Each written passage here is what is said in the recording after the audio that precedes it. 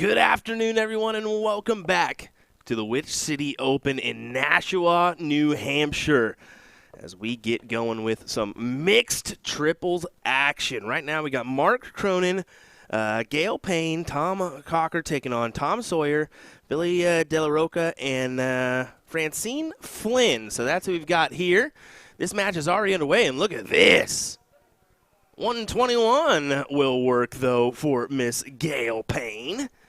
We'll pop open our USA Darts scoreboard here and throw in our 0-1 scoreboard as well.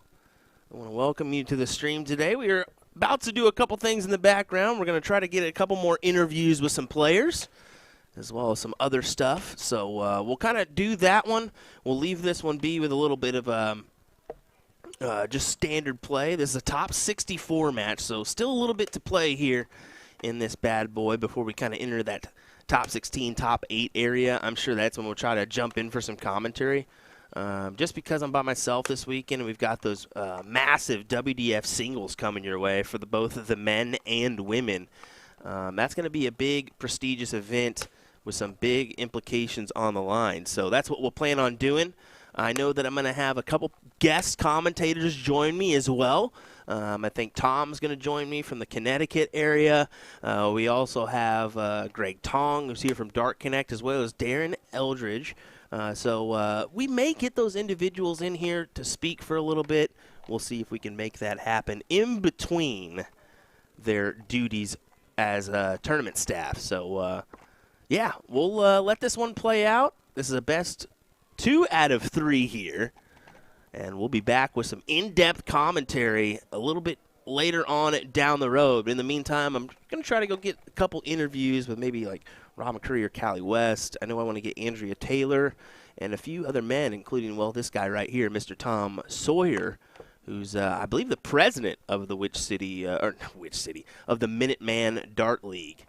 So that's the host of this event. The largest steel-tip dart league in the world. That's right.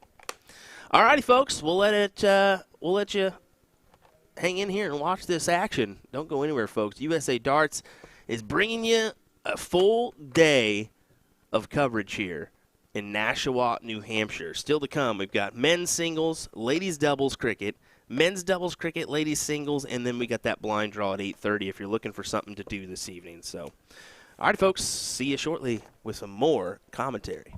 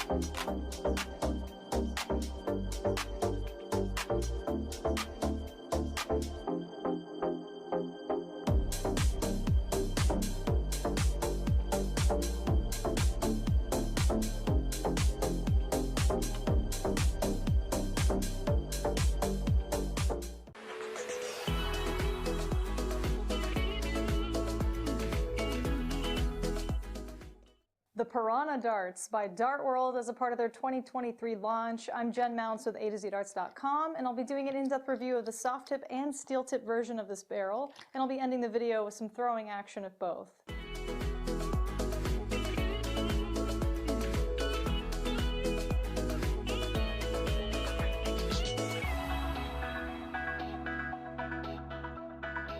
Okay, we gotta show the top spinners in action in the actual bullseye segment, so let's try one more round. It's a good start. Nice. Nice.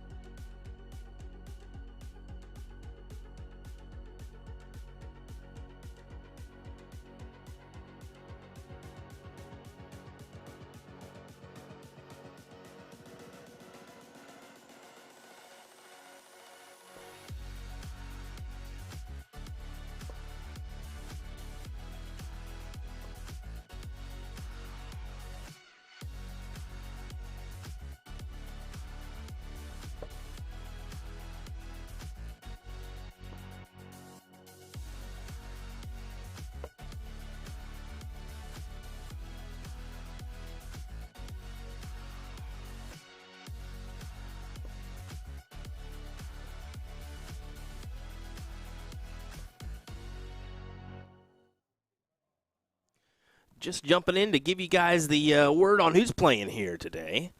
Looks like Fitzy's giving us a close call here on that board today for his headshot. But it's Jim Fitzsimmons, Jason Dagnall, Nicole Dagnall taking on Brittany Edgett, Stephen, it just moved on me. Stephen St. Cryer and David Dwyer. So that's who we've got here on this mixed triples match right now. I know that Fitzsimmons and Dags, I think they're from the Maine area, if I recall correctly. And then I believe the other players are more local. I may be slightly wrong, but I know I've seen Dwyer and St. Cryer before here at this event, or Seacoast. Could have been both, but anyway, we'll let this one play out. We'll continue to do some stuff in the background. I didn't get an opportunity to run out there and do some interviews, but I'm going to run out there and do a couple now, see if we can get a couple knocked out to add to our Matt Arpin and Kevin Luke interviews that we kind of put up there for you guys to enjoy yesterday. But we don't want to keep just throwing those up there. It's nice to get some different interviews with people maybe we don't hear from so often, or maybe some up-and-coming players. I must say, they've got some up-and-coming players in the hallway. They've got 4 boards, and folks, let me tell you, it is impressive the amount of youth participation they have right now in that area. So the youth darts is definitely underway here at Which City. So if you've got a youth, bring them on down. It's still time to get involved and do that one. What do we got here? 12 p.m. youth singles. 1:30 they got a pizza party, and then 6 p.m. is a LOD pajama darts. Pretty cool there. And then 7:30 is WDF boys and girls singles. So lots of action for the youth here. All right, I'll let this play out in the background. Like I said, going to go grab an interview or two, hopefully, and we'll be back with more content and commentary here in just a second. We'll let this play out for you folks, for you guys to enjoy some darts action on this Saturday morning/afternoon here.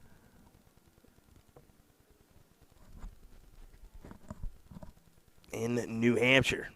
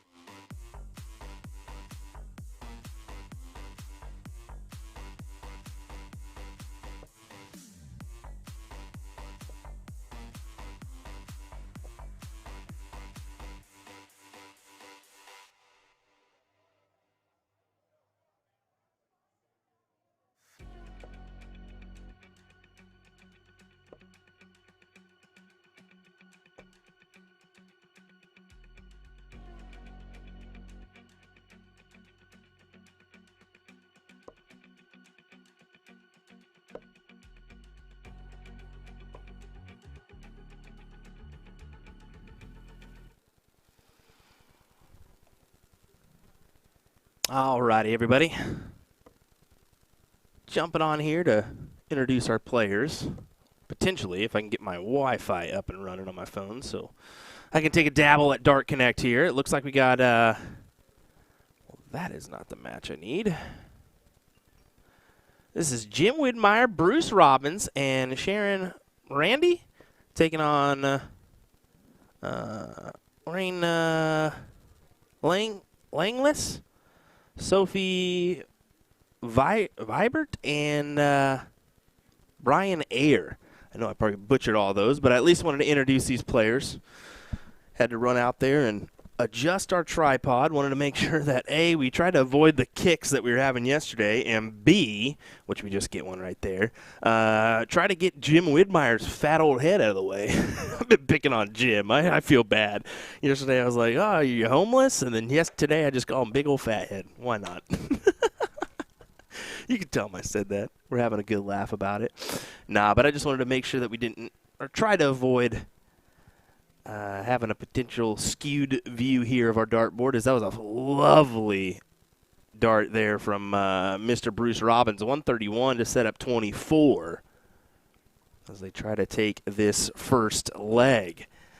This is a round 3 matchup. I believe it's a top 32.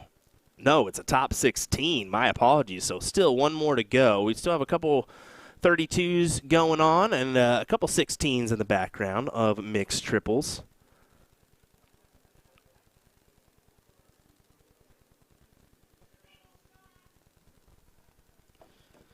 Now we will get men's singles underway here for the 501 at 1 p.m. So if you're looking for some singles action, that's when that will happen.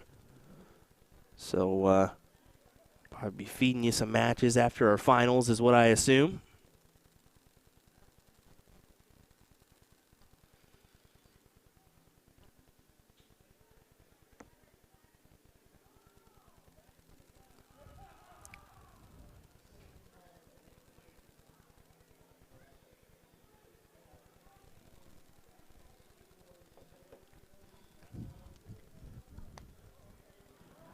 Bruce Robbins having a laugh here. Bruce actually headed to the WDF event in Denmark. Not WDF. Is it WDF? Oh, yes, it is. It is. What am I talking about? Let me get my facts straight here. Yeah, Team USA at the WDF World Cup in Denmark. There we go. I wanted to make sure we had that right. So, yeah, Bruce will partner up with Joe Cheney, Danny Lobby Jr., and Robbie Phillips to be a part of that men's team. Marlies Keel, Paula Murphy, and Callie West, as well as Carolyn Mars will be your women's team. Got Carolyn earned her spot at Seacoast last year after a lovely performance. So good for her. 135 opener for Bruce Robbins. Bruce actually played in the 1996 World Match Play. We had a good conversation about that. I went to the match play this year in the UK. We were talking it up beforehand. He was like, man, you're going to love it. The venue itself is just amazing. He said, it's the best time I've ever had in my life playing darts.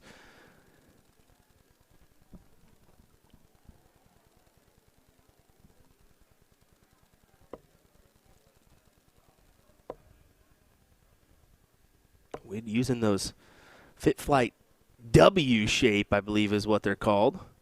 They're super slim, kind of kite-looking flight. Allows for that angle and quick dart to the board that Jim enjoys. Bernadine, hello. Hope you're doing well. Thanks for joining us here, as well as everybody else on our YouTube, Facebook, or StreamStack platform.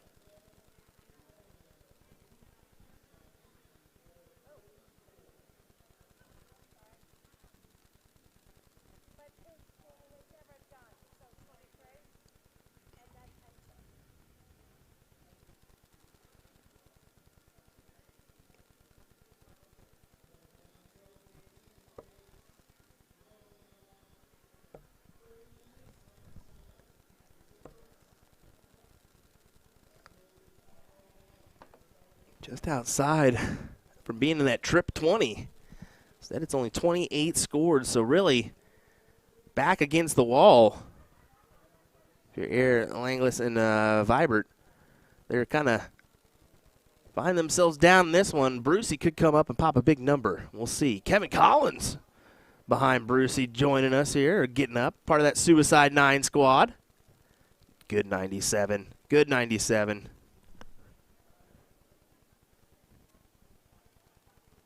Rob Mills. How's it going, buddy? I hope you are doing fantastic. I don't know if you're going to be making it up or not. Is that a 180? Is that our first 180? Yes, our first 180 of the day. Great stuff. Great stuff. Hope you're doing well, Rob. Saw the wife and kiddo. Give them a big old hug. And look at this. Are we getting back-to-back? Almost. Good shot from Jim Widmeyer. 140 leaves the 118 look. As they put themselves in prime position. Got to find a ton here. Not going to find it.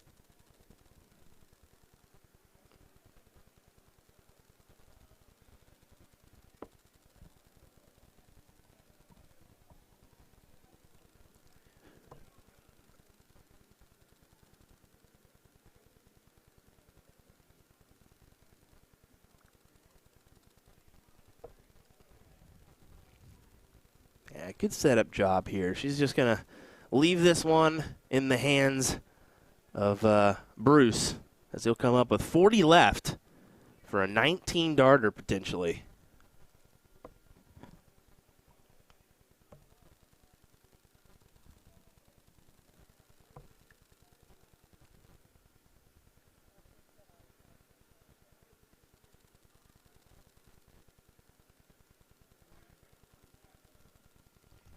Double top.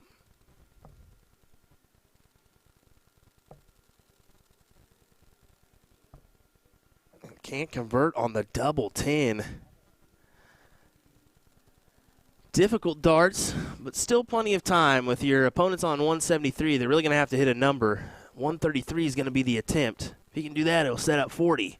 And that's exactly what he does. Great shot. Sets up the 40 number. Jim Widmeyer for double 10 and the win. Got to work your way around.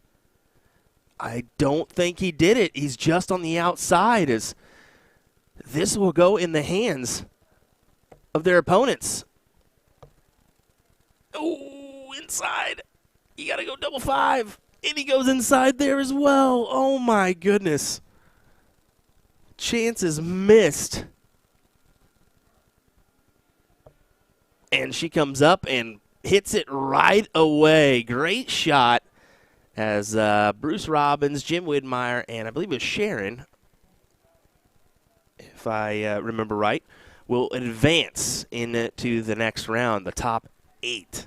So looking forward to some top 8 matches coming up here on the stream shortly. Hang tight. More action coming your way here momentarily as we continue our coverage of the Witch City Open here in Nashua, New Hampshire. We'll be right back, folks. Don't go anywhere.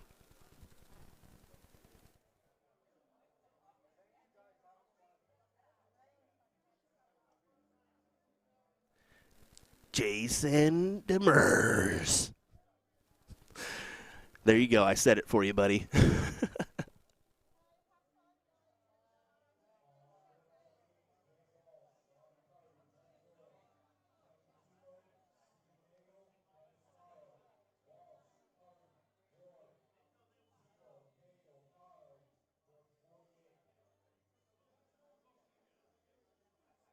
Here with Matt Arpin at another exciting Witch City Open.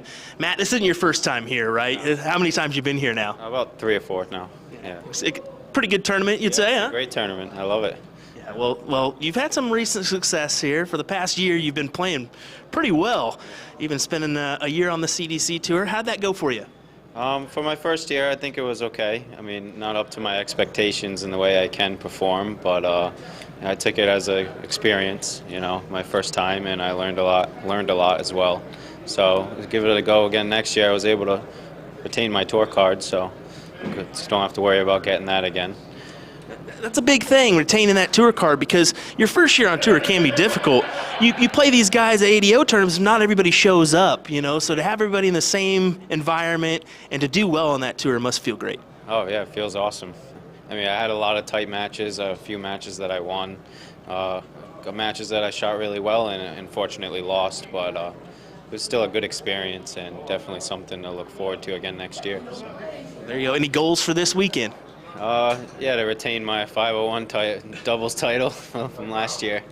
You definitely had an exciting partner for that one, huh? He was a bit much, I think. So, but he says he's going to be more this year if we win again. So. Oh man, we're looking forward to that one. Well, thanks for taking a moment with us here at Witch City Open in Nashua, New Hampshire.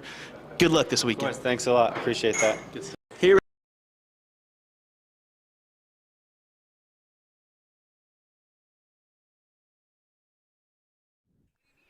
Just a reminder, everyone, coming up next for us, the Tournament of Champions in Kansas City. As you can see there, a total payout of over $1.5 million. Crazy payouts there in Kansas City. October 7th through the 11th. Tune in on Partners Promoting Darts, or, of course, our platform, USA Darts.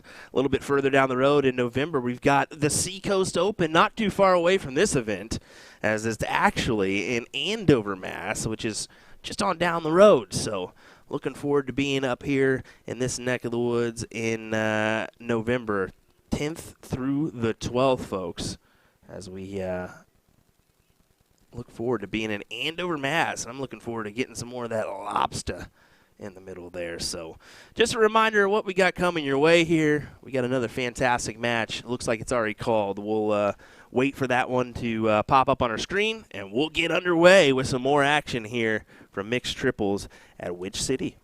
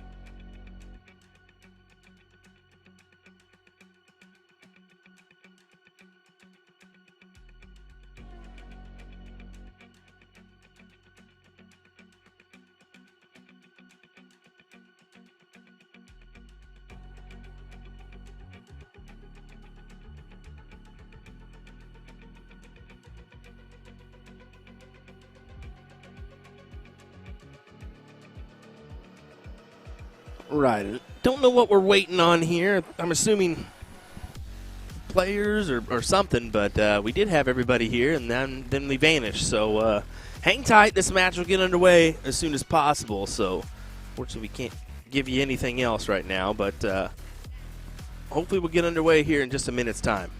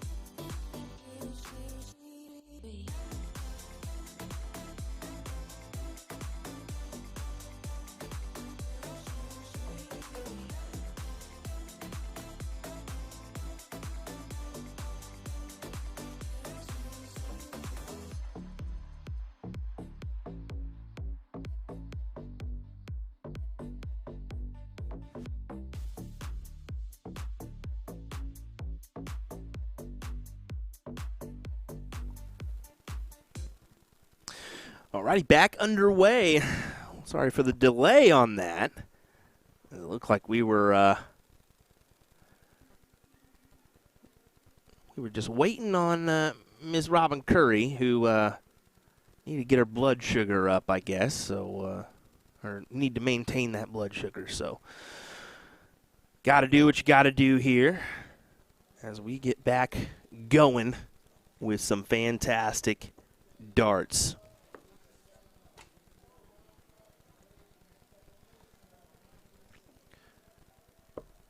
Let me just take a look here at our who we've got participating and where we're at. This is a round 3 matchup, so I'm assuming top 16.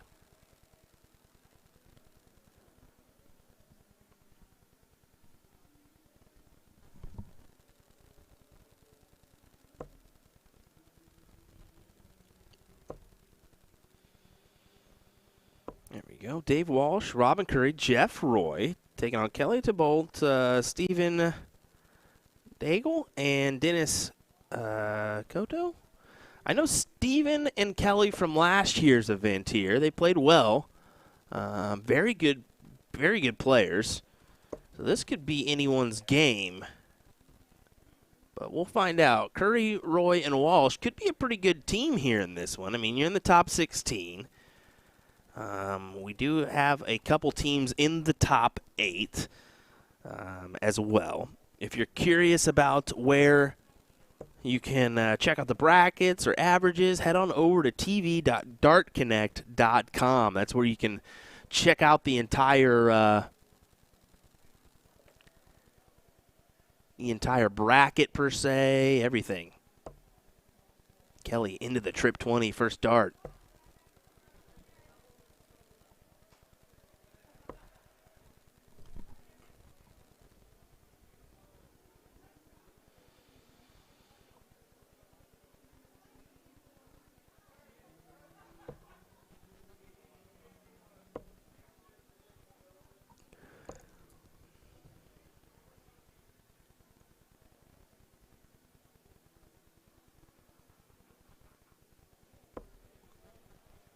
Yeah, it looks like we're almost fully into the top 8 now. So we're just waiting on 2 matches that will end up playing each other. So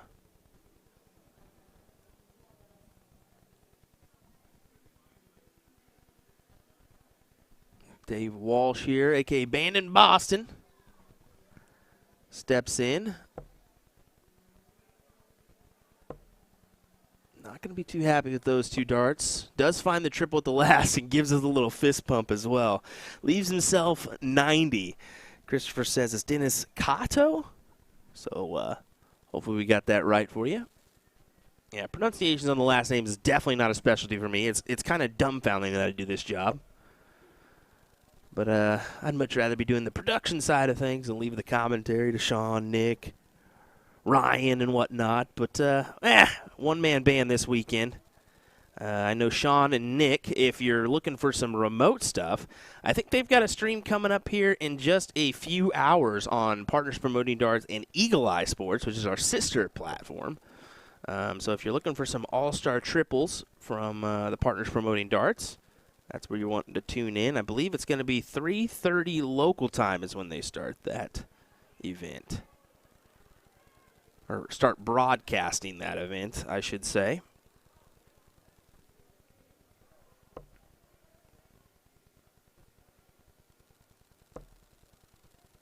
That's quite all right. Another trip 20 would be nice. That's okay. That's okay. 97 scored overall. Gets her in a 2-dart checkout range.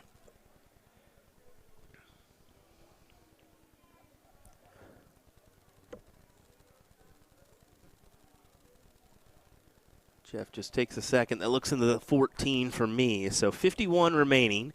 11 for tops. Unless he chooses another route. But he will go 11 for tops. I think that's a smart decision, as he has to take another gander to make sure he's in the right bed. And that was just a little high there.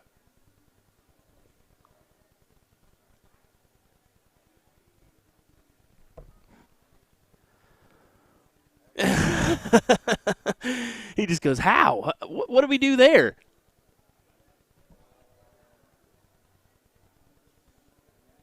That leaves 58. So single 18 for tops.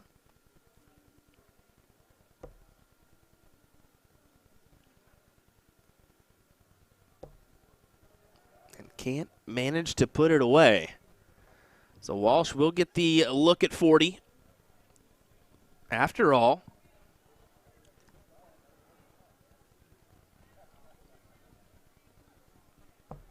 And it puts it right into the heart of the bed. Good shots for Dave Walsh. Take a quick look at the replay since we have it.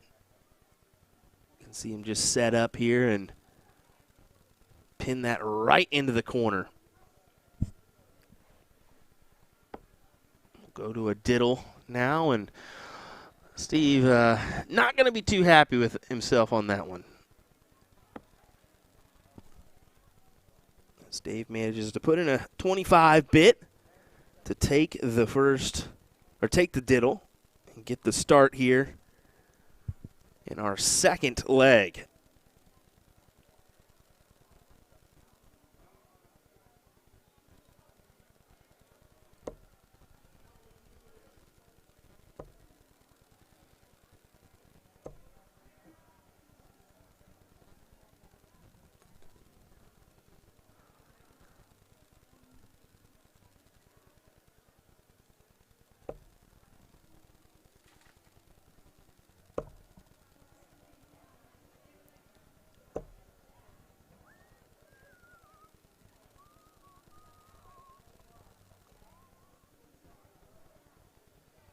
You hear a little tune there from Steven. Robin will step in here. Robin played well yesterday. I believe is a top 8 or top 4 finish in the mixed doubles event for her.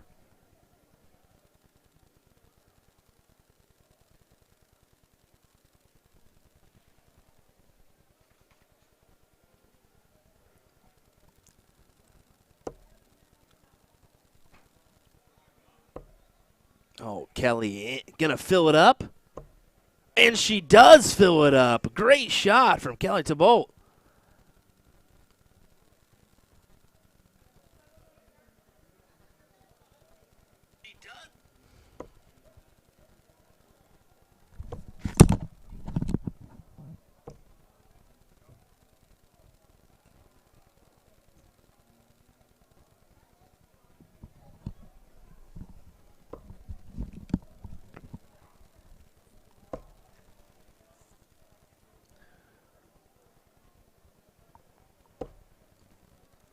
Yeah, good last there.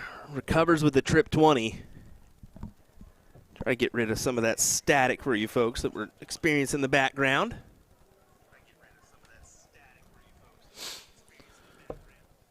Trying to listen into our feed and make sure we're good to go.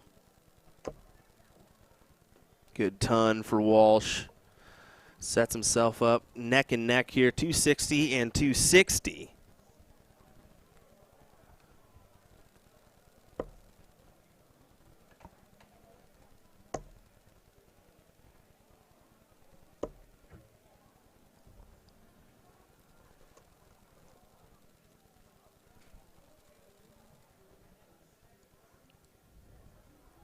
Sets up the finish. So Robin's going to have to hit at least, well, a triple now, and she's not going to be able to do it. So detrimental darts here for Robin Curry as Kelly's going to get the look at the 160 here. Let me get a little kick of the camera. Just underneath is what it looks like to me. Not going to be able to go out now.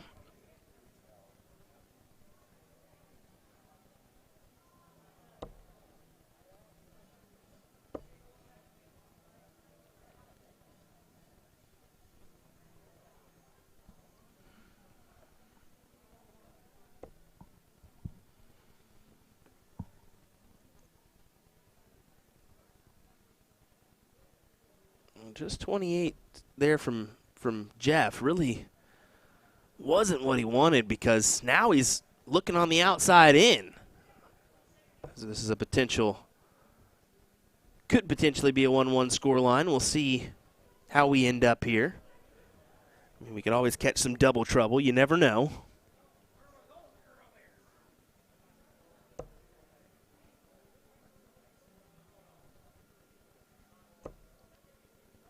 Oh, Dave Walsh.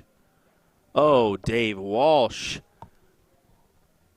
Great shot for him. 137 to set up the 50. So pressure has been added here for Steve.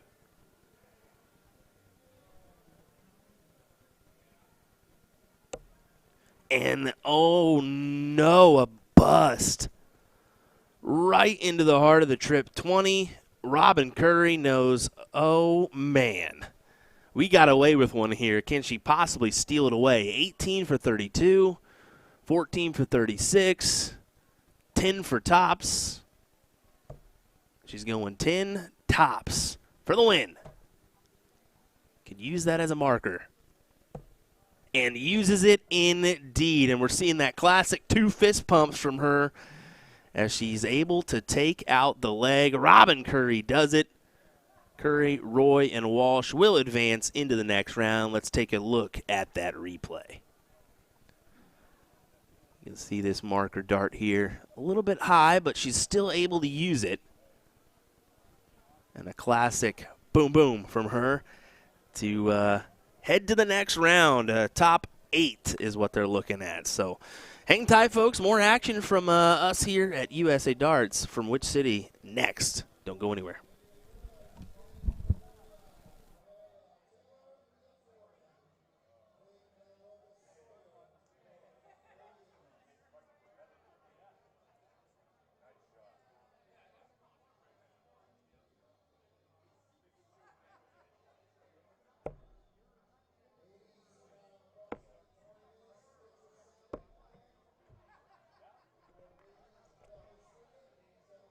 So you want to get into darts, but you're not sure how. We can definitely help with that.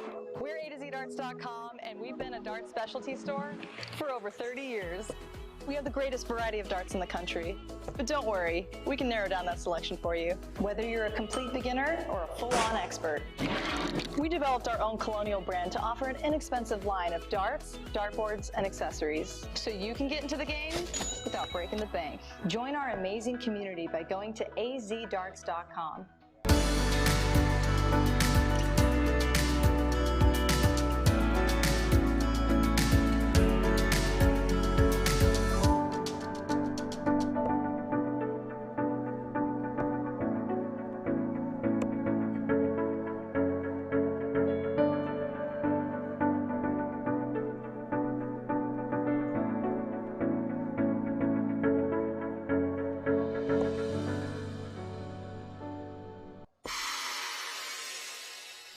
So today we're going to learn how to throw a dart.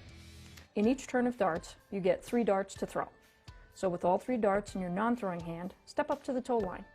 If you're right-handed, put your right foot on the line. Lefties, left foot. This isn't baseball, so you want the same foot forward as your throwing arm, not the opposite. Usually the toe line is set so that your foot will be right up to the front edge of the line, not behind it. This toe line is also known as the aki. The position of your front foot is usually at an angle to the line, to some degree. Your back foot should be a little bit wider than shoulder width away from the front. Put 1 dart in your throwing hand while holding on to the other 2 darts in your other hand. Looking at the dartboard, focus in on a spot you want to hit. To start, let's look right at the bullseye. As you stare at your target, lean forward, bring the dart up and draw it back towards your eye. Throw the dart by moving your hand and forearm towards your target, keeping everything else as still as possible. Hold your position while transferring the second dart to your throwing hand and repeat your throw. Once you've thrown all 3 darts, your turn is complete and you can retrieve your darts from the board. And yes, it will take some practice to get the dart to go where you're aiming. It's not as easy as the pros make it look. But with practice, I guarantee your accuracy will get better, and I tell you, there's nothing better than having 3 darts go exactly where you wanted them to. If you've already been throwing darts and have had success with something slightly different than what I've just explained, great, fantastic. As long as it works for you, no problem. Just keep in mind that any extra movement in your throw will make it harder for you to hit your target consistently. As a beginner, just try to get all 3 darts to land in the same area. As you build your confidence, you can narrow down your target, getting all 3 darts to land in one number, say, like the 20s.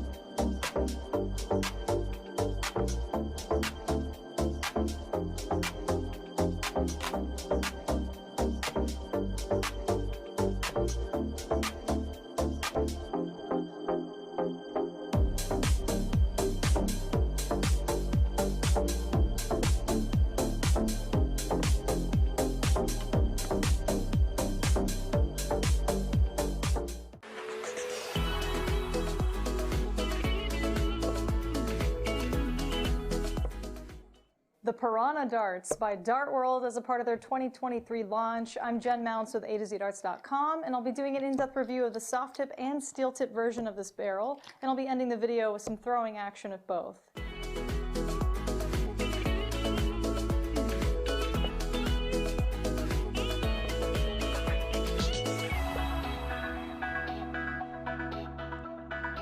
Okay, we gotta show the top spinners in action in the actual bullseye segment, so let's try one more round. It's a good start. Nice. Nice.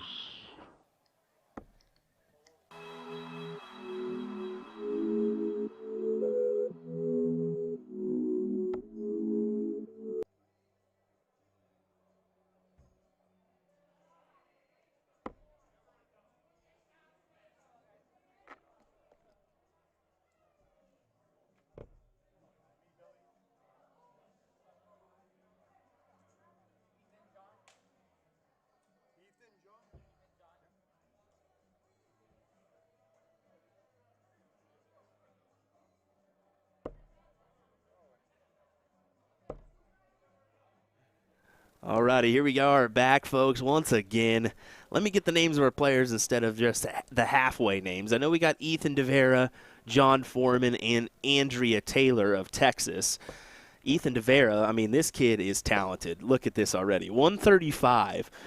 18 years young is this individual. We had an interview with him at DPFL recently. I highly encourage you folks to go back and watch that one. As you can tell, he's a little shy, a little bit what are we doing here? But at the same time, he's excited to make his run over here. So look at this angle we're getting from John Foreman. Just barely getting the head, but you're getting that full motion of the dart. Pretty cool. And then on the other side, let me see here.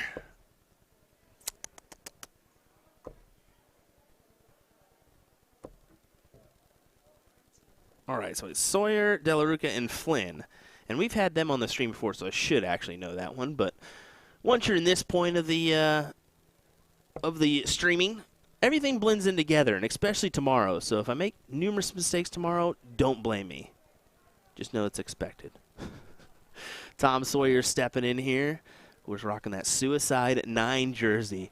For those that may not be in the area or know what Suicide 9 is, it is a quality, top shot team here in the Minuteman Dart League.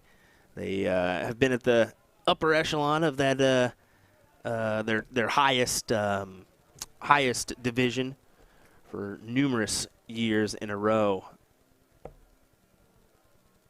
Tom being a force on that team for quite some time, and you can see he's partnering up with his good buddy De La Roca, who's a part of that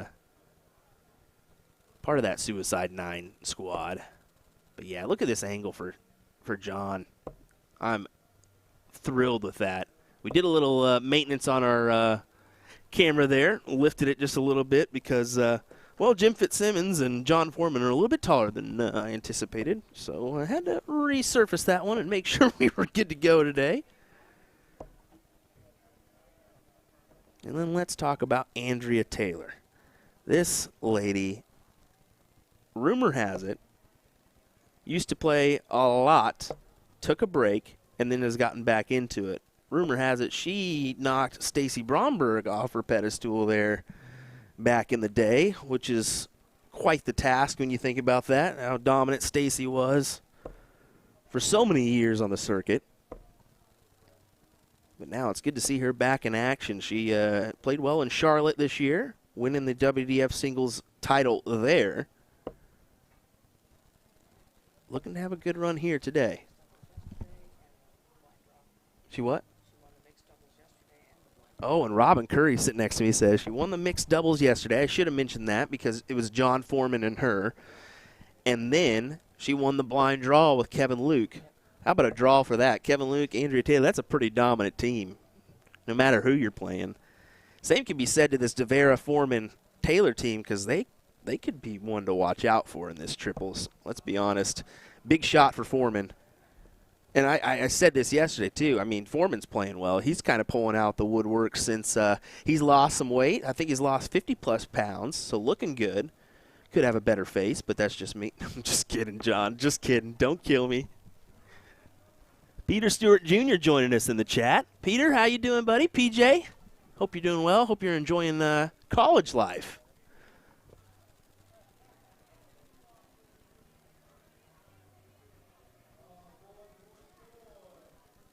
I don't know if you saw that on Ethan's shirt. It's actually said PDC Asian Tour on the bottom of it, 2019.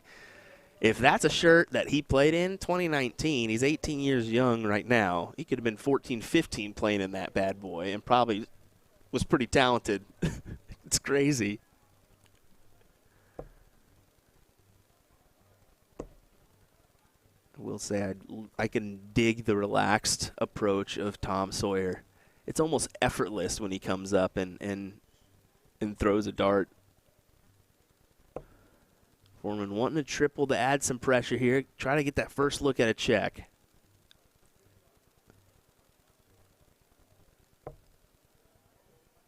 Can't recover. Trying to go downstairs.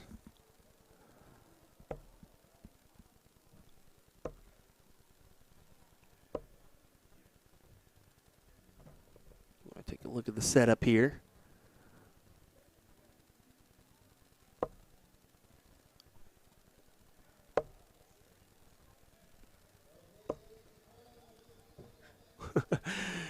She gives us a little little action afterwards. Love that. She is pretty animated when she plays. It's a little bit fun.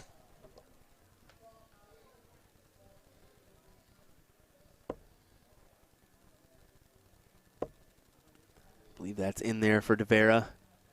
And in there again. I believe that's a 140. It is a 140. And you can see how his angle is more of a stack attack rather than a Danny Lobby style. So he can really maneuver his darts wherever he wants them to go. Great 136 from Tom. Just keeping right with the score line of DeVera, Foreman, and Taylor.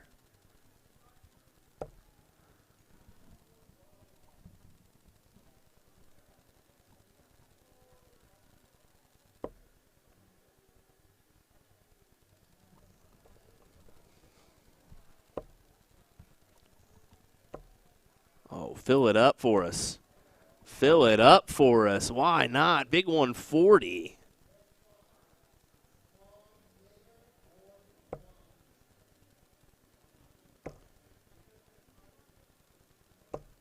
Oh, she had to hit there. Now you know why I have that.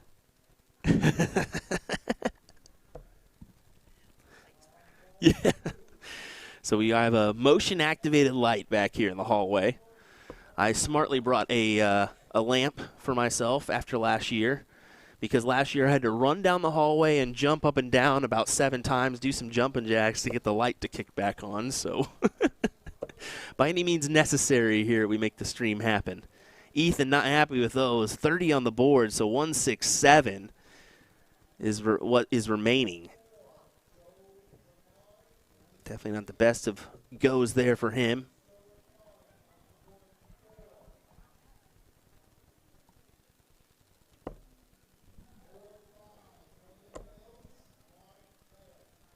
Troy says no timer at least. Yeah, you're right on that one for Cherry Bomb. I didn't have to deal with the crick, crick, crick, crick, crick every 10 minutes.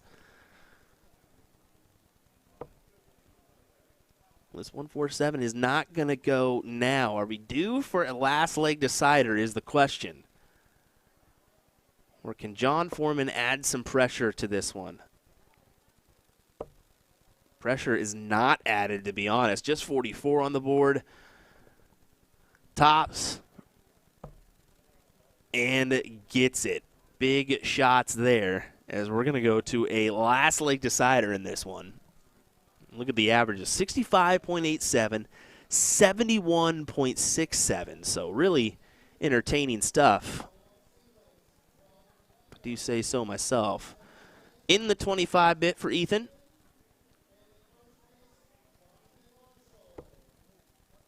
Well outside for Tom, to be honest. I think I heard him say that as he walked to the board.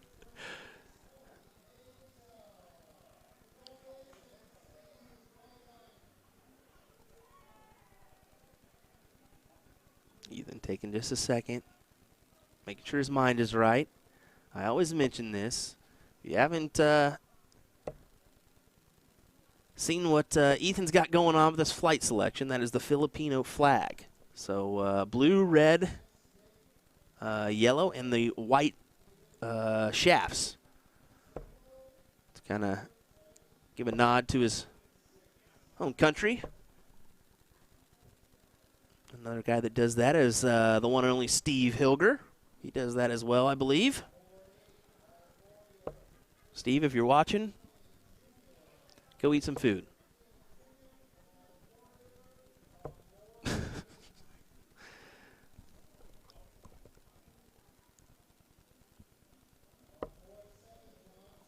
Scotty asking, will we be streaming again tomorrow? Yes, of course. We'll be here tomorrow as well. We have a few events tomorrow, if I recall, including, well, singles cricket. We've got doubles 501 and another mixed doubles event. So, yeah, more action coming at you tomorrow before we round out our coverage here in Which City and move on down the road to the Tournament of Champions in Kansas City. And then we come right back up to this neck of the woods, just on down the road to Andover, Mass. For Seacoast in early November. So full slate for USA Darts. Make sure you give us that like and a follow if you have not. Lots of quality content coming your way.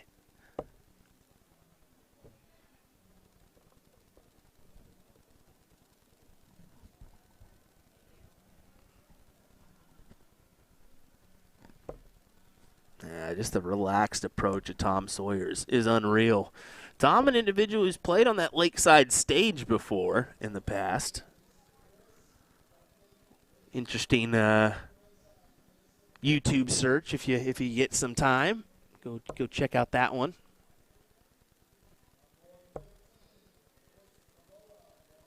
I've actually been taking an opportunity. I got probably 1,000 DVDs of dart matches from probably 2007 to 2015.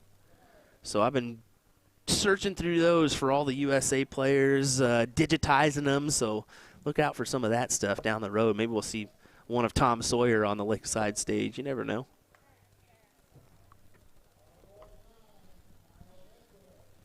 I pulled one of Scotty Burnett the other day, playing John Part at the Desert Classic in 2009. Pretty cool there. All right, so Ethan free to set himself up with a good checkout opportunity. Trip 20 is handy. Yeah, go downstairs, try to clean this up here. Not the 19 he wanted, but 87 will do.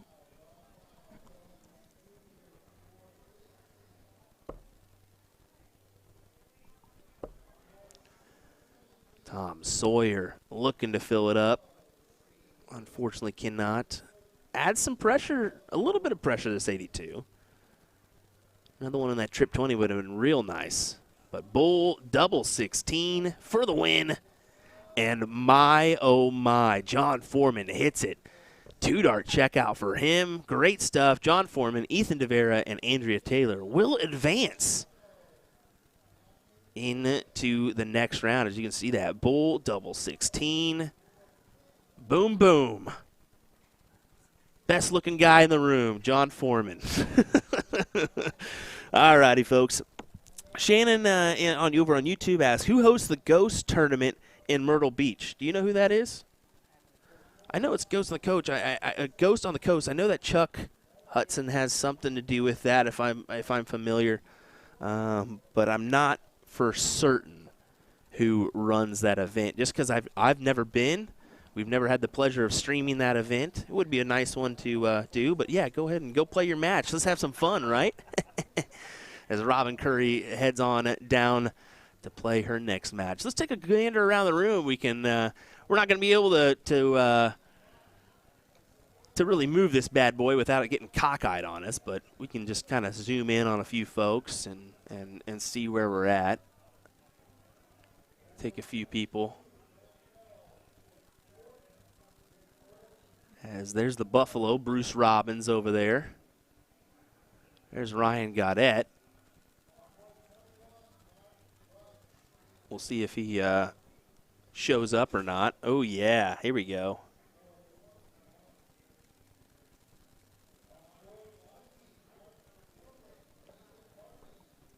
I think we got a winner here, folks. I think we got a winner. It's Best Dressed Award. Ryan pulling it off here. Oh, my gosh. You just got to love it. You got to love it, my guys. Look at that classic outfit. Oh, my goodness. It doesn't get any better than that.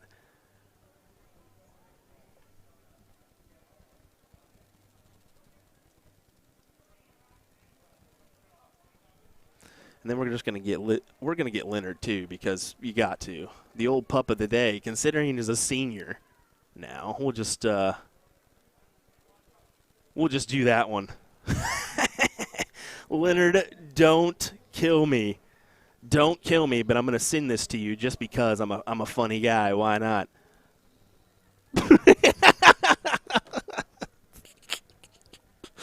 Oh, my God.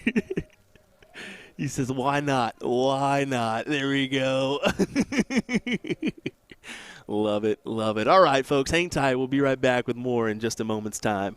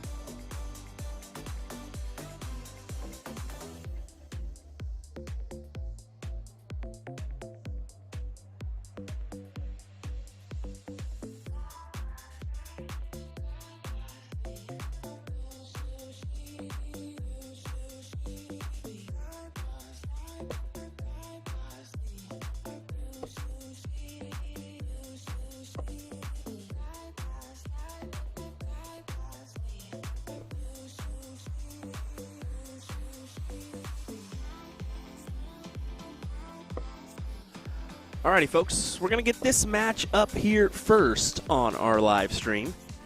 It'll be John Foreman, Andrea Taylor, and Ethan DeVera taking on the team of Cryer, or St. Cryer and Dwyer. So looking forward to having this match up here next. We are currently waiting on our other semifinal, which is Jim Widmeyer, Bruce Robbins, and Rand are already in the semifinal, working on Krikorian and Pelch, Krikorian and Pelch, and Walsh, Curry, and Roy. So we'll keep an eye on that one. But I know that that match is playing on 44 right off of our streaming side. So we'll keep an eye on that one, and we should get that semifinal on either board 49 or 47 up next. I believe it'll be 47 before we get our finals. So that's what's coming your way here. Don't go anywhere, folks. We'll get underway in just a moment.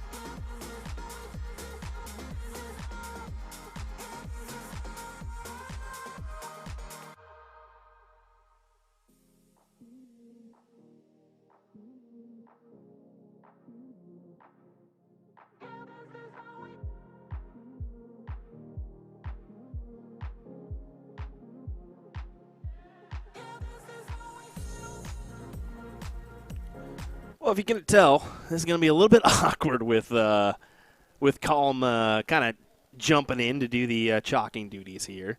As, yeah, we're on the left-hand side, unfortunately, so we may have to deal with that one, him joining us or popping his head in every once in a while, so be aware of that one. I do apologize, but it is the best image we can give you here. Let's pull up the thud, though.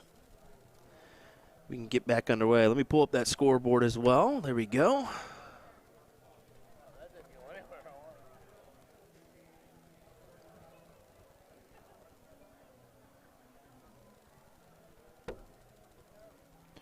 John right into the heart of the trip 20 to start us off, looking for another.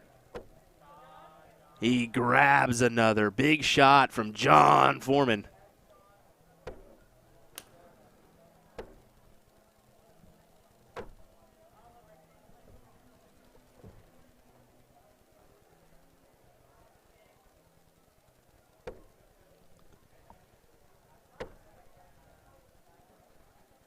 Andrea Taylor looking for another triple. She finds one, so that is handy as she gets down to that 241 number. This is a semifinal match, as you can see there. This is a first 2 out of 3, so we continue on with our best of 3 format.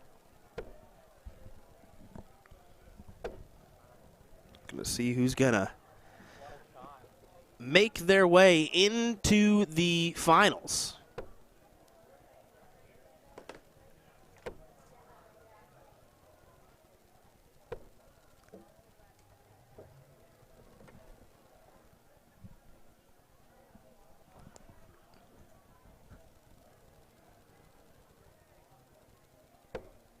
Foreman into the heart again. 180 last time he stepped up. What's it going to be here? It's going to be a 125. Good shot for him.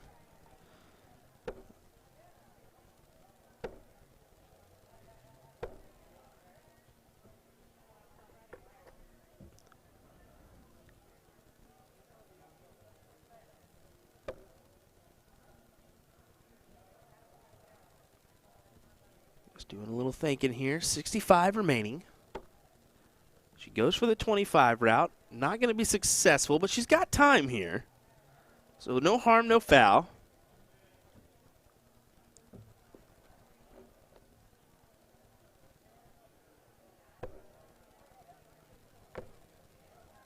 Wow. There is another WDF event going on right now, and that's the British Classic over in the UK. How about Luke Littler throwing a 113.43 with a 4-0 win to advance into the finals of that event. Wow. Luke Littler, young 16-year-old talented individual who's taken darts by storm. Going to be a PDC Tour card holder next year. Really looking forward to seeing how his dart career pans. Foreman for tops. To grab the leg. Oops, we'll just jump around here a couple times before we successfully get the button that we wanted to push. That's terrible. My apologies on that one. I haven't been switching off these off the finals board much, to be honest. It's been mainly our finals board we've been covering.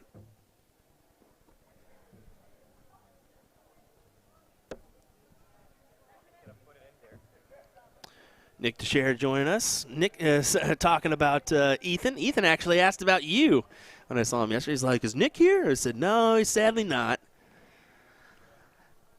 said, who wants him here, though? No, I'm just kidding. We would have enjoyed it. 1-0 advantage for DeVera, Foreman, and Taylor. As we get a look at the ugly mug that is Calm Nielsen. No, we appreciate him jumping in and taking care of this business for us.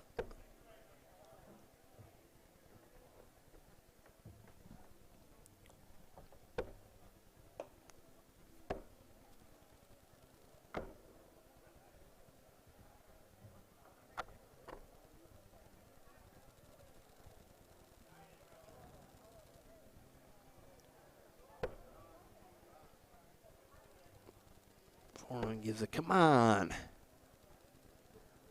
He tries to find something of value. Not much there, just 44 on the board.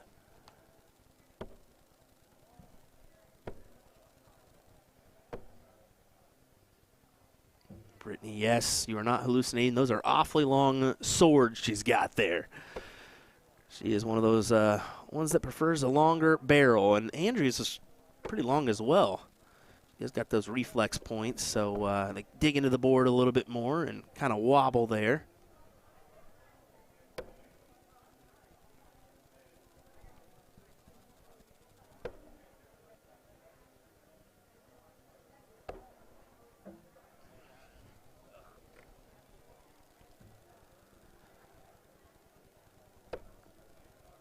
Bear's got to find at least one here. Does split the uprights, gets the one that he needed.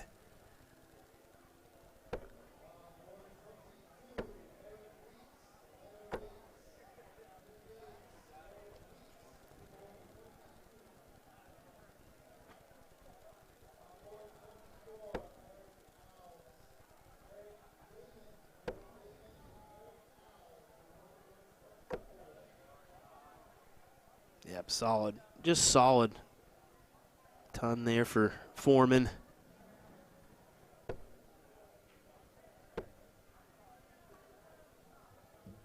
So 136. So you're going to have to hit at least one triple here for Andrea to get to a checkout.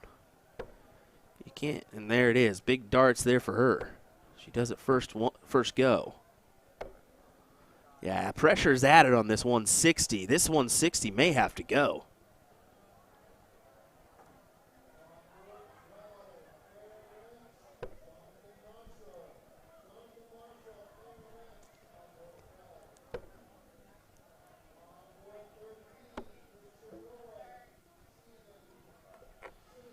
.160 doesn't. It's an 85, so pressure's added, but the 114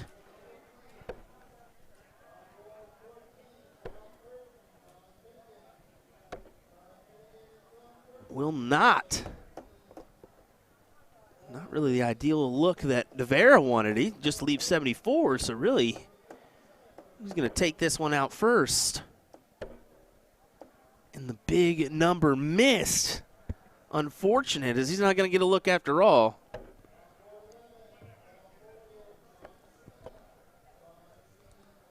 See how Foreman goes. Does he go trip 18 here? Maybe trip 14 is what it looks like. 20 for tops. And I did it again. Of course.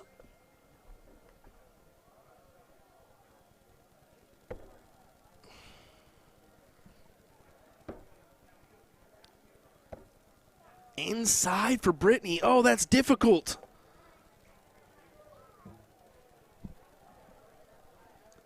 Andrea getting a look at tops for the win. It's inside in the corner, so gonna have to go double 10 now.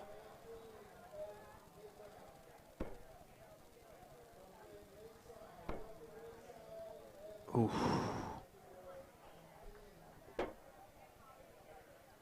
Ethan giving her some encouragement. Are we going to a last leg decider? Yes, we are. Big hit there. You can kind of see these guys over on the screen making sure to dab it up, give some love here. Where Devera steps in looking for bull.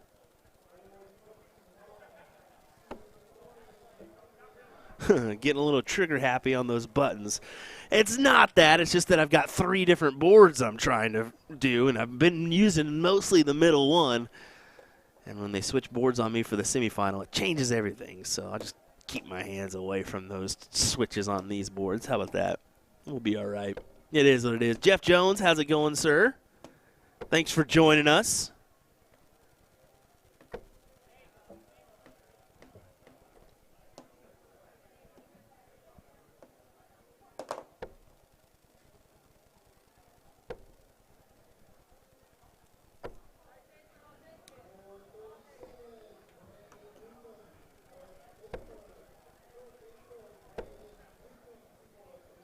Looking for another good ton here.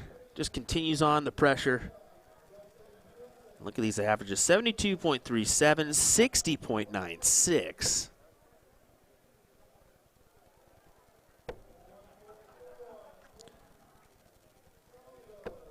And Foreman just on top of that second barrel.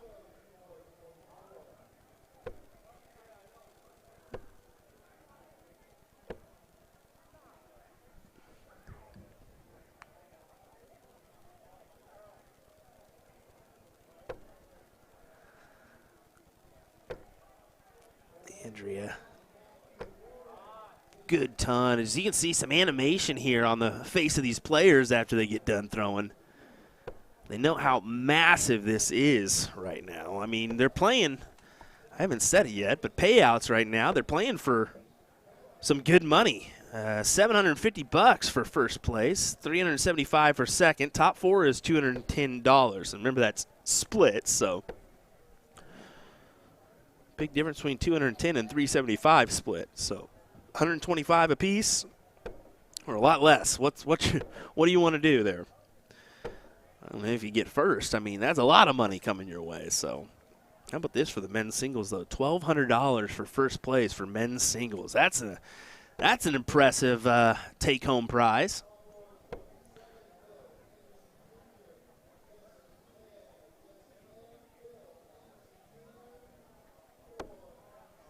And $600 for the ladies, which is going to be starting at 5 p.m. So good prize money here at the Witch City Open.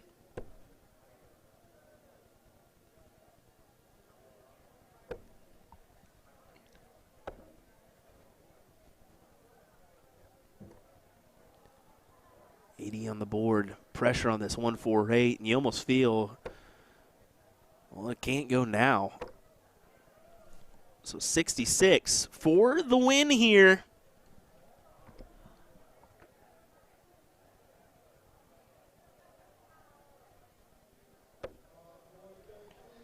$10-16 for tops, or 20 for double 18. He's going to go 20 for double 18, folks. And it's inside. 88 for DeVera. 20s is the look for me. 18 now for Bull, and ooh. DeVera misses the big dart, and he knows how that's just unlucky here. And it could be the end of the line, as double 9 is the needed target.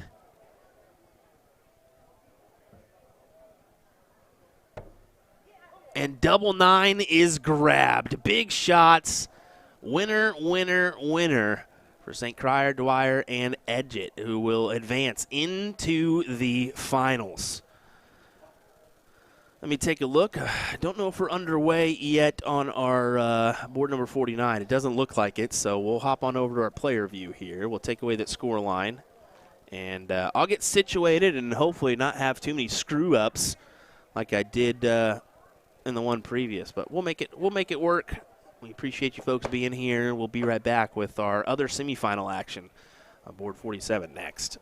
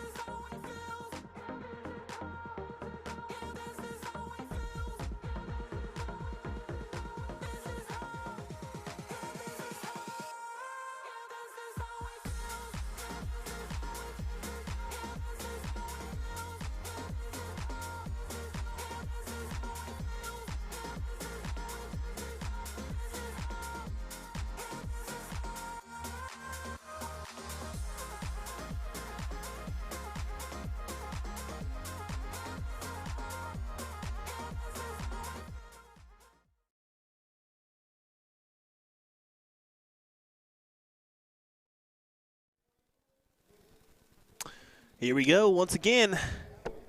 Semifinals time as we get back underway in this one.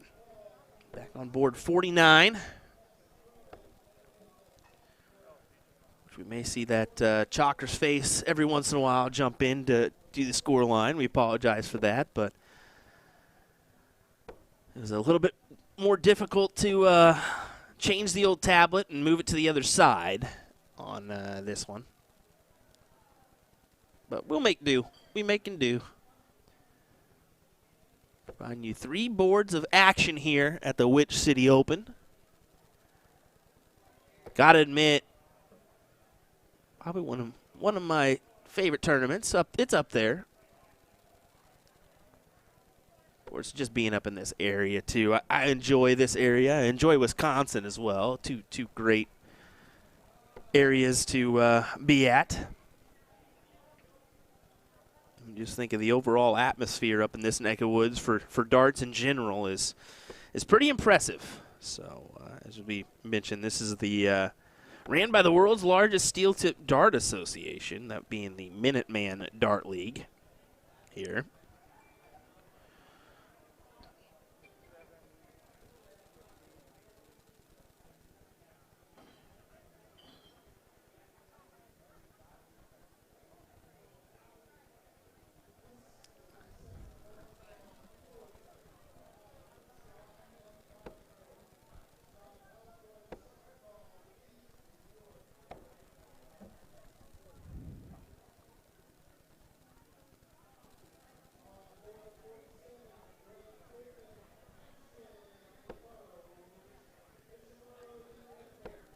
Walsh finds a triple at the second. Seems to be it's a run of the tons here. Jackie Robbins just taking a seat there. What she got? Some buns there? What she got? Hamburger buns? She better be making lunch. I'm in. Count me in. I will say the Courtyard Marriott, it's pretty nice here. And we do have a restaurant as well as a little bar attached to that, which is nice. Always have something good to eat. We also have a Starbucks here in the facility, so that's always nice. Always good to have a little extra food and coffee and whatnot. Good ton there to leave 151.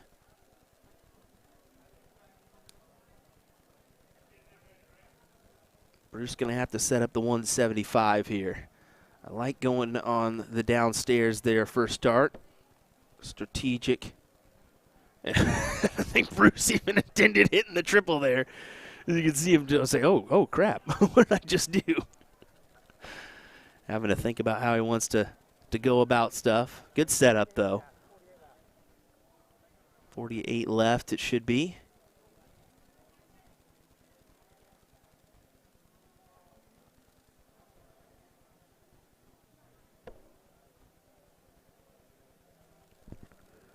Good first start for Walsh.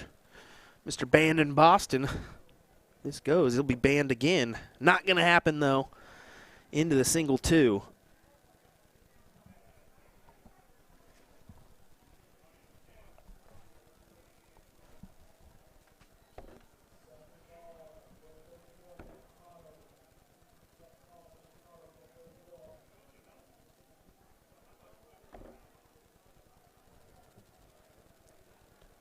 Not able to convert on the checkout opportunity. And Miss Robin Curry, she's been taking out an awful lot of checkouts. So let's see if she can do the same here. She went for the 18 route to leave double 8. Instead, she has a chance at the bull, and my word, I don't think we could get any closer than that. That was touching the bull wire. Double 8 here. We'll take a closer look. It's going to be difficult to work around that flight. for us at least, viewing-wise. I think she pinned it in there. I'm not certain. Is it in or is it not? I think it is in, as they're giving some fist bumps there. Thank goodness we brought this camera view over, or else we'd just be staring at our chalker for a little bit. We do appreciate him stepping in and chalking, though. That's always nice to do. And he's doing a good job avoiding the cameras in all reality, especially when these guys are playing. Kudos to him.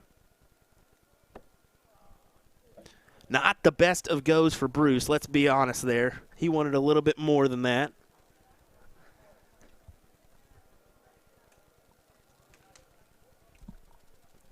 Walsh to lead us off.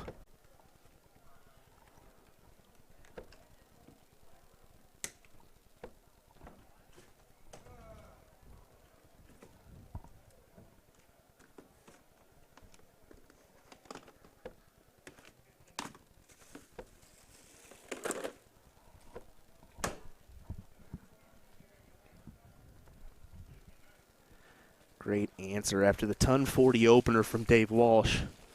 Robbins, like I mentioned earlier, getting ready for that WDF World Cup in Denmark.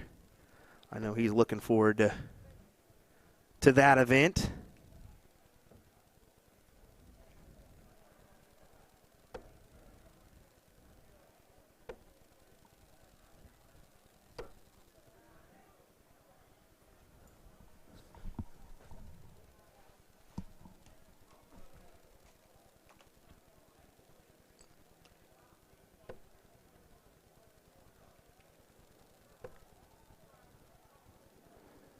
Mentioned much about Jeff. Jeff, or as I call him, Main Jesus.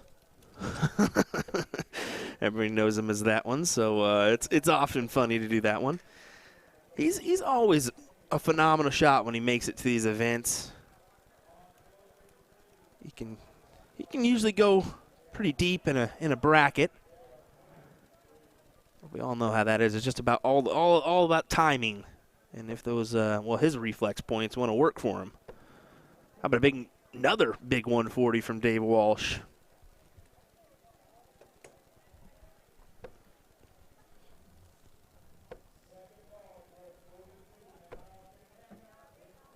Man, back and forth, big shots.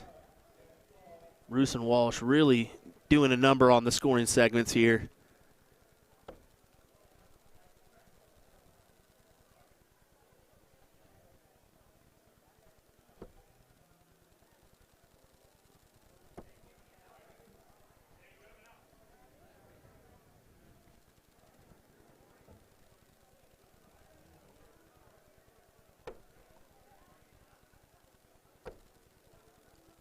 Wid's got to find another triple, I feel.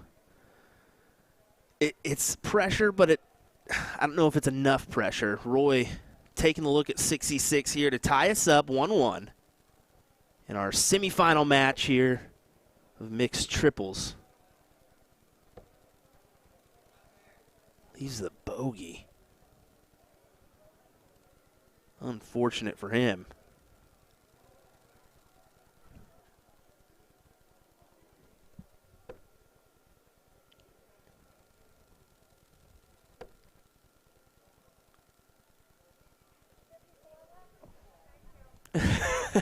She makes sure to holler back at her teammates. This is what I got left, right? Thank you. Appreciate it. We all need that from time to time.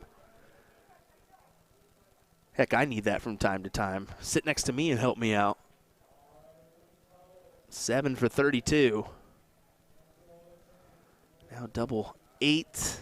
Not meant to be here. As Brucey will set up for 43. And to take out the leg. 11 for 32. No, he's going to go 3 for tops. And it's not going to pay off for him. Difficult look for Brucey.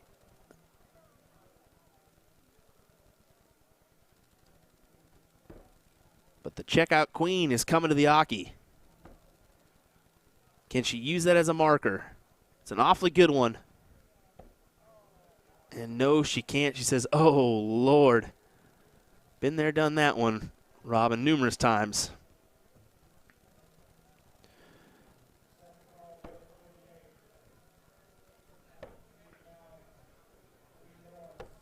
And Widmeyer can't produce. We're just going back and forth. Who wants this leg, folks? That's the ultimate question. Numerous chances. Who's going to be the first one to take it? It's going to be Jeff Roy. Main Jesus. We've all been there, done that one, though. Dave points at Bruce, says, hey, show me one.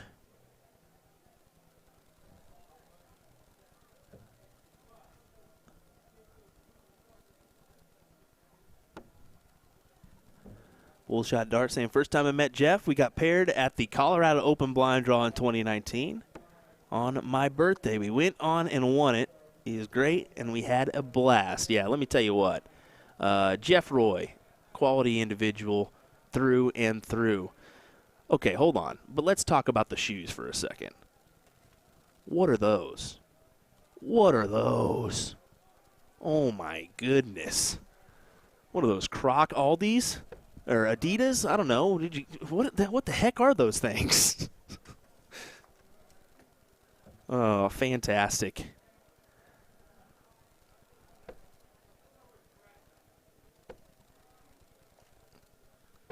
Just one more time for you viewers at home. Look at those ugly things. Ugh.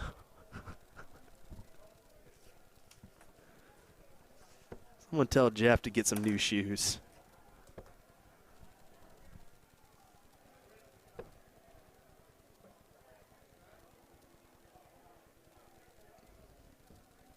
Jim Widmeyer, I didn't know if a lot of you know this or not. Jim's actually the new ADO president now.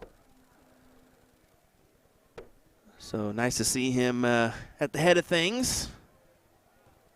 Possibly going to be doing some stuff for Vegas this coming year.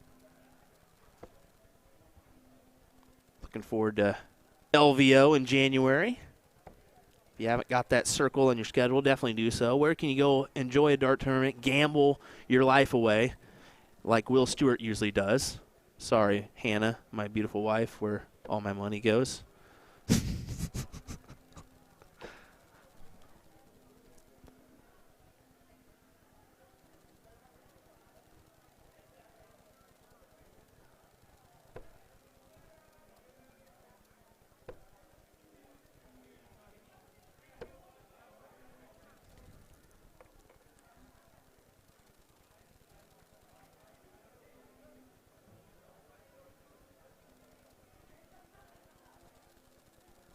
See if Brucey can add some pressure here. Good ton. Maybe enough to get the first look here. If Wid can come up and at least hit a 101. Robin's not going to have or leave a checkout now. So let's see what Wid ends up producing. And even if he doesn't produce a look, he could not need to, I mean, in all honesty. A ton there. Roy has to hit a ton to get the first look. Great first. Oh, my goodness. Fantastic recovery. After that second dart spraying to the 5, it was almost like, oh, no, you got to hit here. Ends up doing so. Great shot for him, leaving the 1-4-2. Now, it's however you want to go here, Walshy. Do you go the 17s? Do you go the 20 route? I myself fancy the 2 at 17 or trip 17, then go up. I think he's choosing it differently.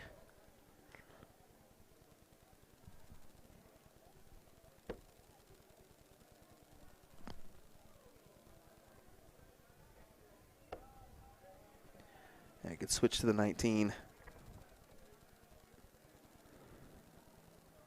Going to at least leave 58. Starting on the 20s was the goal for Bruce, and now's got to find a triple to get a look. 87 here, 51 for 36.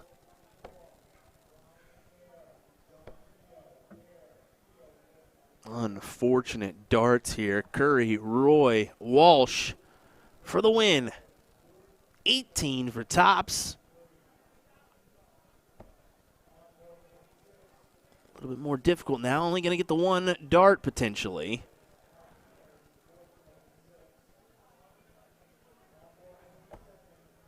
Oh, no. Just completely flighted down into the floor.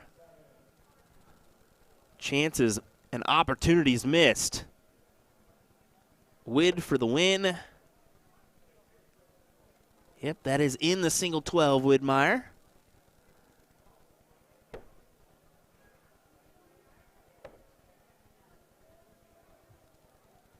This is getting crazy as we take a look at no shoes over there. Whoopsies.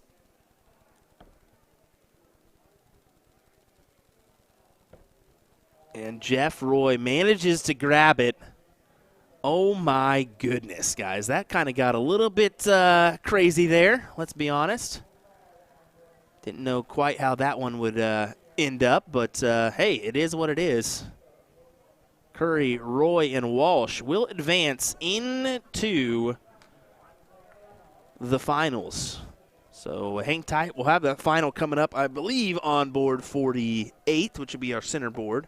So hang tight. We'll have that one coming your way here next on USA Darts coverage of the Which City Open here in Nashua, New Hampshire. We'll be right back.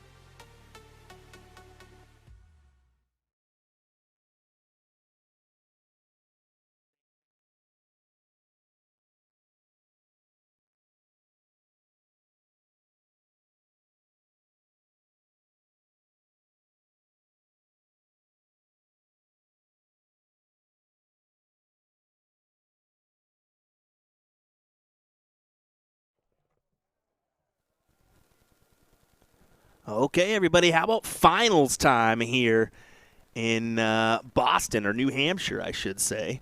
Boston, get out of here, Will. William Stuart, Tom Ottaviano? Ottaviano. Gosh, yeah. I just said it 3 times, and I still get it wrong. My goodness. Well, pleased to have you joining me for a little bit. You just did the production with Jeff McMahon for the DPNY team finals, right? Yeah, we did the World Cup of Darts there in New York, or the New York Cup of Darts for DPNY. That was a lot of fun. And thank you for having me today here in Nashua at the Which City Open. Oh, yeah, well, unfortunately, you missed out on singles, but I'd be in the same position, my guy. I don't do too well on the Aki anymore. I usually stick to the streaming aspect, but this should be a good one. I'm excited for this final. Of course, we know Dave Walsh, we know Robin Curry and Jeff Roy, and then the local players and Dave Dwyer, Brittany Edgett, and I'm going to try to get this right because apparently I've been saying it wrong. St. Crier? I've been saying St. Crier. I think it's St. Crier. Hopefully we've got that right. Apologies if not. Don't kill me. But anyway, you're out of Connecticut, correct? Yes, we are. Big contingent of our Connecticut crew came up to this tournament. Small contingent went up to Seacoast last year. A little bit larger of a group went up to Syracuse earlier this year. And now I think we have about 60 to 80 people up from Connecticut out of our small group coming up to represent Connecticut darts. I've seen all the TCB logos out there, so I was like, man, there's an awful lot of you guys here this weekend. It's good to see. It's good to see. And not too far of a drive, 4 hours, what? I made it here in about 2.5. Oh, that's that bad. Fantastic. Fantastic. Good to see a familiar face in the finals here. Dave Walsh comes down to Connecticut to play a lot of our tournaments, so good to see him here in the finals. Been shooting real well all weekend thus far. Apparently it's Steve St. Cyr. Hopefully I got that right. Guys, it's just going to be a butcher job nonetheless. I'll get it wrong. So we'll just say Steve from here on out. I think that'll work. Just watched a tough one fall off. Ball looked like it was going to be a 140. Falls out of the triple for an 80. Still a good turn, but that hurts when you fall out of a triple right there.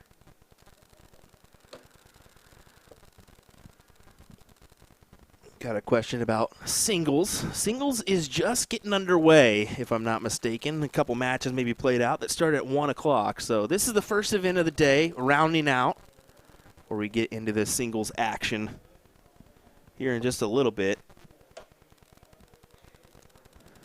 WDF silver event for that singles on both the men and women's side. I know you've shown the shoes a little earlier. Interesting to see that the WDF relaxed the dress code for this weekend. Yeah, they're starting to relax the dress code a little bit and be more lenient on that side of things. I think it's just in certain areas of the world, it can be tough to get that full dress code compliance, let's be honest. 108 needed for Curry here. Looking to leave a 50 there. 39 just going to leave him a 69. Still a 2-dart out.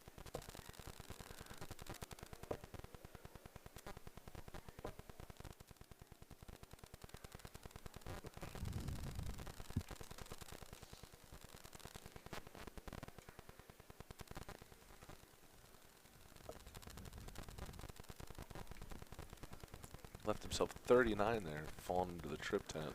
Yeah, difficult dart there. Going to have to square it up. 7 for 32. Just outside.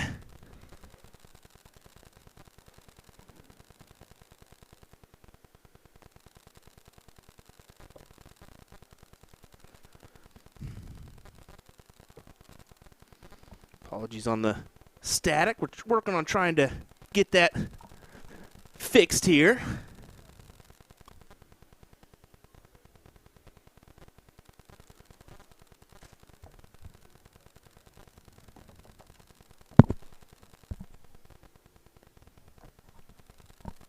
Walsh can't put it away. That's difficult stuff. Good looks all the way around, but how about 78 to steal the leg away? The at 18 that first start and going right at it. Gonna have to go 57 here. Not meant to be. Got to leave a setup here, throwing to that fat part 18. There you go. Leaves himself a 40, but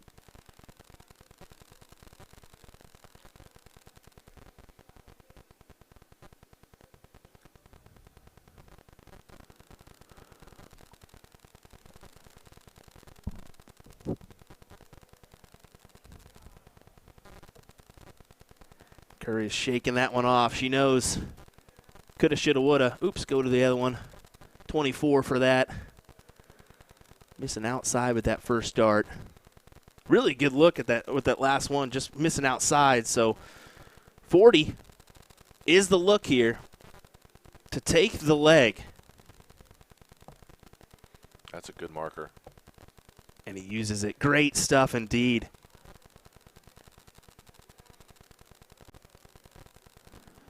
Dap it up all the way around, per usual. Diddle it up for our next leg here.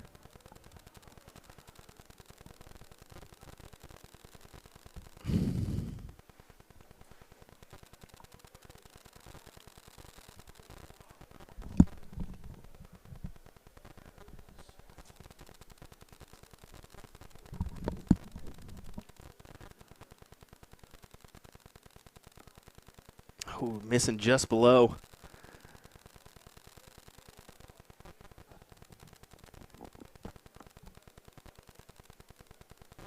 It's in the green, so they'll get a start here.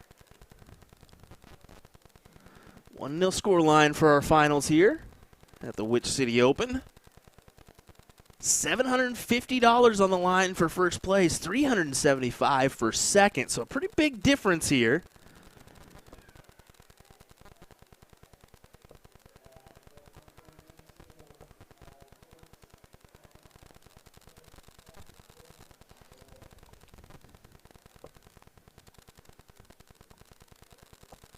Oh my goodness, can he fill it up? Ooh, not quite, but pretty dang close. Great shot for him. That was a rough kick off that second dart into the triple. Just guided him out there. It was a nice attempt at a 180.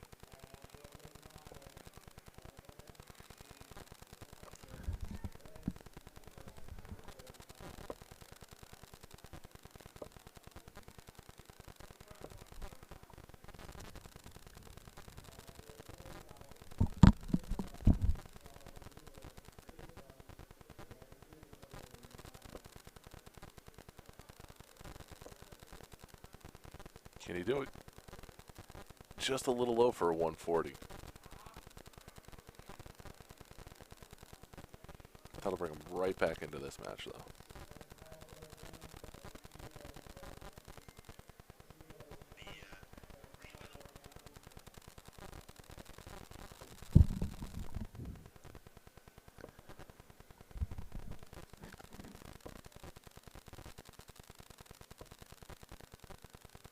Nice pick on that last one by Dave for 100. Yeah, sets himself up at 241.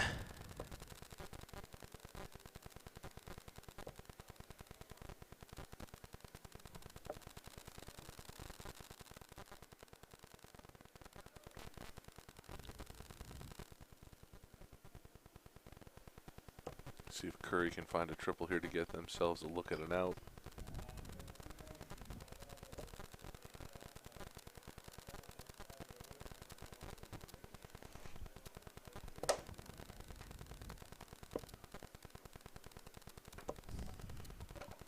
That's a nice ton to put on some pressure. See what we can set up here.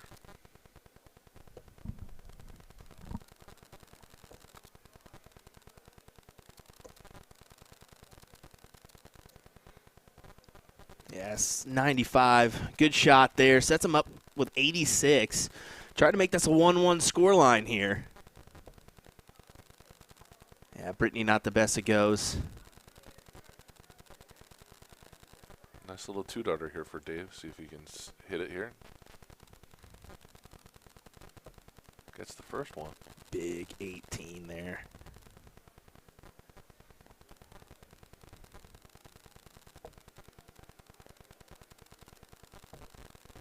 can't put it in.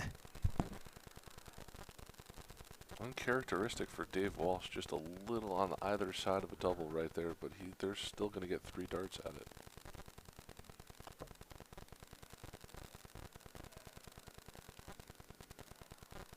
Yeah, big triple there. 83. Sets himself up. What a shot. What a pressure shot there. Robin Curry looking at double 8. You almost feel this has to go here.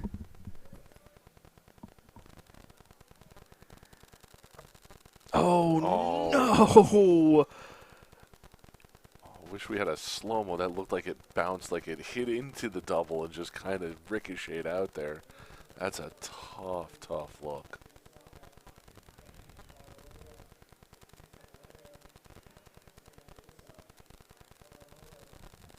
Double 16 inside and gets it with the next dart. Winner, winner, chicken dinner.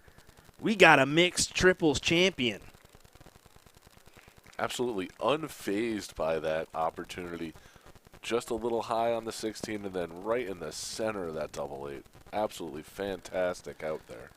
Great stuff indeed. There is your mixed triples champion. Dwyer, Edgett, and St. Cyr. Hopefully I said that right. I've been butchering it all day. Might as well continue to butcher it. But alrighty, how about this? We're going to figure out what the static is because it's going to piss me off. Let's be honest here in a second. I don't know what's going on. So I'm going to figure that out in the meantime. I'm probably going to shut down, maybe refresh our Facebook and YouTube feed. Let me try to figure this out in the background. We'll keep it up for right now. We appreciate you being here. Tom, thanks for joining me for just a second. I'm sure you'll be back in here, so don't be going too far away. But we'll be right back, folks, with more action here in just a moment's time. This is the Which City Open, brought to you by the Minuteman Dart League, the world's largest dart league. We'll be right back.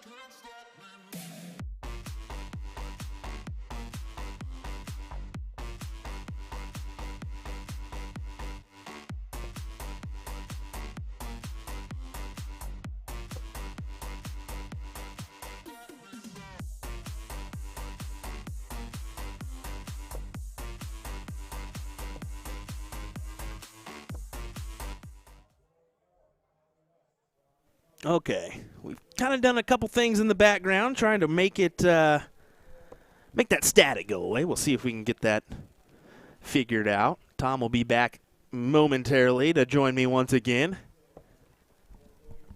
Taviano, I think it is. Taviano. Hopefully we say that right. Like I said, last names just aren't my friend. Sally Kelly. See, I'm just making up names now. Let me know. I did get St. Cyr right, but I got Brittany wrong. So the story of my life. That's the story of my life. Messing up last names. 'Cause what's an education anyway? Gates playing well here to start us off. 164 after 9.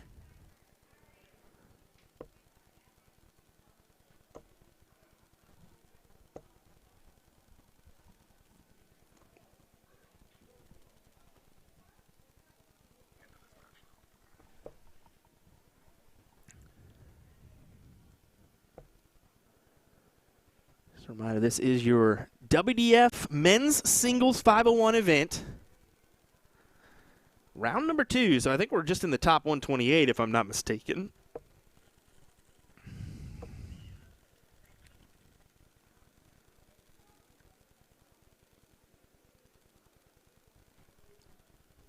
Once again, Dart Connect is where you can check out our brackets today. Head on over to tv.dartconnect.com as Leonard takes the first leg 1-0.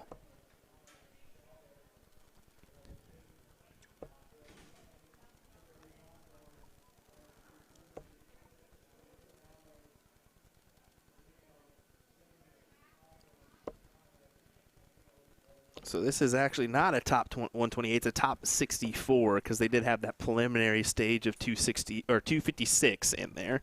Leonard is your number 1 seed, so reminder of that one, folks. It's still there.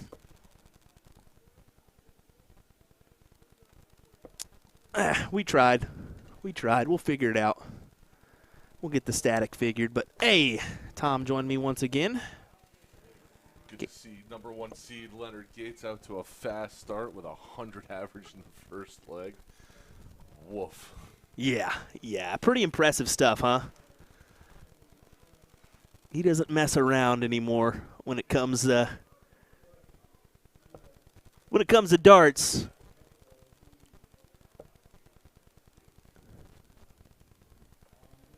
Nice to see him in the crowd earlier today, taking some time, talking to some people, giving some advice in darts.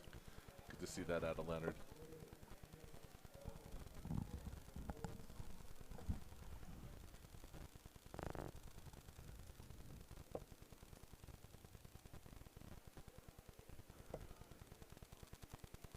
Do that one. There we go. 60 on the board for Eric, and Eric knows this is going to be a tough match no matter what. We don't know much about Eric. He may be a local player, maybe not. If you know some information about Eric, drop it in the chat for us. But any time you're playing Leonard Gates, who's been dominant on the senior tour, 3 in a row now for him, been dominant on the ADO circuit, CDC circuit. I mean, he's Leonard Gates.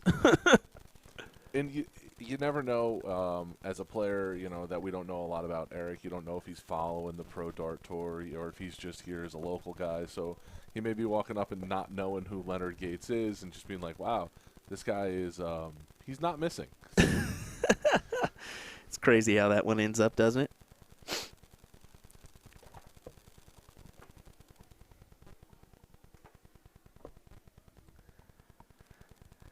Well, Gates for the 116 here. Let's see how he goes about this. Going downstairs.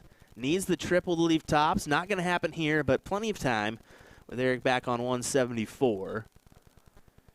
He may have a look or two. We'll find out. Just leaving himself a nice setup there where he can go an easy 18 and double 20 to take this one out.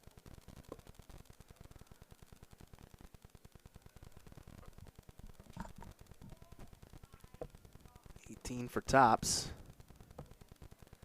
Easy said, easy done. Man, Leonard Gates gets the win. This is a 1st to 4 leg matchup. Thought we would see a first to 3 on our top 64, but nice to see that increase over time. What is our finals going to be? Best of 9? All opening rounds, best of 5, top 64, best of 7, top 8 through finals, best of 9. Boom, there you go. Top 8 through finals. Love that. For the women's, a little bit later on, 5 p.m. start, best of 5, top 32, best of 7, finals, best of 9. So good to see their finals being best of 9 as well. Always nice for the ladies.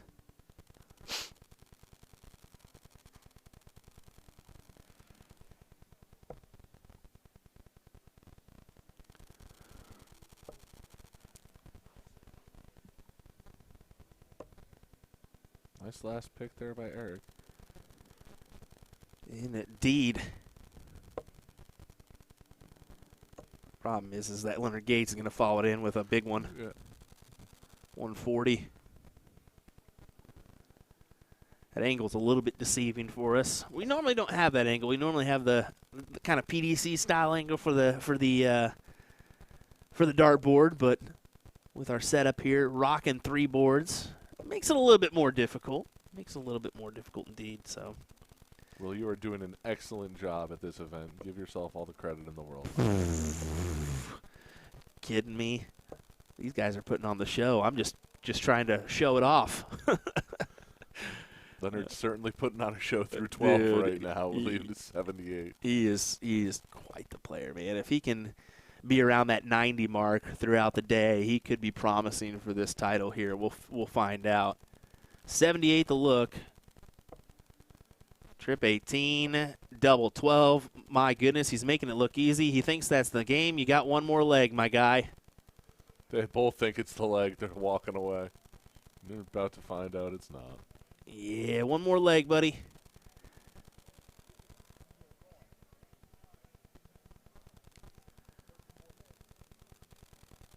As you can see them going up. We got one more, I guess. Leonard throwing a 92 currently through 3 legs. Ridiculous, right? That's a little absurd. Oh, looks like we're just going to, forgot we're going alternate here. Been so used to that double, or that bull start. Yeah, that's a great start out of Eric right there. Nice 120. See if he can find a way to sneak one out from Leonard.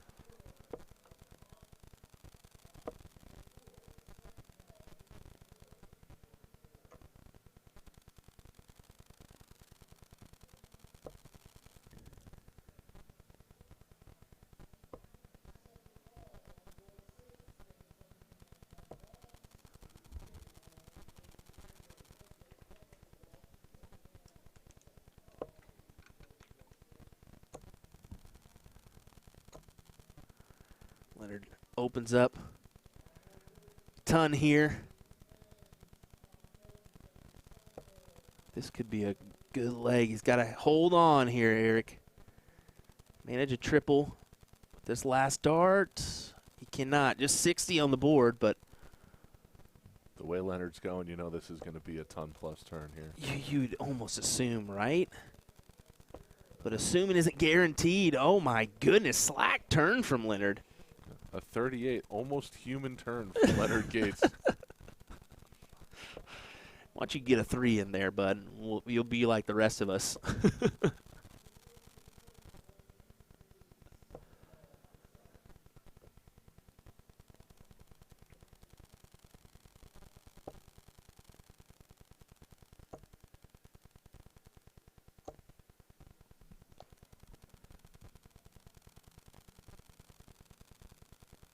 And look, I mean, this is an opportunity here for Eric. You've got to take this, buddy. You've got to get your opportunities when you can. Can't throw a dart off the board against Leonard. No. You got to come back and hit 2 triples there if you're going to do that. Not a 555.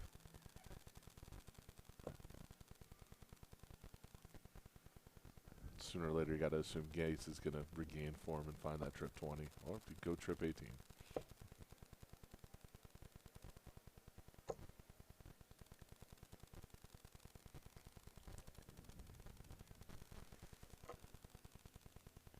Yeah, good 134 to set up a 132.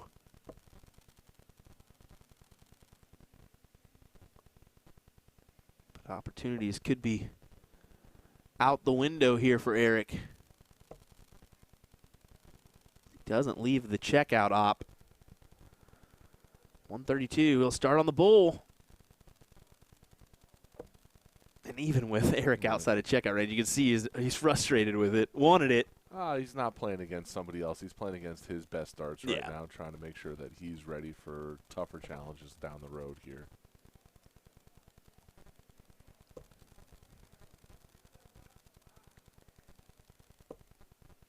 Although, 121 right there. Big 121.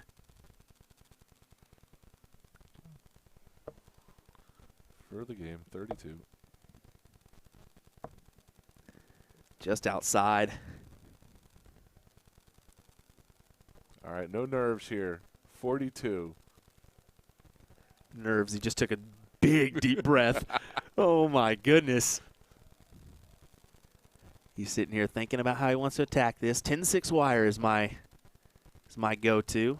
Over to the double 16. Deep exhale. Come on, put it in there. Get you a leg, big guy. Oh. Would have been for one on the scoreboard. Instead, Leonard Gates to win the match. First start. Yeah, he's not going to miss many opportunities there as Gates just says, yep. Sorry, buddy.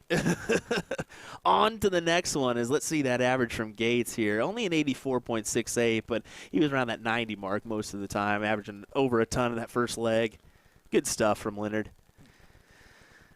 22 dart leg there for Leonard. A little subpar for him, but really good for everybody else in the room. Yeah, it'll work. It'll work indeed. All righty, more action coming your way here next, folks. Thanks for joining us for our coverage here of the Which City Open. We'll be right back. Don't go anywhere.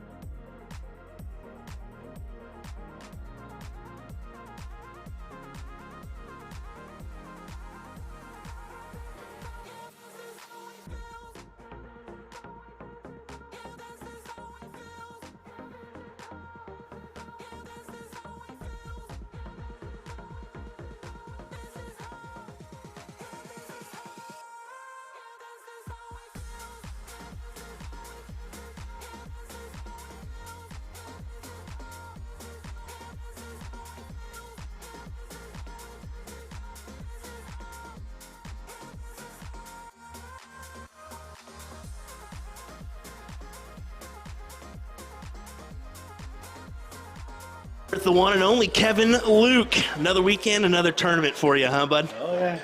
Third weekend in a row. Third weekend in a row. Where have you been so far? Started off at WADA. Went to the Lake Erie Classic last weekend. Obviously here. I'll be home for 3 days and then going to tournament in Montana next weekend. There you go. Well, this is your first time here at the Which City Open. How does it feel to be back? I sure remember it this year. Because last time I was here was on my birthday. And yeah, it was kind of a, you know.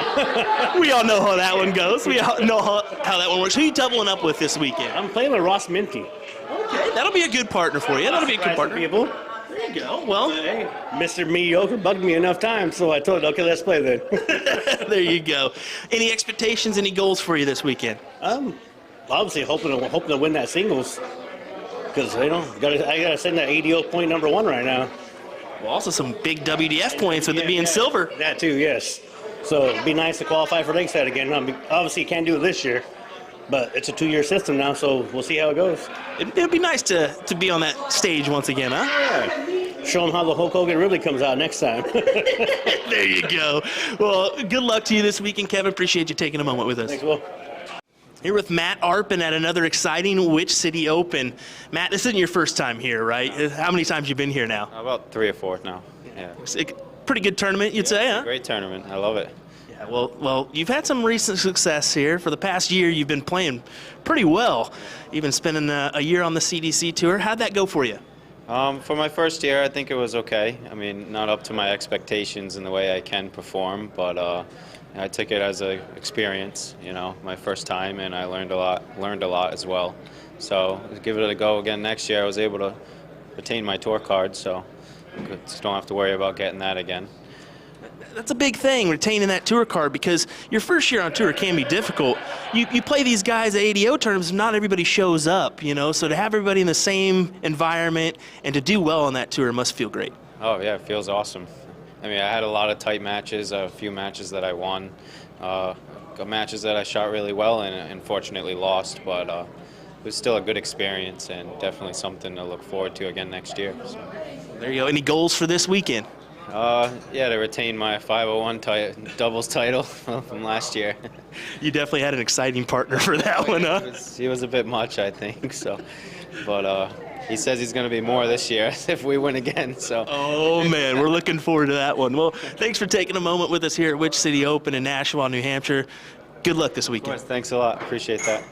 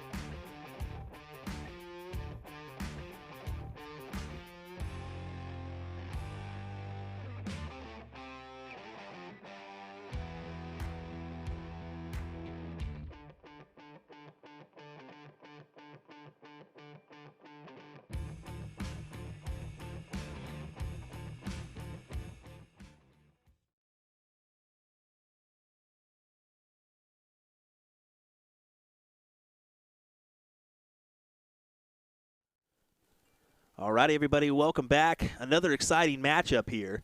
This time it's from our WDF singles. Once again, William Stuart here, joined by Tom Ottaviano of Connecticut. What part of Connecticut? New Haven? Where are you from? I live outside of New Haven. Okay. Man, I got to make my way over there because I heard there's some damn good pizza in that neck of the woods, huh? Some of the best. Oh, my goodness. Got to get down there. I always see Ryan's post about all the delicious food in the area and get very frustrated very quickly. Mr. Charming Chewy himself, Ryan Gaudet, what a character. Then is Ryan owner of the is it TCB? The owner of TCB. Actually, you'll see him wandering around here. Richard Levitt, Mr. Levitt, is the owner of TCB with his beautiful wife, Emily. Speaking of beautiful wives, behind Dave's shoulder, you can see my wife leaving right now through the exit. Hey, at least your wife attends these events. Is she a frequenter? We like I said, we had a huge Connecticut contingent come up, including some of the female players. While my wife does not play darts, she is rather friendly with all of the players, and a lot of them are close-knit friends. So it's good to have her up here. Good for her to go out and just hang out with a bunch of people and a bunch of good people. There you go. My wife attended her first event a couple weeks back at Shark Tank. Overwhelming, let's be honest, as it was definitely one of those ones that I appreciated because the kiddo came as well, but not everybody gets to see my missus very often. Good look, or let's be honest, a little high on the look for Ethan DeVera. Do you know much about Ethan? I don't know much about Ethan, but right now taking on Dave Walsh, who is a seeded player. So if he takes him out here, he'll win a $50 bounty. I'm glad you mentioned that because I haven't mentioned that at all. There's a $50 added bounty for beating a top 8 or just a seeded player, Yeah, right? just a seeded player. Wow. Well, Ethan's the individual that can definitely do it. He's from the Philippines originally, currently resides in Dallas, Texas. Phenomenal, young, talented individual. Guess how old he is? I don't want to. He looks very young. He's 18. And nasty with the averages. He won Division One, the Division One event down there at DPFL, live event. So to do that is pretty impressive. But yeah, what could be for Ethan if he gets on? I mean, he's already on a roll, but if he starts to get involved in the CDC or, you know, other areas, what could happen to his game? Where could he go? You never know. We could see him in the Youth World Championships here in no time at all.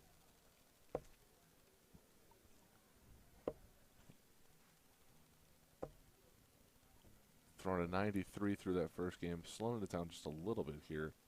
But Dave Walsh will not let off the gas. You're not going to phase him by taking a leg.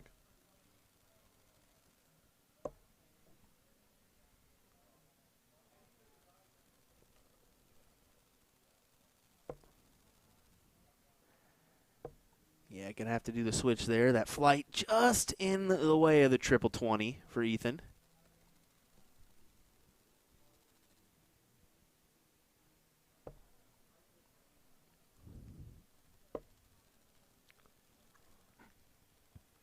See Dave talking to himself. I frequently do that when I'm at the line. I don't know about yourself. Yeah, definitely. You mumble some words to yourself. There's no denying that. Self-encouragement. Always self-encouragement. Exactly.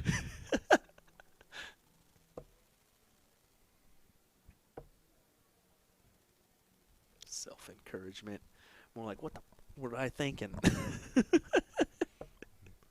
I'm throwing the right end of this at the board. It should go in, right? That's when I mess with people and just turn it around and throw it flight first. Give it a good go. Walsh sets up the shot. Interesting to see him go for the double bull. Yeah. With his opponent at a 254, leaving himself at 25. Exactly. I mean, it could become detrimental. I mean, the 170 can go for Ethan. But it'd be a great shot, and he's not going to get the look. Dave Walsh takes it out. That's Two why darts. that's why you go for the double bull if you're Dave Walsh, because I can do it in 2 darts. Why not?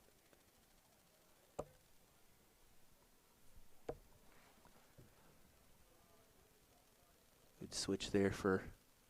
Ooh, I thought that was a triple 20.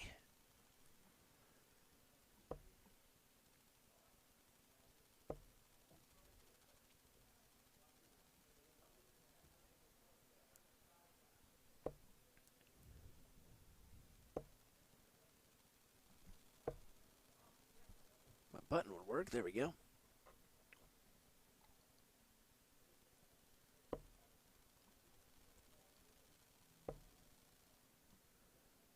Ball stays, tries to split the uprights. Unsuccessful. Speaking of uprights, college football going on in the background. Wonder how that's going. Saw a large contingent by the TV by the bar when I was walking through. That's where I'm at. I'm always like, when I'm at these events, I just tend to forget what's going on outside of our little dart world here. I know my Chiefs play the Jaguars tomorrow. Should be a good game. See the frustration mountain for Dave Walsh. Looks like a 139 there. That'd be a heck of a setup. That is.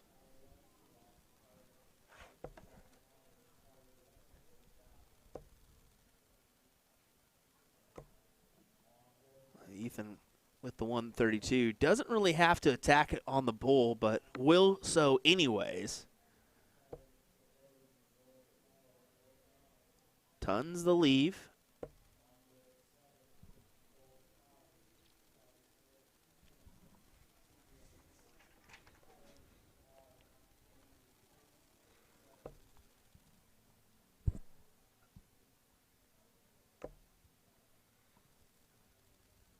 Got to find one more.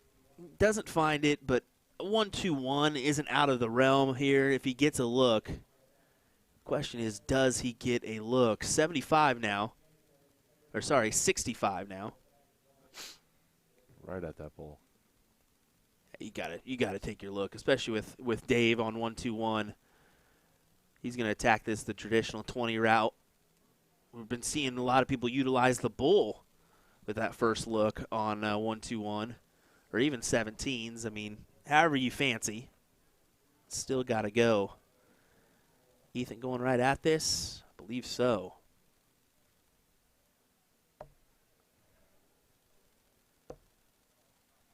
Oh. Yeah. Ooh, difficult play. Goes back to Walsh's favor. 18-20 for tops.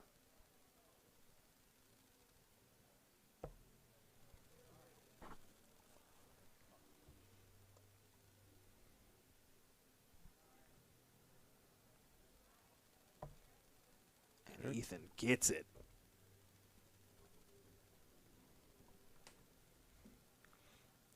Didn't grab the dart right away. I thought maybe that was a little high. I was thinking he was maybe heading back there, and I spoke too early, but no, he ended up getting it.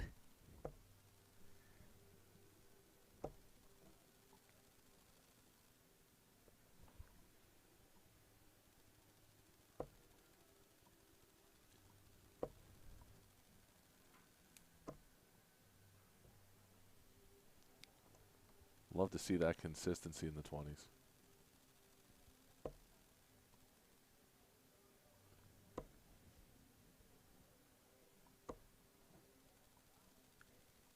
A fantastic answer by Dave.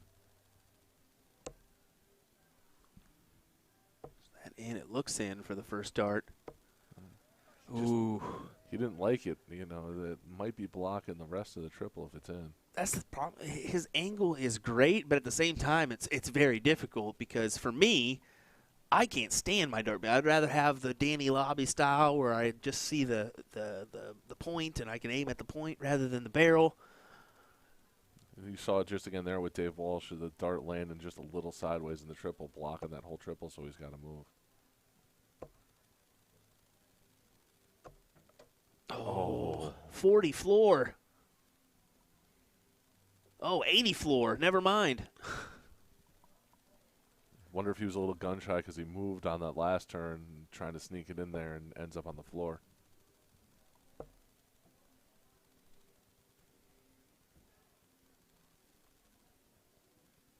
Well, Ethan trying to set himself up here. Could get the first look. Will get the first look. Great 140 for him. Gonna have at least 3 at that 109. See if Dave can put some pressure on here.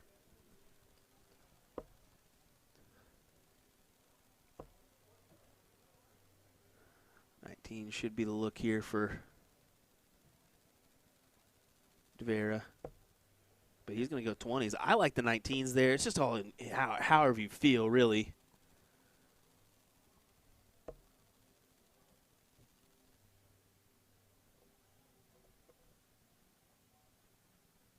I like that 57-42 option myself. Or 57-52 option. I got to get my math right. Goodness gracious, Will. Oh, this would be fantastic. Oh, wow. What a checkout from Dave Walsh, ladies and gentlemen. Maybe we've got the replay of that one. Let's go ahead and check. Big trip 20, trip 14, double 11. Great shot. That's an absolutely fantastic finish for Dave. He kind of felt like he might need that one. Yeah. Definitely would feel that way. especially with Ethan being in the position he was in.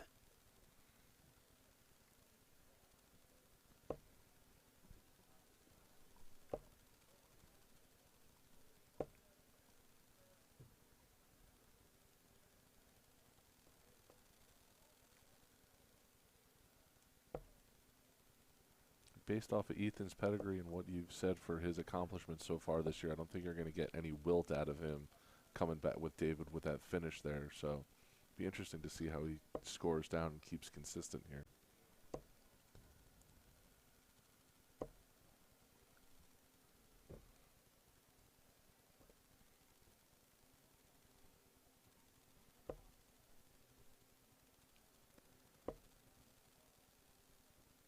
While staying on the 20s there. Does gather the ton.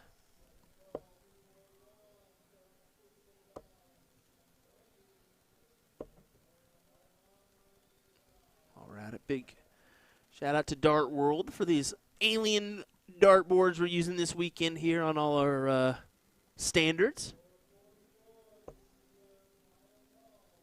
Dart World's actually based in Boston, so little fun factoid there.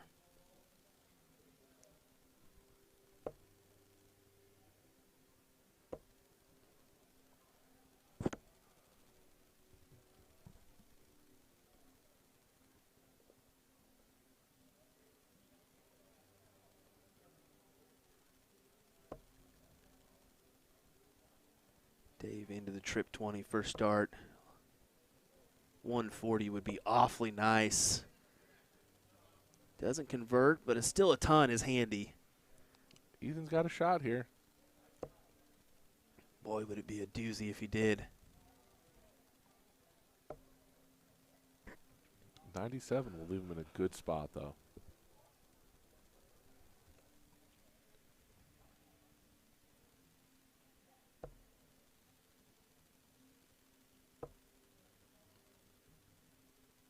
See, I'd have been keen on the 19s there. 2 trip 19s to set up the double 10. Really tight. Ethan, you feel, has got to hit this here. Oh, my word. On the wire. Dave has had some out trouble here, just being a little high, a little low. See if he can sneak it right in there. It's a good marker. Just a little low. Oh.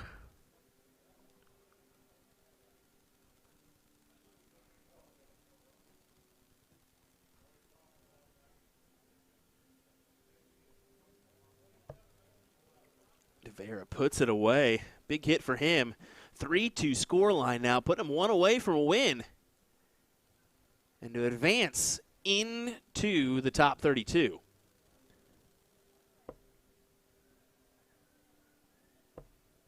Feel kind of spoiled with this high-powered matchup in the round of 64.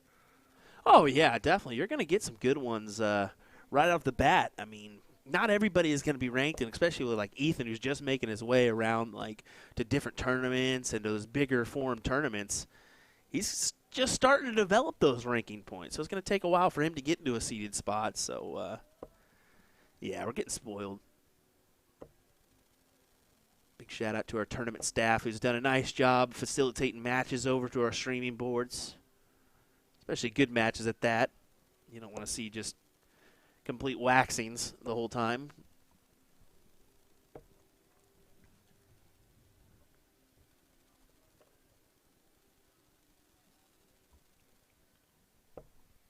Relatively even through the first 6 here.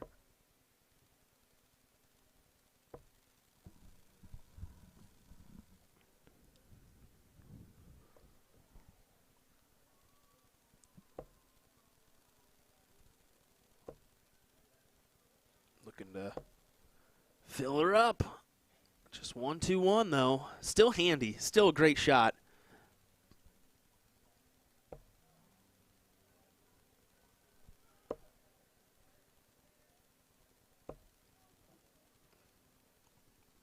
'85's a good answer.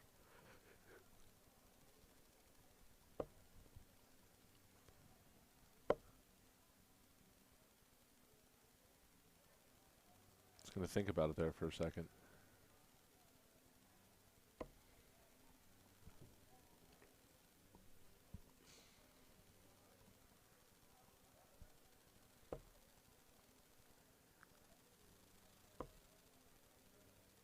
Yeah, Dave's not going to be pleased with that one. He is not going to have a look here. So Ethan, for the 160.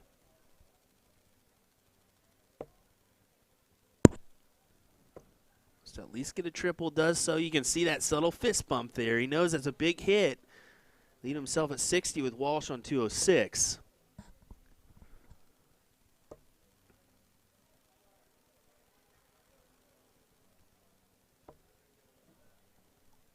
So he's at least going to get the 3 at it, but even still, Dave being so far away there at a 154. Doesn't matter. Yeah, big shots from Ethan, and he's one that'll give that double fist pump here every so often. But, hey, Ethan DeVera will advance 78.06 average. I mean, just 18 years young, and that's not the best I've seen him play. I mean, he will advance. He's got $50 in his pocket, too. Always nice to get a nice he's going to make himself there into the top 32 and get himself paid there on the bounty. And if he keeps throwing like that, I think he'll make his way probably in pretty deep in this tournament. He very well could. We'll see what he's got coming up. We'll be right back as well. Look at these look at these ugly-ass shoes from from Tom. What are those? What are those, Tom? Oh, my gosh. Those are just atrocious shoes, man. Oh, my goodness. As we talked about earlier, no dress code yet this year, so apparently those bad boys glow in the dark as well, Tom. He notified me of that one, so we'll see if we can get a better view. Oh, my gosh, just the ugliest things I've ever seen in my life. Look at those things, folks. Ugh. Ugh. Ugh. Now I kind of want to see him glow in the dark. I got to be honest with you. Yeah, right, exactly. All righty, folks, don't go anywhere. We'll be right back with more action here in just a second. William Stuart, Tom Ottaviano. We'll be right back.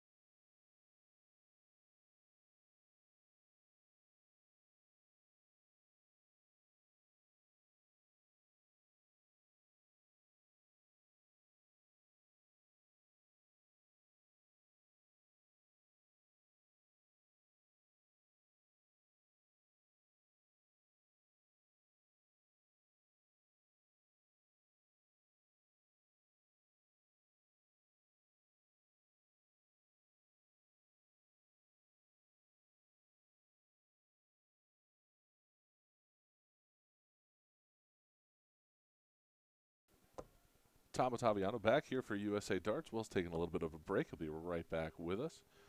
We got Tom Sawyer and Stephen St. Cyr thrown here through the first 6. Looks pretty even, 360 to 361. And we'll take you through here on this opening round 128. So this is a first to 3. We saw the last one was a first to 4. So this one will be a first to 3.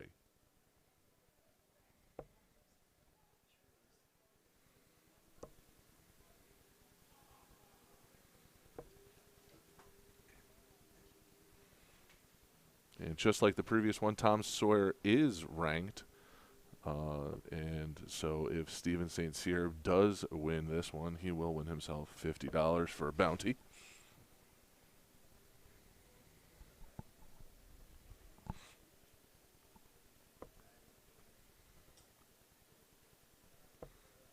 St. Cyr just coming off of a big mixed triples win, so that's why this one's still in the 128.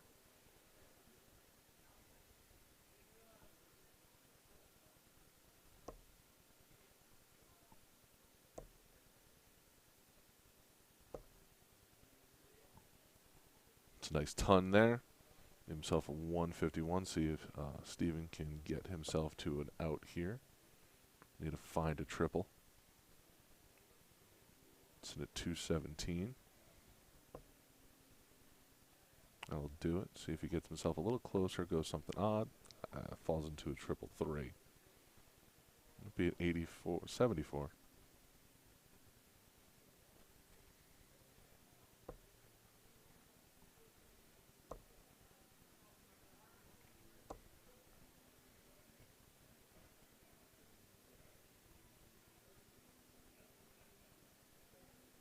Tom leaves himself a 68.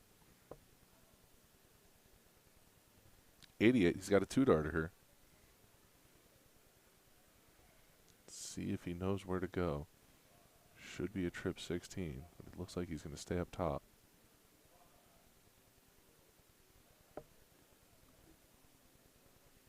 Going to leave himself 60. Oh, leave himself 70. Bad math. I apologize. 48. Just misses.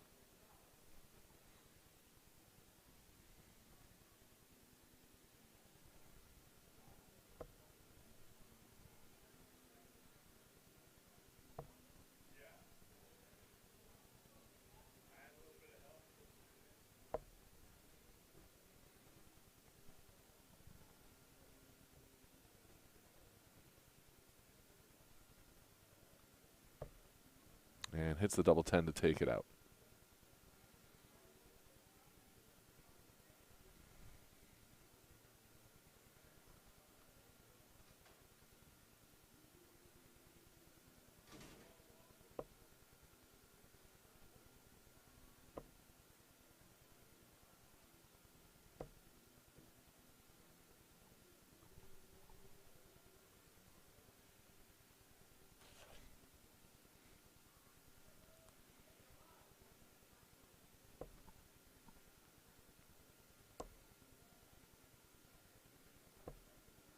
It's a nice 81 there for Tom.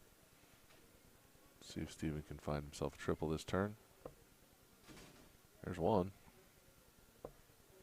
There's two. 140 hit. Almost filled it up.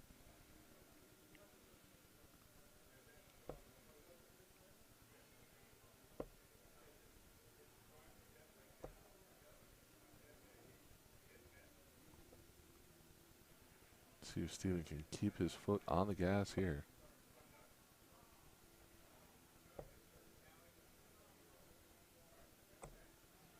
Wow, that's a nice ton. I'm surprised he went up there with it all filled in. Didn't opt for a clean trip shot, but nice result there. Can he hit a third? 140 for Tom, so keeps the pressure on Steven here through 9.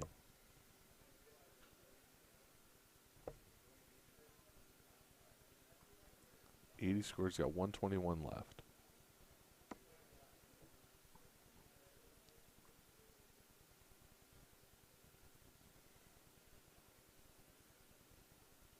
ton plus to put some pressure on. Needs to find the triple. Nice pick there for an 83.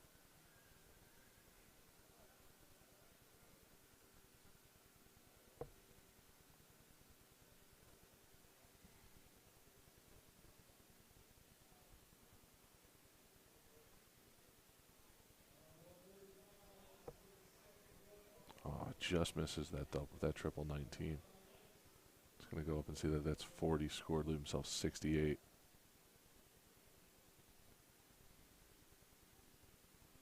Go right at that trip 20.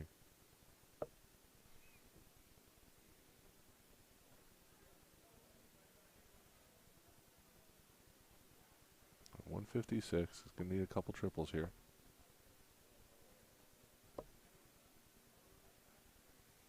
See Tom's a little frustrated with that second dart and then a bounce out with the third. Board caught it though. All right, 53.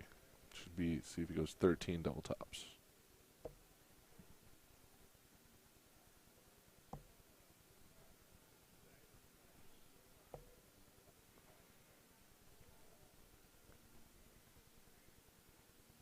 Just missed, so we got a 121 here.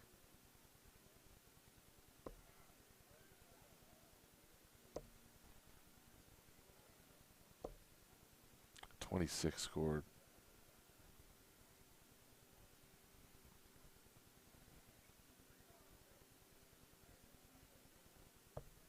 First dart. Great darts. That's a great way to come back for Steven St. Cyr. All back to even. Protects his throw. Tom's going to throw first here in the third leg. See if he can keep his throw and keep the pressure on. And there he fills it up, a 180. That's a way to start a leg right there.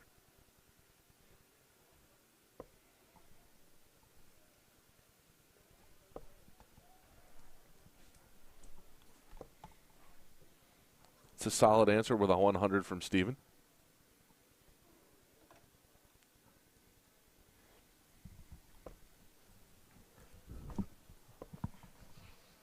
Wonder how many times these guys have played each other, Tom. This has been a back and forth match here with Tom and Steven. Tom opened up with a ton 80 here in leg 3, putting the pressure on, trying to retain his throw as won his throw in the first leg. Steven won his throw in the second leg, and now here we are in leg 3. This is a 128, a round of 128, so instead of like the last one, this is a first to 3, not a first to 4. Yeah, a little bit different, but we're catching up after Steven made a run in that triples side of things. So, but yeah, I think these guys have probably played each other numerous times. I mean, they're both local players. That makes it almost a little bit more difficult, don't it? You know, you come all the way to be these big tournaments and you play somebody that you could have played 5 minutes from your house. It's always a little frustrating. You see it often, and it's kind of serendipitous when you know somebody, you toe the aki, and you're like, we could have just done this down at the bar from the house for, we didn't have to come all the way here for this. Yeah. You have to purchase the hotel and whatnot. We could have just jaunted on down the street. Had to go. That could even happen overseas. If you're both going overseas, you never know. That could happen as well. So always seems to work itself that way, where there's the guy that I play across the street all the time. I've traveled 3,000 miles, and I'm going to play him again. Here we go. Big shots from Tom Sawyer here. 115 to set up 50.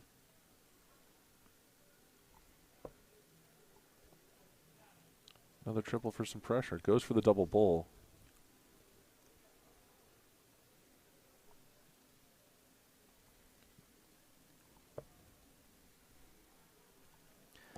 Now that is a Tom Sawyer special. I think you just saw me tilt my head at that first dart, so you're going to go and explain that one for me. Okay, so here's how it explained to me, and it changed my route for 52. He goes, I go trip 14 on 50. And I go, why? And he goes, 42 leaves 8, 14 leaves 36. They're right next to each other. And I said, that's honestly a pretty damn good idea to me. So I started going it like that. Wow. It's fantastic. It is a good look, let me tell you. Pick up something different at every dart event from somebody. Always learning. Yep. That is Tom for you. Double 9 for the leg win. 2-1 score line. Yeah, he fancies that. I mean, that's just he told me that last year, and I was like, really? And he goes, yeah. And then I started using it, and I was like, okay, I like this. I like this because no matter what, you're gonna get a look at the segment right next to each other. So I say no matter what, and then you hit the trip 9. Let's see if Steven can keep his throw here. It's fairly chalk through the first 3. So see if this pushes to a decider.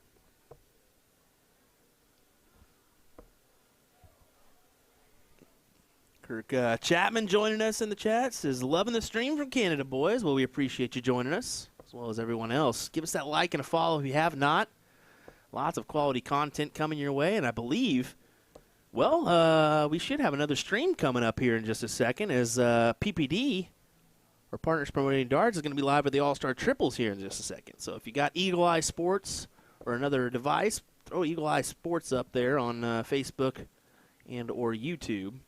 Check out that action. Might as well like and follow that page as well because there's going to be tons of content coming your way over there.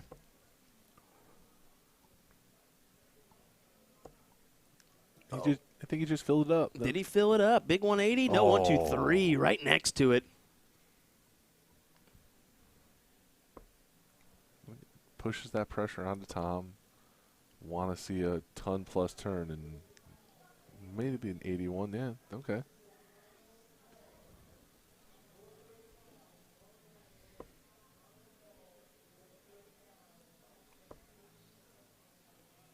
Yeah, got to go downstairs, make the move.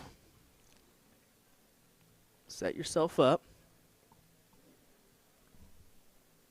And still a wrong move. I was like, 17's okay. There's that ton we were talking about, but he's still not at and out.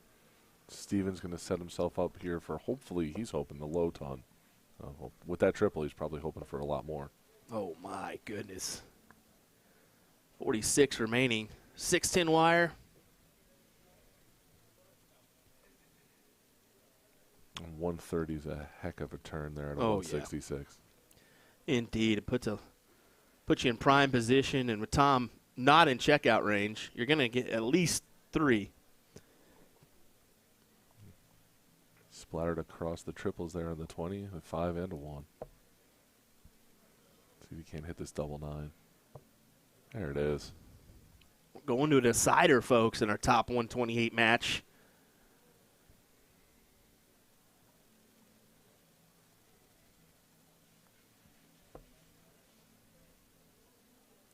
I said it before, I'll say it again. I just thoroughly enjoy Tom's relaxed approach to the Yaki. You can just see it's almost effortless how he throws. It's just crazy how he gets it to the board. And you also see himself talking to himself and just questioning that last dart and being frustrated. Where you saw people walking up to the dartboard, kind of angry. In the middle of his throw, he's talking to himself.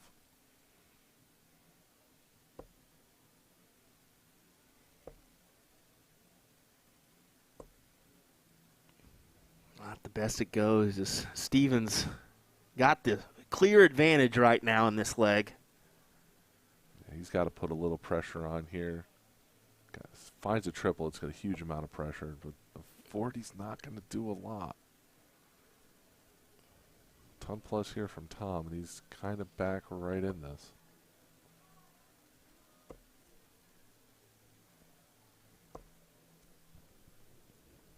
Does it one better. It's a ton 40. Great 140 there. Kind of gets him back in the mix, per se. Now you see Steven questioning his darts after being so locked in, just back-to-back turns, struggling. Yep, got a little sporadic, got a little complacent with where he was in the leg, it looks like. As now advantage has kind of shifted.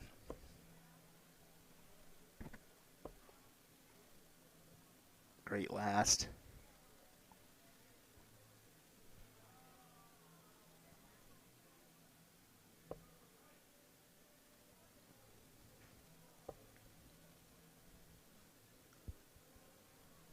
.201, see if he sneaks another triple there. It's going to be a 181 left.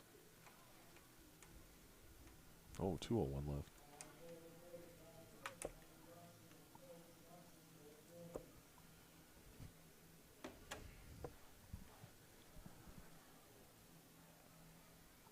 .99 sets up the 80 look. As Tom will return, looking for that number.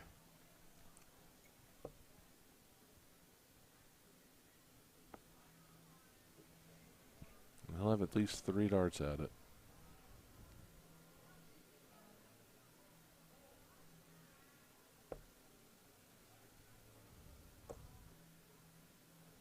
Gotta put it over the top. What a shot from Tom Sawyer as he manages to put it in and take the match over Stephen St. Cyr. Ooh. Great. I mean, honestly, 75.39, 75.63. Come on now. We talked about it earlier when we saw Leonard thrown in the high 80s. You know, I think that, you know, him in the 90s to the 80s, that's going to be the top end of the range. You throw in these mid 70s to high 70s, you're going to have a good day. Oh yeah, for sure. All righty, folks, hang tight. More action coming your way. It looks like Jeff McMahon just joined us this afternoon, gentlemen. Your best friend. Will Stuart, Taviano here. We'll be right back with more coverage of your WDF singles in just a moment's time. Don't go anywhere, folks.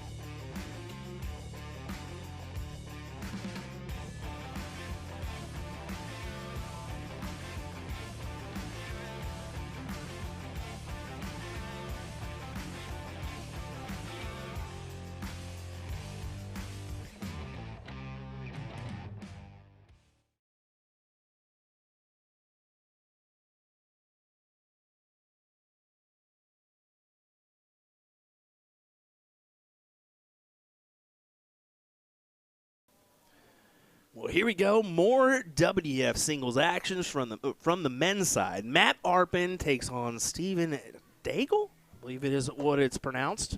Could be wrong, but we'll just say Stephen D for right now. William Stuart here. Tom Ottaviano alongside me for this one. Excited to bring you this coverage here. And what is a top 64 match? No, it's a top 32 match, round 3. Yes. Always good to see Matt Arpin on stream. Get to cover him a lot. He comes down to the New Haven area a lot of the different tournaments. Get a lot of time to talk about Matt, and he is a fantastic dart player and even better person. Could not agree more as he pops in a big 180. We'll just give it a go. Why not? Awkwardly, but whatever. I was yelled at. I don't have a distinct 180 call. I wasn't ready for it. I'm gonna cue you in, folks. No North Americans do, because guess what? We never have to do it. We're no Russ Bray, that's for sure. Yeah, it was interesting to have a conversation with Matt earlier early yesterday, as we talked about his CDC tour run this year. Yeah, first year on the tour, but solidified his tour card for next year, which is always a good feeling your first year on the tour, because that's a reality check when you step into that room, because all your top shots are there and not just a select few that we normally see at ADO events and such and such. We were talking about it before where, a 75 to an 80 is going to do it in this room. You walk into that room, and if you're not shooting in the 80s and above, you're not going to go very far.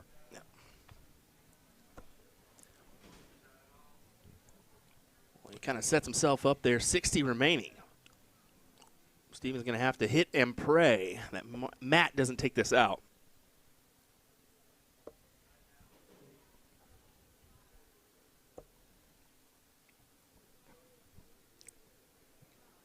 I actually met Matt before he was really big on the scene. Him and his friend Jonathan Marshall came out to a Toys for Tots event in our area around Christmas time, just looking to play some darts, and he was good then, and to watch his rise, how quickly and how much better he's gotten over such a short amount of time has been amazing to see. Well, I'm glad you mentioned Marshall, because Marshall was his partner last year in the doubles event. They ended up winning that one, and Marshall actually ran around the room, did about 10 push-ups in front of everybody, just to show that he won the event. It was actually quite funny because he beat like Leonard Gates and I can't remember who it was, but it was a fantastic display. If it was doubles here last year, it would have been Gates in the lobby because they were playing. There we go. Yeah, Gates in the lobby. Last year. Let's say Gates and somebody. I couldn't remember who it was, but to beat those guys is pretty incredible. Arpin gets the first leg, steals it away from Steven. Steven had darts in hand to take it there. Kind of steal it from Matt, but got to hit the outs when you have the opportunity. That's the factor. Sure, you can score, but you got to take out the number as well. That's been my biggest flaw. If you didn't have to hit an out, it'd be such a different and easy game. David Garfinkel says he also did it when he when they beat Bruce and Sawyer, and that was earlier on in the day. Oh my goodness! I'm glad somebody mentioned it at least.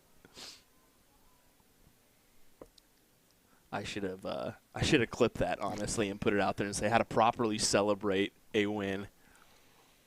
And that is Marshall back there. You can see him back there hovering. If I'm not mistaken, I think Jonathan's son won the youth event today. Oh, okay, that's great. Yeah, that if I heard awesome. correctly.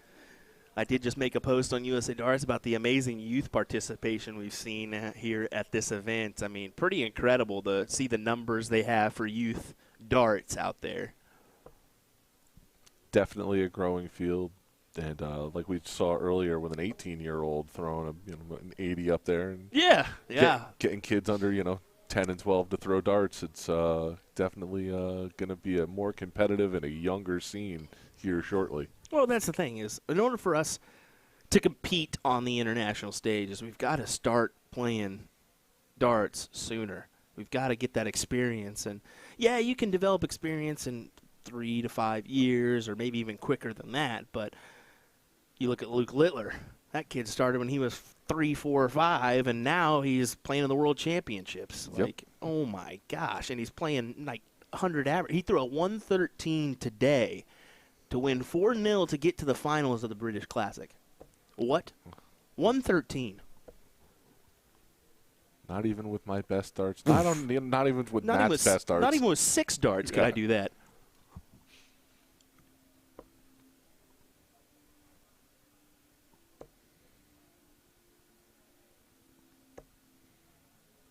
Good ton for Steven.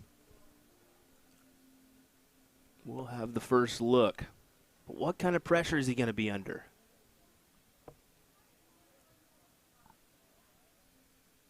Not as much as Matt would have hoped to put on, but it's still an amount. He's got 107 remaining.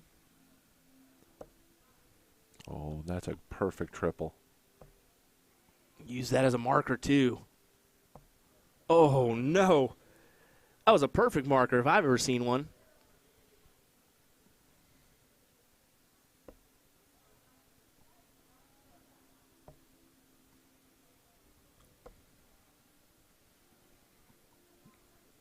That does add pressure, but tops for the leg win for Steven.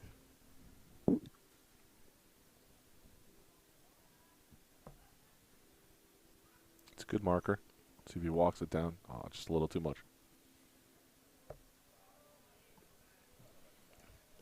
Like in the first leg, Steven had an opportunity and an out, had a good opportunity there, and you just can't leave a player of Matt's caliber a double like that. No, I mean, you really can't, because most of the time he's going to take it out, and that's exactly what he did there. 2-0 advantage for Matt in this one. Steven trying to fill it up.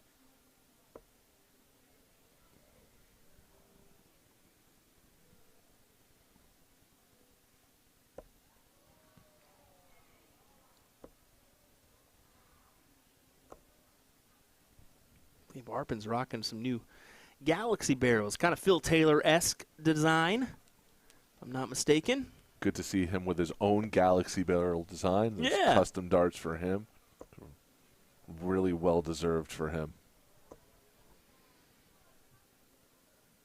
I know we were talking about Marshall before. I think they complement each other very well. You know, Matt's very quiet and very laid back, and Jonathan not so much. Not at all. Let's just put it that way. Yeah, I mean, they also complement each other on the hockey well, because this is the thing, is you can't try to outdo the heavy hitter. You got to just complement them. You got to sprinkle in that ton when you need to. Keep it consistent with the 60 here and there, and you can do some damage with those numbers. I mean, if one person's popping a big triple every time and the other one's hitting at least 60, you're gonna fare well.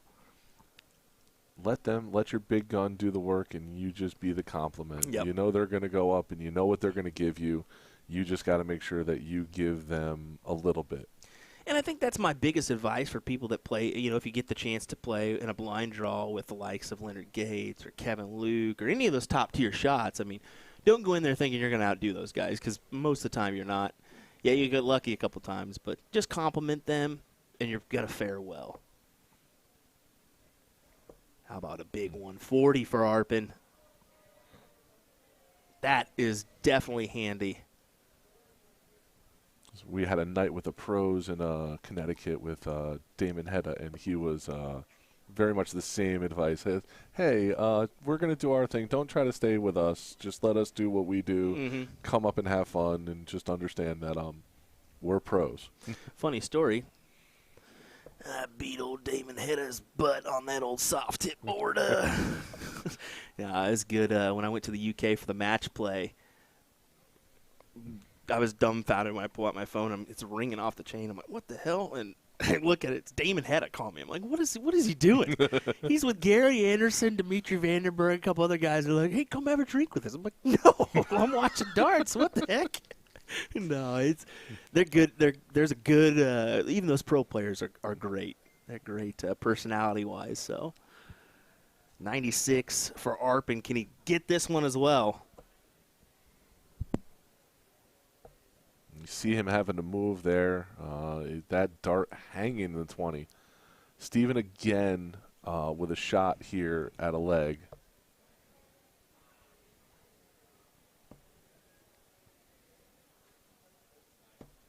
He just can't find a double. And like we said, Matt at a prime out here at a 40.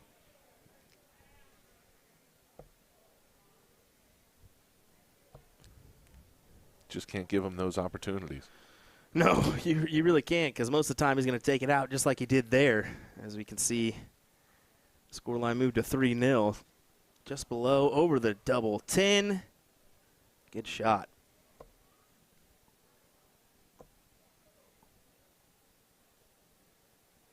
And that's your next level difference with these guys that you're seeing, that these are pros. They don't miss that double. No. They step up, and if you have a dart, it's a one dart finish. 9 times out of 10, they're going to hit it. And if they're just a little low, they're going to move. It's going to be with the first dart, and then the second dart, they're going to be in there. You can't give them that opportunity. Here's the reality check, too, is I wanted to mention this because I spoke with some of those pro players overseas, and you could definitely see when you mention a checkout average, or a checkout percentage, I should say, not average. And I said, hey, Dimitri, you averaged or had a 50% checkout rate. He looked at me and said, really? That's great for me, because normally I'm somewhere in the 35 to 40 range, which when you think about that, we're not far off. But when you're averaging a 15%, it feels like you're far off. Yeah. It's probably 3 doubles you miss there, you know? Yeah, and that's a round. That's a round at the board. And the problem is, anything in a checkout, a 170 is a checkout that these pro-level players can hit, and hit at a 50% consistency. Yeah. You know, where if you give me, I don't know, 1,000 opportunities, I may hit it once.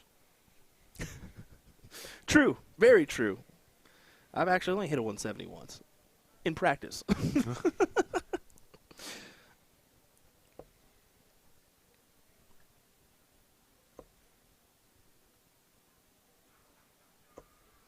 Harpin set himself up here for the 1-4-2. How is he going to attack this? Traditional 20 route. It looks like it. Gonna have time here, though. Yeah, he's just trying, after that first one's not in a triple, he's just trying to leave himself a good setup where he can come up with 2 darts and just do a fat part into a double. And this one will need a little bit more. He'll need a triple.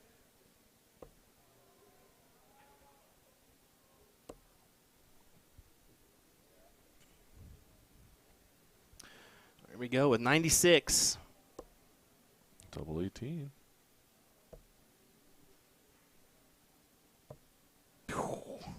Matt Arpin doing Matt Arpin things, ladies and gentlemen. He is through into the top 16 with a 4-0 victory and a 78.08 average to boot. That is pretty handy for Matt.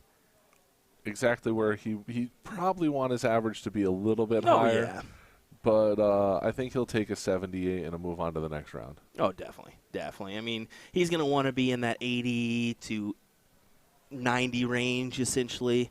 Probably even a little bit better. But, you know, he'll take this in this current stage of the bracket. So, all righty, folks, how about a quick word from some sponsors here? We appreciate you being here for our coverage of the Which City Open here in Nashua, New Hampshire. Don't go anywhere. We'll be right back. Tom Ottaviano joining me. William Stuart here. Don't go anywhere, folks.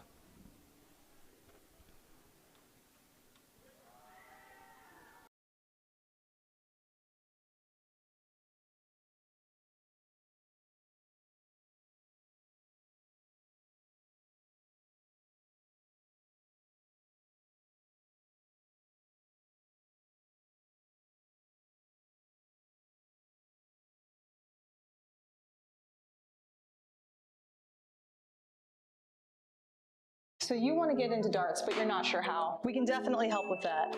We're usadartsproduction, and we've been a dart specialty store for over 30 years. We have the greatest variety of darts in the country. But don't worry, we can narrow down that selection for you, whether you're a complete beginner or a full-on expert. We developed our own Colonial brand to offer an inexpensive line of darts, dartboards, and accessories, so you can get into the game without breaking the bank. Join our amazing community by going to usadartsproduction.com.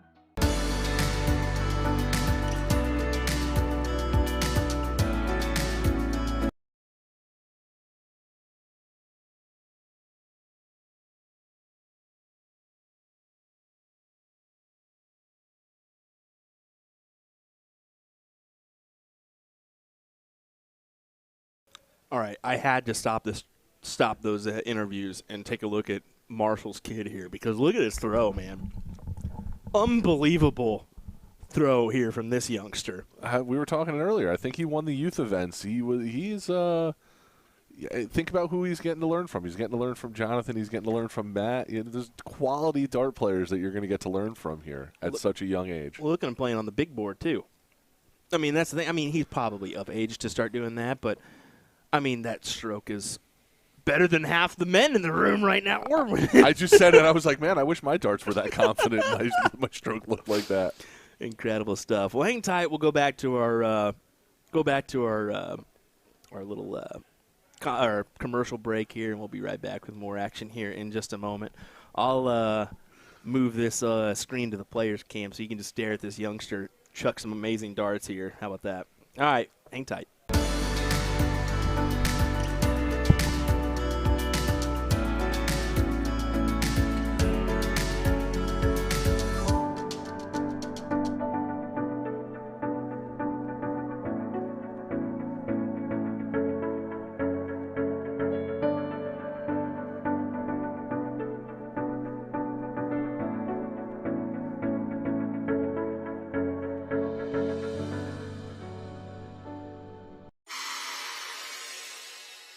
So today we're going to learn how to throw a dart.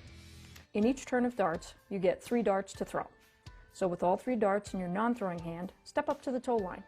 If you're right-handed, put your right foot on the line. Lefties, left foot. This isn't baseball, so you want the same foot forward as your throwing arm, not the opposite. Usually the toe line is set so that your foot will be right up to the front edge of the line, not behind it. This toe line is also known as the aki. The position of your front foot is usually at an angle to the line, to some degree. Your back foot should be a little bit wider than shoulder width away from the front. Put 1 dart in your throwing hand while holding on to the other 2 darts in your other hand. Looking at the dartboard, focus in on a spot you want to hit. To start, let's look right at the bullseye. As you stare at your target, lean forward, bring the dart up and draw it back towards your eye. Throw the dart by moving your hand and forearm towards your target, keeping everything else as still as possible. Hold your position while transferring the second dart to your throwing hand and repeat your throw. Once you've thrown all 3 darts, your turn is complete and you can retrieve your darts from the board. And yes, it will take some practice to get the dart to go where you're aiming. It's not as easy as the pros make it look. But with practice, I guarantee your accuracy will get better, and I tell you, there's nothing better than having 3 darts go exactly where you wanted them to. If you've already been throwing darts and have had success with something slightly different than what I've just explained, great, fantastic.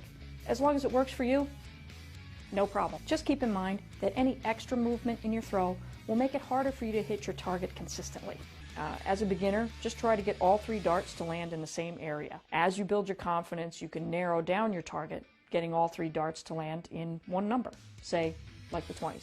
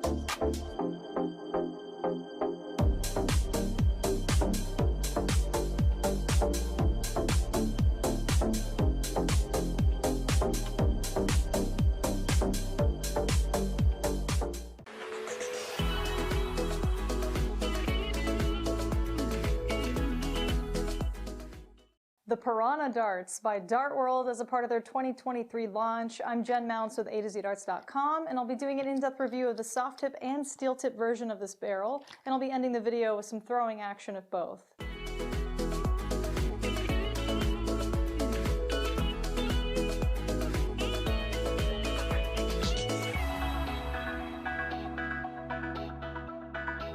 Okay, we gotta show the top spinners in action in the actual bullseye segment, so let's try one more round.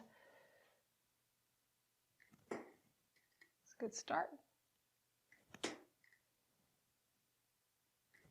Nice.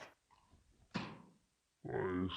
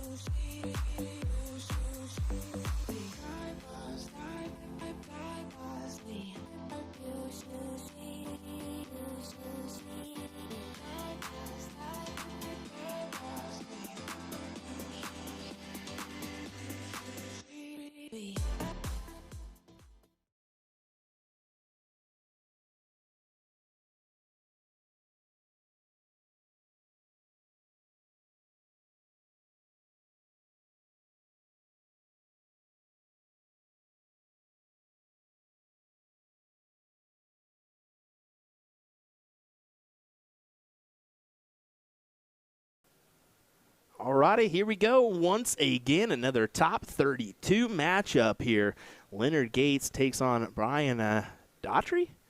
And Brian's actually from, looks like Ireland, as he's got the Irish flag on there. William Stuart alongside me is Tom Ottaviano here for another great matchup featuring, well, the one and only Leonard Gates. Like, we know who that guy is. I mean, he hasn't done anything special the past Never heard of him. year, you know. Great to see him once again. I never mention it, but I need to mention it more. Of course, he plays in the remote PPD system that we cover every Monday and Wednesday night on USA Darts. It's crazy how good he is at just getting done with a tournament. Goes home, has the travel day, but the same night he's playing soft hit. It's just stupid how good he is at darts, and just how I don't think he feels jet lag anymore. When you've been doing it as long as he is, and at the level that he does it, it's impressive. Well, you think before this he was a baseball player. So what do you do the whole time there? You travel everywhere you go. You get used to the travel life. So I'm assuming that's it. Look at this. Oh, 1, 2, 3. Could have been somebody, Leonard. Yeah, sending an 81 through 12 darts. Look at Brian here looking to fill it up.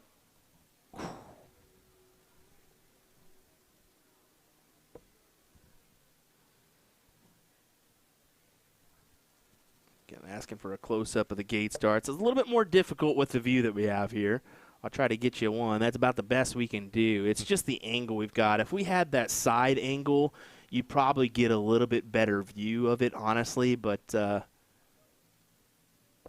not right now, as Gates gets the 1-0 lead. Right at that double bowl for the win. Doesn't matter where his opponent is. He's just playing against himself on the board. I will say that the Winmore barrels are similar to his newer Dynasty barrels, except they're all black and silver. So I'll mention that. And a lot of people don't realize this. For 180, did he get it in there? Just a little high, I think. Oh. 140, still impressive. A lot of people don't realize Leonard actually throws with an adagram on the back of his dart. Okay. Didn't know if you knew that or not. No. Yeah. Because I was talking to Lee Huxtable, the lead design guy for Red Dragon, and he mentioned how that process went with Gates, and Gates asked for a 57-millimeter barrel. And he goes, I can't create that. And then he goes, what are you currently throwing? Let me see your setup. And he said, oh, you've got an adagram on here. He goes, yeah, exactly. He goes, it's going to be tough for me to do a 57. I can do like a 54. He's like, okay. Yeah.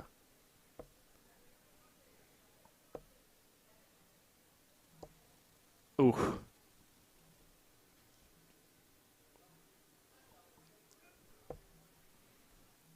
And he's mad about a 94. Isn't he? Leaves 72 after 12. He's Better mad. than his previous round. And he's mad about it. He's mad about it. How does he go about this? 48. That was what he wanted. Now he's got 65. So 25 for tops or the 15 route. Yeah, 15s it is to leave a chance at the bowl. And he's just going to take it because why not? You're Leonard Gates. We just saw that in the last leg. His opponent nowhere near an out. He's going to have at least 6 darts at the out.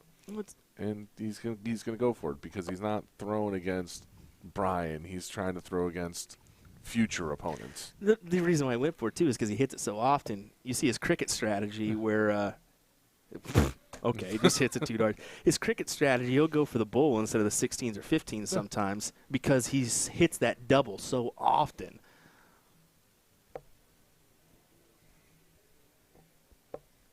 We saw it before with David Walsh, though, going right at the bullseye with his opponent nowhere near and out because he knows that 2 dart, that it's just an easy, 9 and then double 8. And, how often are they throwing double 8? Yeah. And that is a factor. You should be practicing those doubles almost more than you're scoring. I mean, that's the reality for you. But do we? No, we just pepper the triple 20 and hope we get better. Sorry, buddy. put it over the top. He elects to go downstairs. Smart move there. And no clear shot at that triple. Instead of it, maybe risking a bounce out. That 19 was clear and took advantage.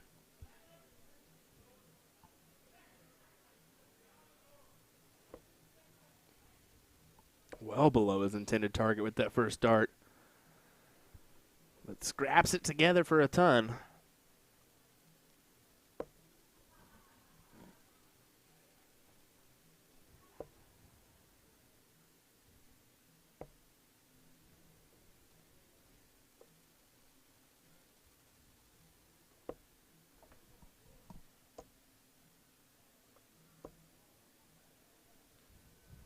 Back-to-back 100 turns for Leonard.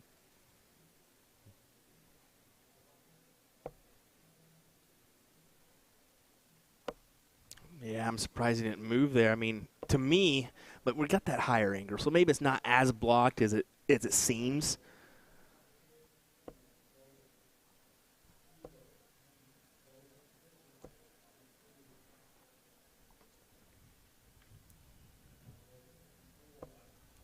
You got a feel for Brian here.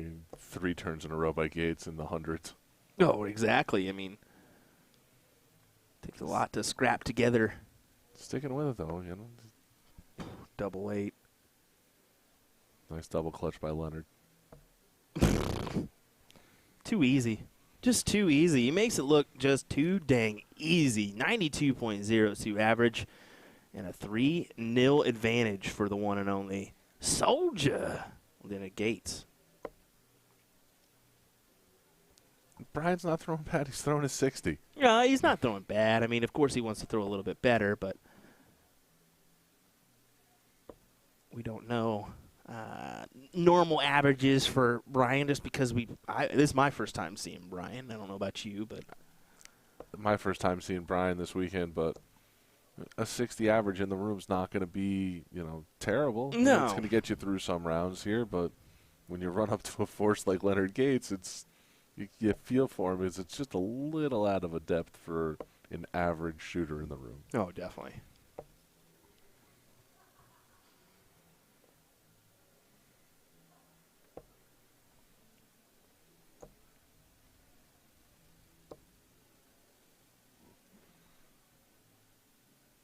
And I love seeing that reaction out of Leonard. He hits a 60 and he's frustrated about it.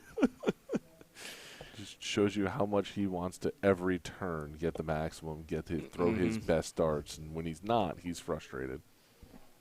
Another constant person to see doing that recently is Alex Spellman. He just visually gives you every bit of frustration, good things, bad things, it don't matter.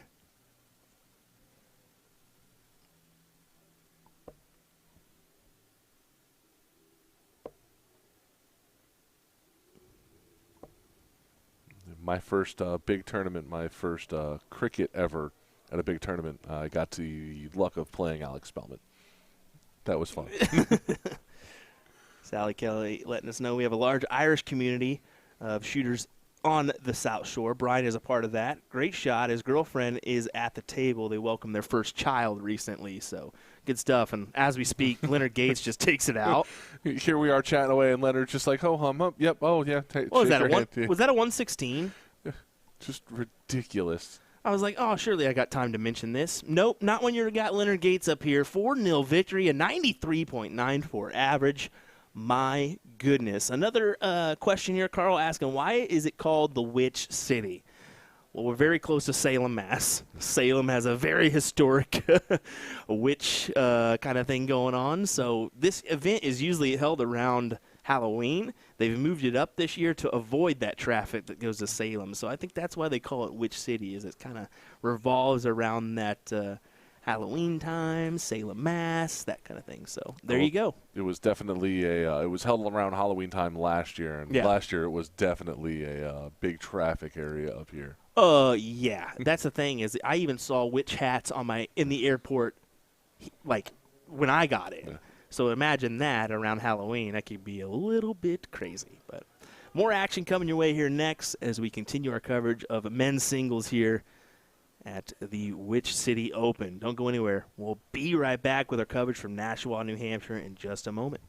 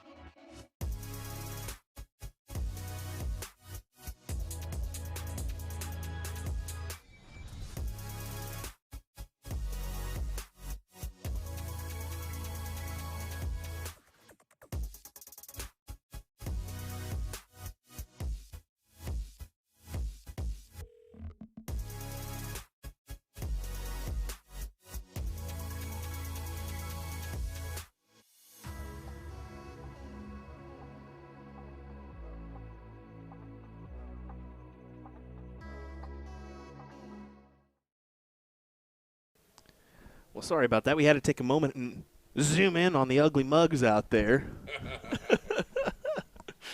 All righty, here we go. This should be an exciting women's doubles matchup, and we're going to go to cricket now, folks. So a little bit different than previous, and actually now I've got to update the scoreboard because I went to a different one. Son of a gun.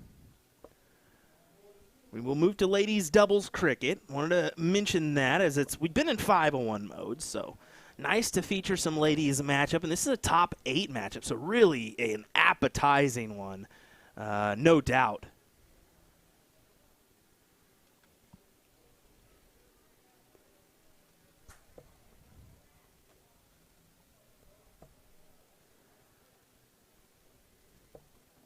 There we go. Boom. Scoreboard achieved. This should be an interesting match. Four incredibly good shooters. Oh, yeah. I mean, Betty Cunningham, Patty Walls, who's we saw her yesterday on the stream, throw phenomenal. Betty actually came in second yesterday, losing out to John Foreman and Andrea Taylor with their partner Matt Arpin in the mixed doubles event. And then you've got, of course, Callie West and Robin Curry, who we all know what Callie's capable of. We all know what Robin's capable of. Saw Robin in the finals earlier today, the mixed trips, right? Yes. Yes, we did. I was thinking Callie there for a second. I was like, whoa.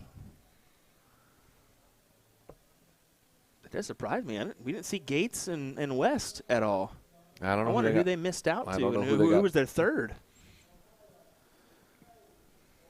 That's the tough thing about mixed trips is, yeah, you may have a stacked team, but if you're not flowing together and maybe there's one or two people that just aren't hitting those triples, things can go awry. You can find yourself out of the event. Well, we talked about that earlier when you're doubles, knowing your doubles partner and knowing who your big hitter is. And when you get 3 big hitters together, everybody's trying to outdo each other. Sometimes you get momentum going, but sometimes it can, kind of pull away from you. Yeah, it certainly can. It's difficult.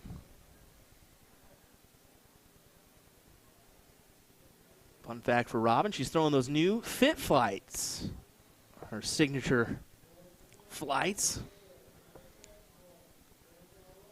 Good looking design there.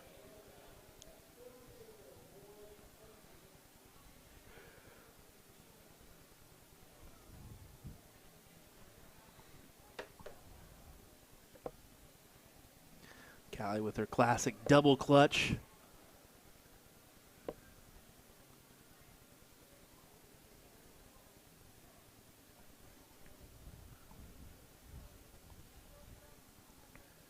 We really could see a grueling back and forth battle here between these 4 ladies. See if she takes a shot to close. I'm thinking if it may be a little while. We'll see when we decide to take that option. This could be a 19-20 battle for a little bit.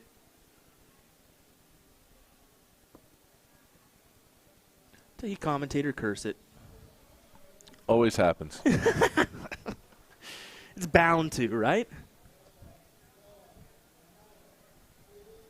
You can see Patty and Betty just having a conversation there, making sure they go for the right strategy here. And I think with that, Betty's just going to forego and continue to go on the 19s. Not happy with herself there. I don't know if she's really going to try to sneak another one in there. Oh, goes to 17s.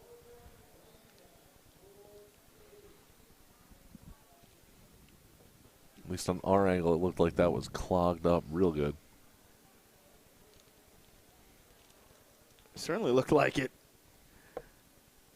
Then again, we got a little bit more of a deceiving angle here this time. But it works for what we've got going on, the stage setting here at Which City. We actually need to zoom out for this board and give you guys a viewpoint of the of our 3 finals area boards.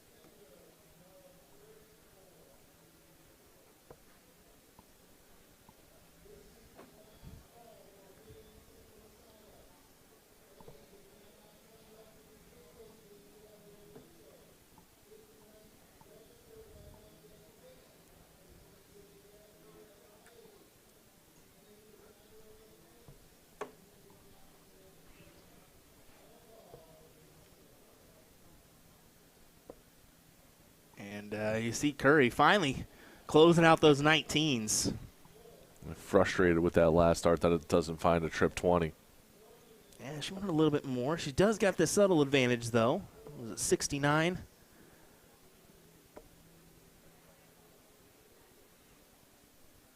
It's a nice close to the 17s, give him an opportunity to point. See what Callie decides to do.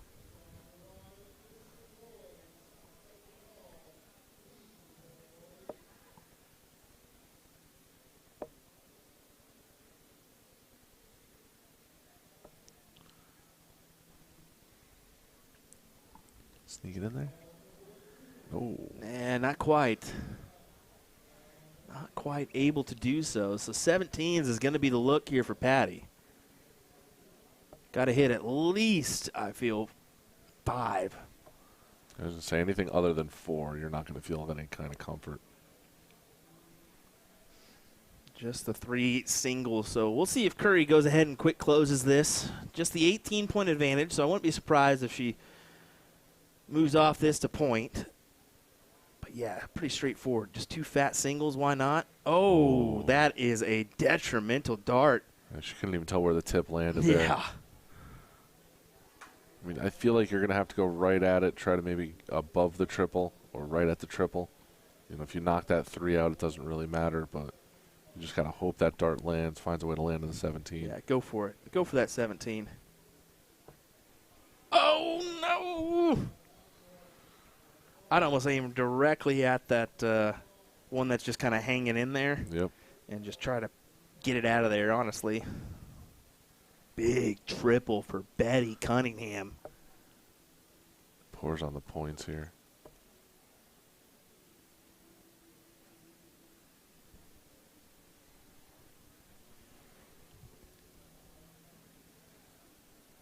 Wes going to have to go up top.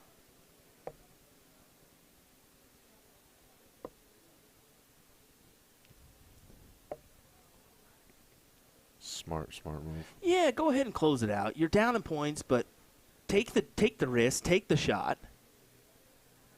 Don't blame her one bit for doing so. As Betty and Patty kind of discuss what they want to do now, do they go ahead and take the looks here early or bank on a new number on the 18s? I think you got to go to the 18s now. Yeah, once you miss that first one, you don't want to waste another one at it. Got to hope for 4 there, but it turns out 2.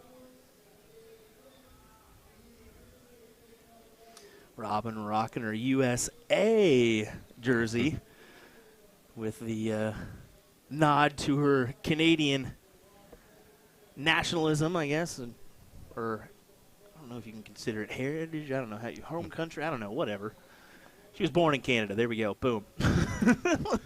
Little shocked to see her throw 2 at the 18 there. Betty with a double takes a shot at a 20. She'll go back to an 18 to point. Ooh. She's real unhappy with that. Oh, yeah. She's even verbally giving it to herself there.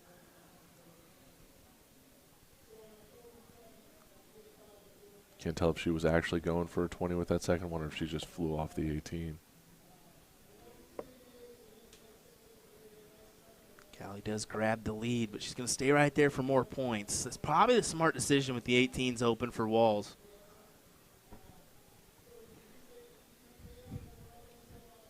Puddles gets a triple early. She'll take a look. I don't see her not taking a look. After that single, she'll stay on even if she hits a trip here, I think. Oh. Just a little low into that 4.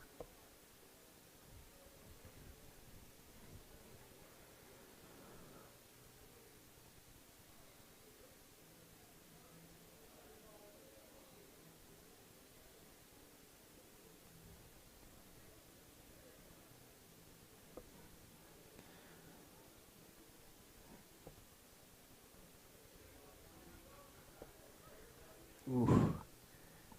Not really enough, I feel.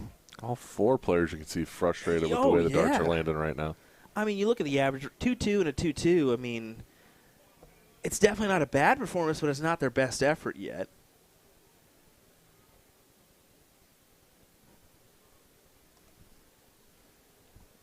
This is a good opportunity for Callie. Wouldn't be shocked to see if she tries to open with an 18 with only a 2-point deficit. Oh, Trip 20. big triple.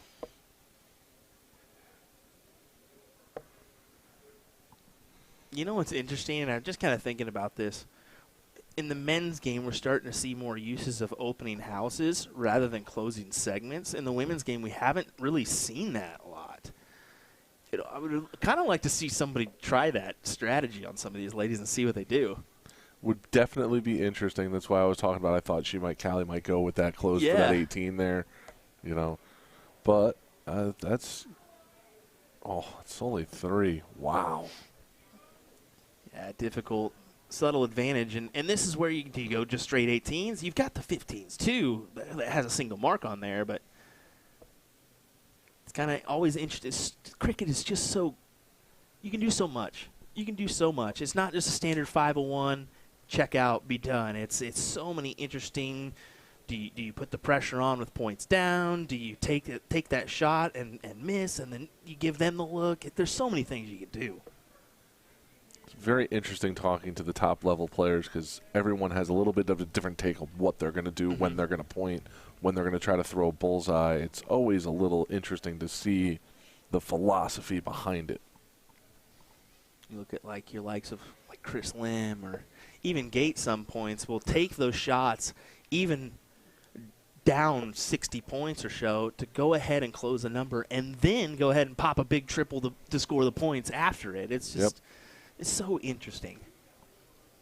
I think that's why we see so much viewership on our cricket side of things rather than the 0-1 side of things. There's just so much more you can do with the game.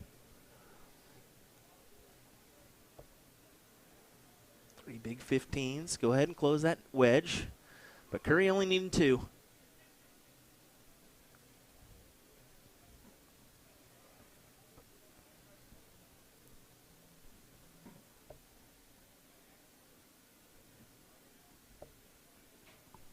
Gets what she needs. Exactly so. And you see that subtle difference now, 2-4, 2-1 in our MPRs. So not far off as Betty and Puddles, but enough that Callie and Robin have got that advantage now. Especially with the 20s and 16s still open for points.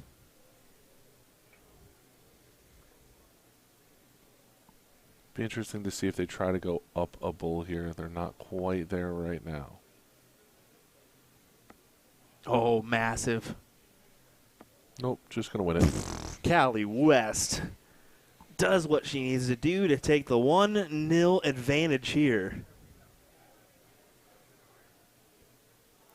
Starting to see towards the end of that, Callie and Robin both starting to heat up here, so it'll be interesting to see what happens in this this leg.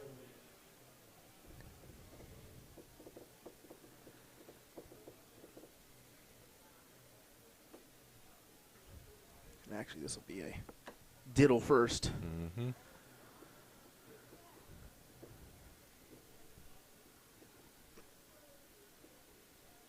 So many different events. It's hard to keep track of where we're going at some points. I think we're just going to do it again. I think that we're going to do it again. Callie gave herself a face palm there. Yeah. Wide open bullseye, and I left it high.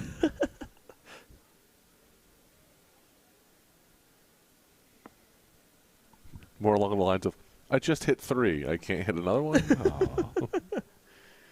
It has been great. We've had our Darts 101 course with Callie West. We've been displaying for you folks here and there, as I believe that's a double. Heck yeah. Yeah. So we want to give a big shout-out to Callie West and her Garage Darts platform for allowing us to kind of steal that content and reproduce it. So maybe we can teach the game on our streams or even the game of cricket, 501. We'll start doing more of those series. So looking forward to that aspect in the very near future.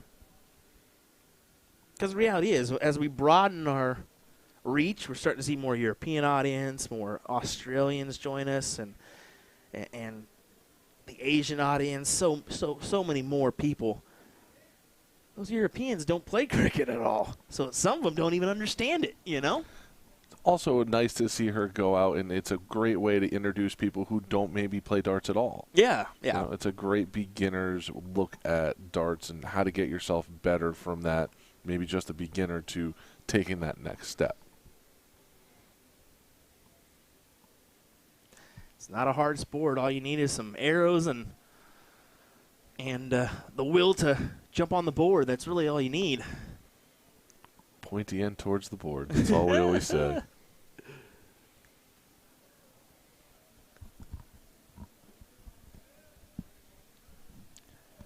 Wes with that look of determination on her face here.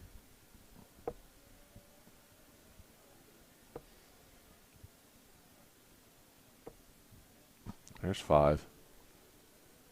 Big last dart.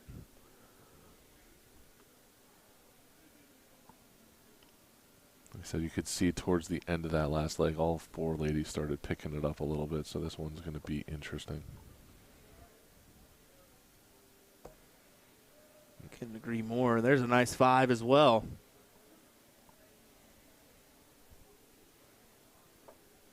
You're just talking about a 19-20 battle. I think we're in for one here.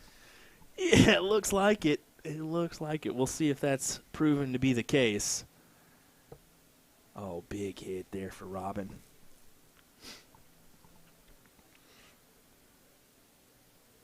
Nice recovery after the first one. Just dipped a little low out of that 19.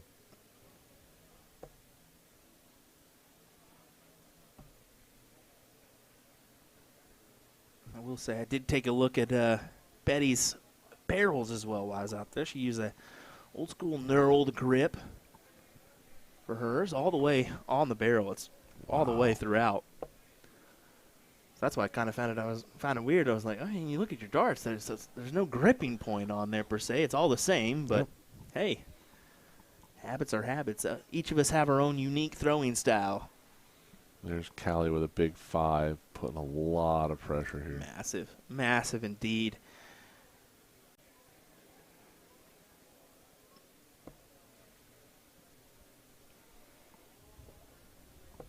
Like a little more, so far, a little more what we expected. A team's thrown a 4-3 and a 3-0. Great last 6 mark, or sorry, 4 mark there. 6 mark. Get out of here, Will. 260, 228 here. But only 1 needed on the 20s. Go ahead and take your chance now, Robin. No better opportunity. Close it out. Back to 19s or a bowl? Oh, Back 19s to for 19. sure, yeah. Interesting factoid. You know who Steve Brown is? Yep. Of course. Steve Brown, part of the ADO system, playing the World Championships. I mean, phenomenal shot. He always told me the best opener in cricket, trip 20, double bull. Oh, yeah. Anytime you can hit that double bull, you just kind of like a demoralizing for that other. Even if you step up and hit 9 on 19s, you know, you still got 20s and they got 2 bulls on you. Oh, my goodness. You are not lying, man. It's just crazy when you think of that. I mean, we see the white horse. We see the 9 on the 20s. To me, the white horse it's just, I don't know, not the best answer. Not the best start, per se. I would rather have 9 on the 20s or that trip 20 double bull. I only say that because Jim Widmeyer's behind me, and he did it to me at Charlotte. Jerk.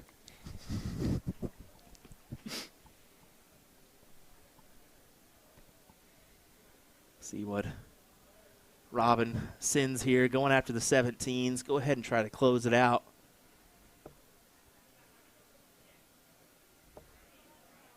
Only 2.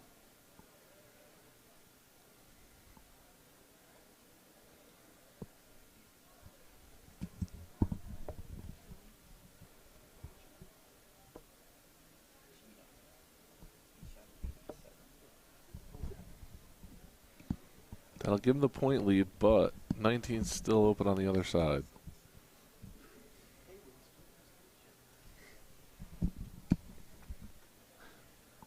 Look at that look from Callie. What'd you hit there? She went big-eyed there. Whoa. Picked up the pace a little there on those darts. Yeah, she definitely did. She picked it up a lot. Did she not double clutch on one of those darts? I don't know. What happened? Definitely, like she was shooting in fast forward there for a minute.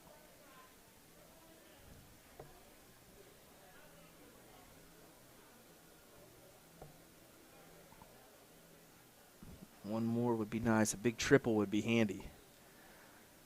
Not in that round, so Curry a single 19. Go ahead and close out the 17s if I'm her. Yeah, it does it in style with the trip. Yep. Where was that a couple rounds ago? Interesting to go to 18s right after hitting a trip 17. You think you'd stay at a 19, you're right in that window, and then tried maybe going to an 18 if you're feeling froggy. Well, the thing about it is they're down in points still. Yeah. So it is interesting bit that she chose that.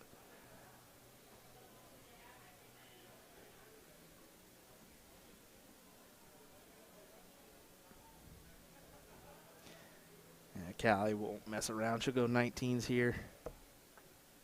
Well, I mean, if she does hit the 3 18s, it does give her – they're tied in points then.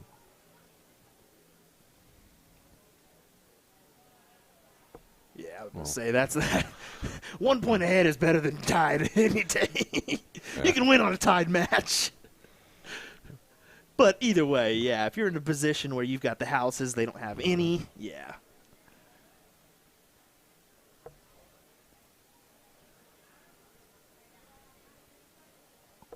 Look at Puddle's action, though. I mean, talk about sturdy. Another beautiful, beautiful throw. No movement on the back end of her action at all. Looks like might have just been flighted up into the 8 there out of the 16. Just an unfortunate result.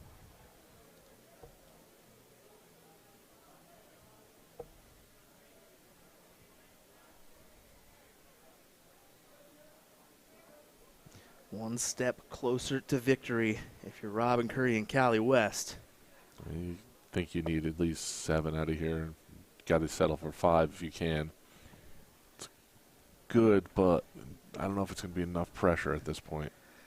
Well, Tom, I told you there'd be one. We got a question in the chat. How do I find out about the rules? Well, you can head on over to Garage Darts, featuring this magnificent lady, Callie West, and she'll teach you how to play the game of cricket. She literally lines out a full match between me and Jen Mounts, cartoon-wise, so it was pretty cool. Pretty cool she did that one. I took the L, by the way, guys. Don't worry. Classic Will Stuart fashion.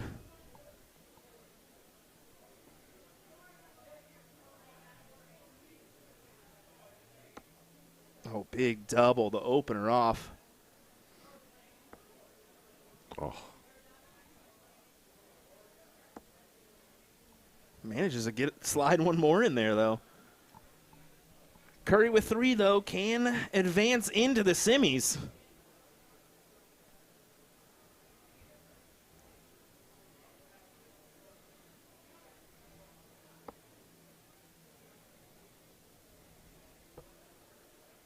can see her immediately go down for more points. Probably a good strategic move there. Once you miss the first one, I mean, I know Betty doesn't have the darts in hand to win the match here, but it widens that gap, makes them hit more bullseyes. And exactly. If she wouldn't have hit the 2 there, Betty could have walked up, hit a double, and thought about how she wanted to do it. She probably could have hit another bull and then closed out one of those numbers, make it a little bit easier on her for the next go round. But right now, still in the hands of Callie West. just saw her hit a 3-cork to end the last one.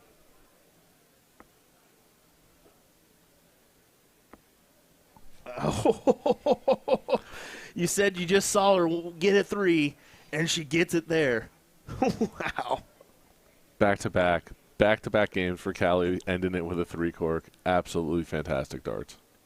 Amazing indeed. Robin Curry, Callie West will advance into the semifinals. We'll see who they play here in just a moment, but more action coming up from Which City Open in Nashua, New Hampshire. Coming your way in just a moment's time. Don't go anywhere. William Stewart. Joining me is Mr. Tom Ottaviano. Tom Ottaviano. For now, I'll be up in doubles cricket here in a minute. Yeah, I was about to say, you're about to go up, aren't you? We'll see. We'll see. We got a bot. Hey, listen, I'm officially into the round of 64. Boom! Success. Success. Hey, I won a top 128 in Charlotte. Hey, that's always great. Those are good darts. Lost my first match, baby. Hang tight. We'll be right back, folks.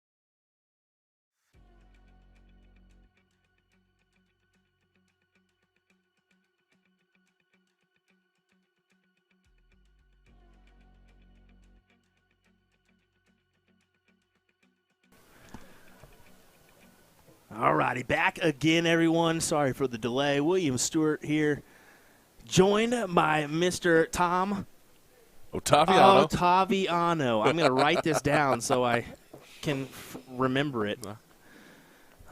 Bruce Robbins, Rick Fortin. How do you say that? Fortin? Fortin. Okay. He's from Canada, correct? A.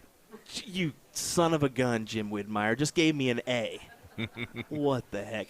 I think that he's one of the few people that came down from Canada this year. I haven't seen much Canadian participation this year. I haven't seen a lot of them. They were in here in force last year, but seems like the change in date affected a lot of people. Also, the weather for this weekend. I guess there's a tropical storm going on. Somebody sent me a, hey, good luck out there with the tropical storm. I said, what? And I had to look on my phone to figure it out. But hopefully it doesn't cause any issues getting home. We didn't have one in Florida, so it came up big. It's a great 140 by Bruce. Bruce, one of those savvy veteran players. I've said it before, but not a lot of people realize it. He was in the 1996 World Match Play. He actually participated there in Blackpool. It was nice to have that discussion before I went over with him just about the venue and whatnot and the anticipation and stuff. It was pretty cool. You were in 94? Yeah, Larry won in 94. You were there too? Jim Widmeyer telling us about stories from 1882 when he was in the Civil War. Just going to go ahead and back away as you're in reach there. Oh, my goodness. I'm about to Homer Simpson me here in a second.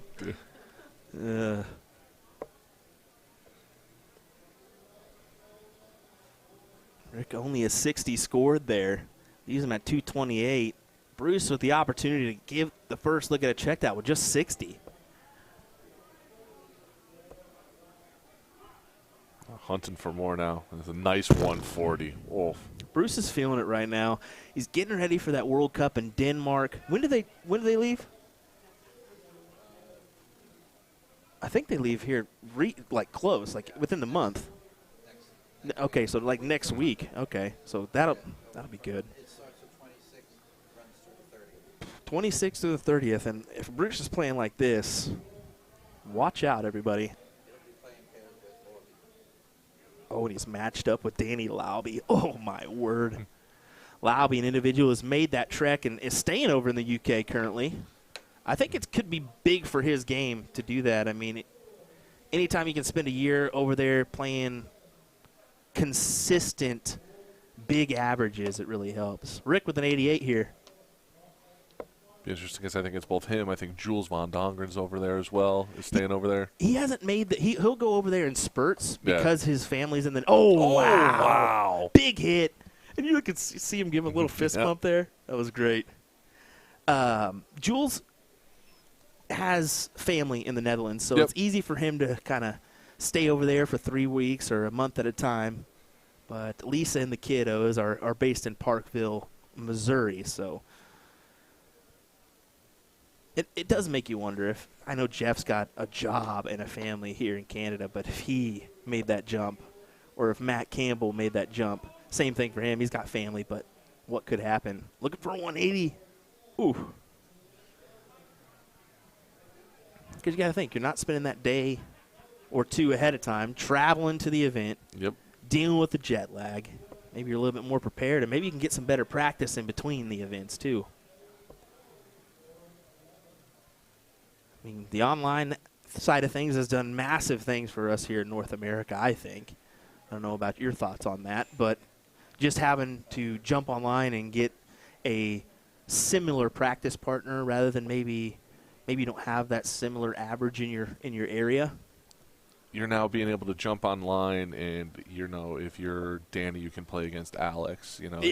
People that are friends can play against each other and throw 20 legs online, and Also, we would be stupid not to mention TPFL with what they've done in their online leagues. I mean, that added pressure of playing for some significant money is big. Oh, my goodness. Rick. Yeah, I saw that. I saw it. I mentioned it earlier. 113 average for Luke Littler in a 4-0 win, and he beat Travis, didn't he? And Travis is no joke. Luke Littler is him. Let's just put it that way. Rick with a nice 180 to leave himself a 100 there, coming down from 280. Just saw him hit a big out. And opportunity here to put 100 away with 2 darts.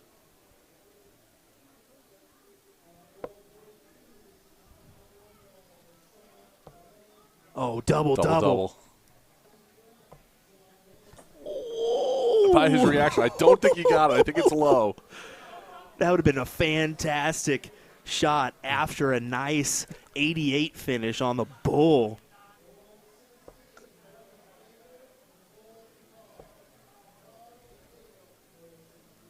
I was going to say, I think his score is wrong that we had up there for a second. Double 10.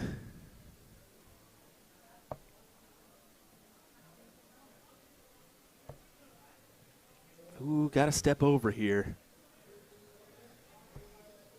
Oh. Looks like he just caught his flight and it dragged the dart down. Bruce knows he's gotta hit this. Can't give many looks for Rick or else he's going to take it out.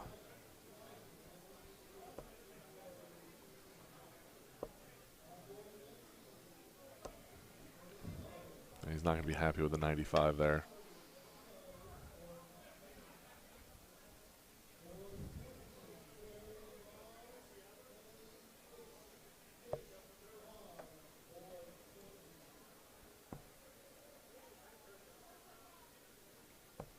Ooh, nice. Good recovery there.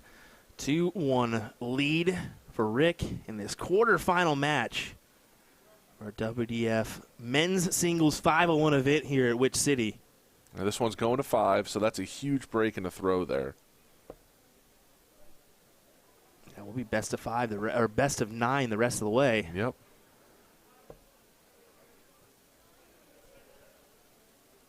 Smooth 100 from Rick. Almost effortless right there.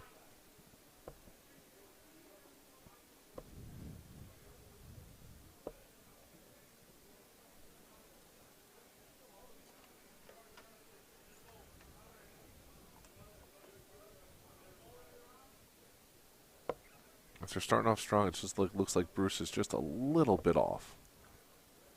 Yeah, it seems like it, especially in the kind of the last couple legs. It seems like it's just been a little bit off. You see Rick go back to back in tons.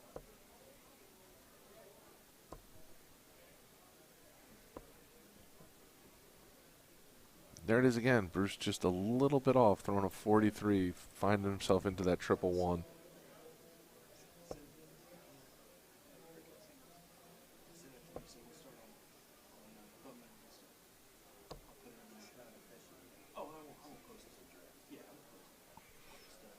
See Rick there in the 60. I thought he might go downstairs after those first 2 blocked that triple, but he stayed up there for 60.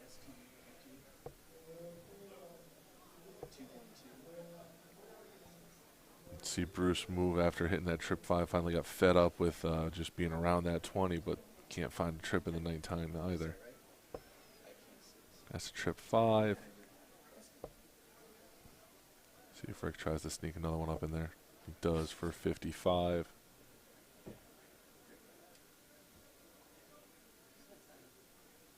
Not quite to the out yet.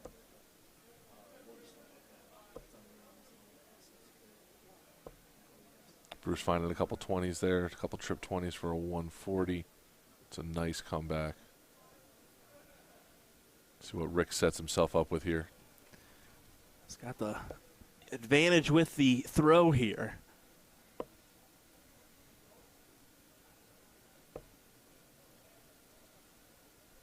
Leave himself a 126. It's a very manageable out. Yeah, just the 4 marks on the 19s gives him a look at the bulls on that one. So see how much pressure's added with Bruce's throw here. You can tell he's just struggling to find that triple bed now. He's just kind of peppering all around it. Just can't find that center bit. And those trebleless rounds can add up over time.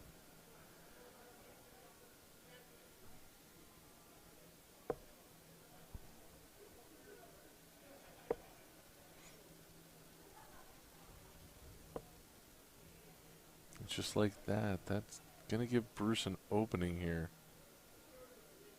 84 is definitely a doable out for Rick, but Bruce could put on some big pressure here with a ton-plus round. Yeah, I was searching for the 114 to leave 36.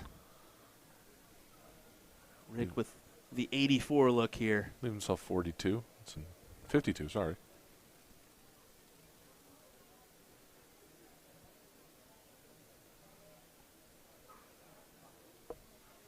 Oh, how about this from Rick? Oh, wow. Double 12 for the win. Yeah, 14 left.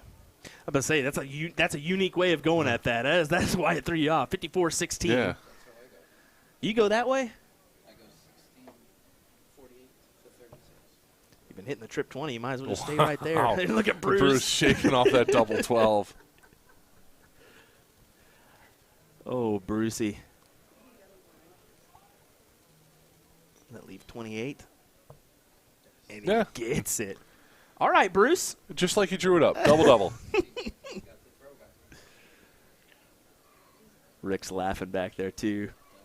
That's a big break back right there. You know, Rick broke Bruce's throw to go up 2-1, had the opportunity to go up 3-1, and now Bruce back to 2-2 with his throw again. Try to put some pressure on and see if he can hold his throw.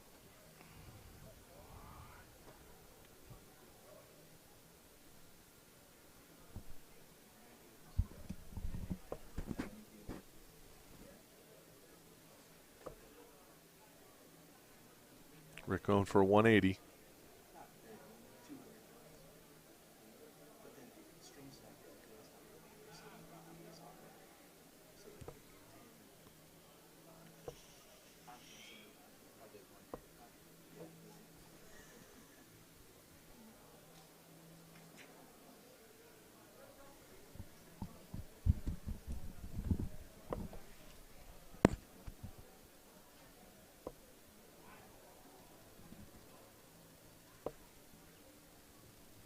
Back-to-back big turns for Rick, a 140 and a 100.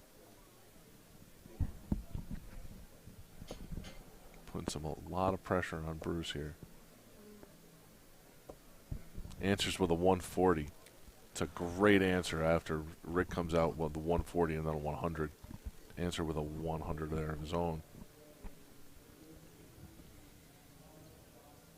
Yeah, gotta find a ton. It doesn't necessarily have to be a ton, but would be handy. Just grow his lead a little bit there. We're hoping maybe you get yourself to a checkout with a big turn.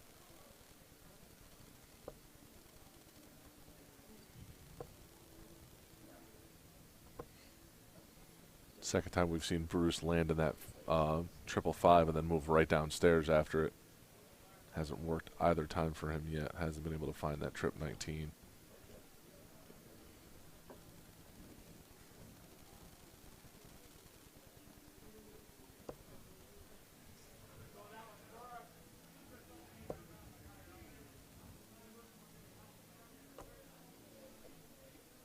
Interesting comment here.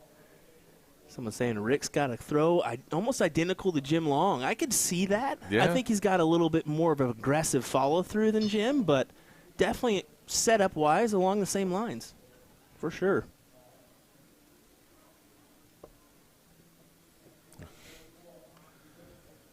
After hitting that triple 19 and then the 20, you can see the anger Yeah. and just the frustration from Bruce finding that 555. He's starting to show those facial features after his throw.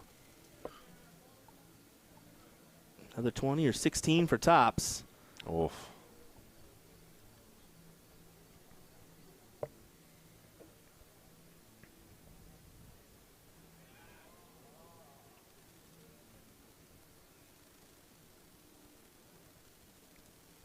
It's a tall ask for a 137 to hold his throw.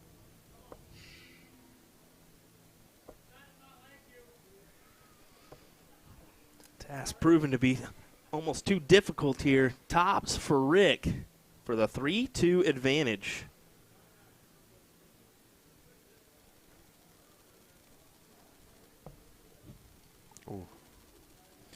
Boy, you couldn't get any closer than that, could you? No, but he leaves himself a good marker here on 10. Oh. Wonder if Bruce goes bull route here on the 94. Could just go trip 18. We'll see how he elects to go about this one. Goes 18 route. Oh, okay. Double 15. Okay.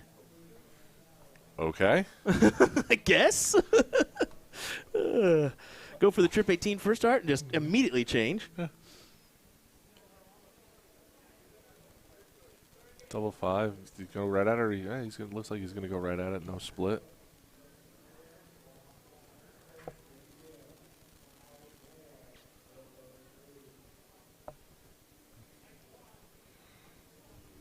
Who wants this leg is the question. 21 darts. I know both of these gentlemen are shooting above an 80 right now, but this is the difference we talked about earlier between, the top end of the field like Gates and Auburn, how these guys are, in this situation. They aren't going to miss this dart. They're not going to give you another opportunity where they just kind of keep playing a game of hand off the game where I don't want it. Here, you take it. Oh, you don't want it? Okay, my turn. All right, I guess I'll make an attempt here.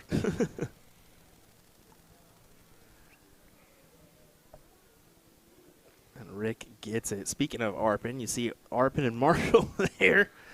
Your reigning doubles champions from last year. Looks like we got to have somebody resurface. Maybe somebody has a match to go attend. So looks like we're having a scorekeeper change here. Rick again with that. That was another big break of a throw there. For Bruce had darts in his hand to maintain his throw. Now if Rick can keep his throw here, we'll grow to a 2-leg advantage. Just need one more. And it's a solid start with an 83.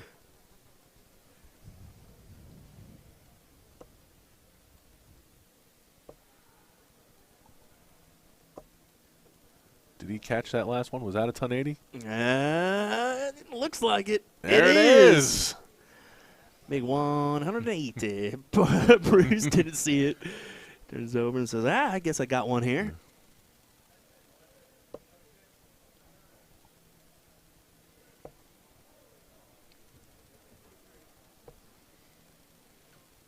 Bruce in his own little world after hitting the 180.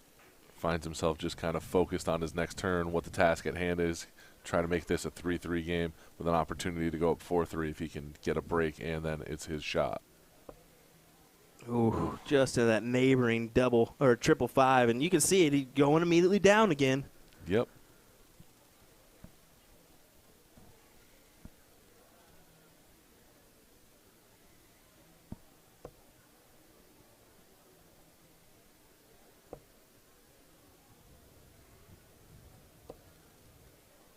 And that 100-plus lead was now erased. Let's see if Bruce can do something here.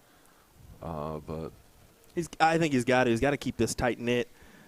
I mean, he can rattle off 3 in a row. There's no doubt about that. But it's a little bit more difficult. You got to break throw, and that is detrimental if you're Bruce Robbins. You don't want to hit that breakfast in that situation. 2 singles here, and he'll have another single here. Rick will have an opportunity at a 164. Even better. Great shot there from Rick. Leaves himself a 124. That's a great look. Bruce most certainly here needs to answer that 140 with a 140. Ooh, well below that triple bed. Oh. That is just tough darts there. Can't tell if that came out of the hand wrong, if that hit his previous dart, why that ended up sideways like that. To the trip 18. Oh, No. Right back at the 20. Yeah, no reason to with the score line or the score the way it is.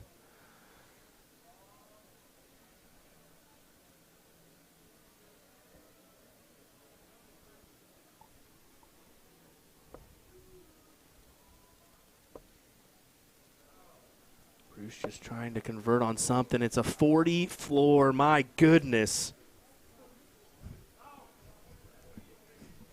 That is unfortunate for Bruce. Really needed to put that one in to at least get a checkout opportunity, and now it's 6 at 81 for Rick to make this 4-2. 60 after that 21. Whoa.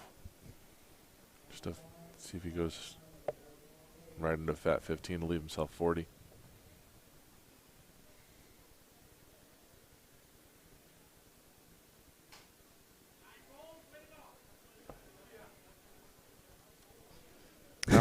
Now we have seen Rick struggle. He did miss the 40 last time. And a 152 himself.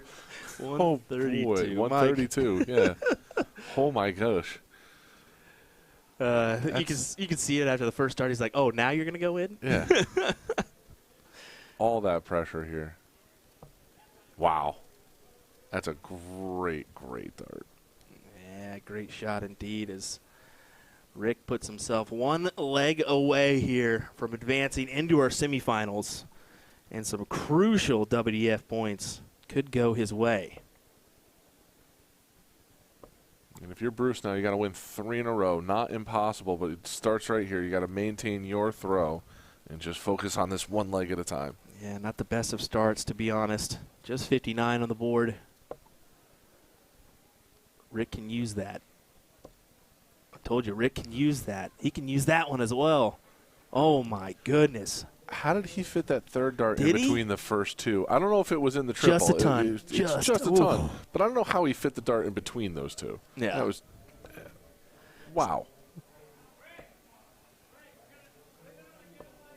Oh, man, Brucey. Yeah, you can see how frustrated he is. It's just not there for him right now. Just finding a little bit of sporadic darts here. The wrong time.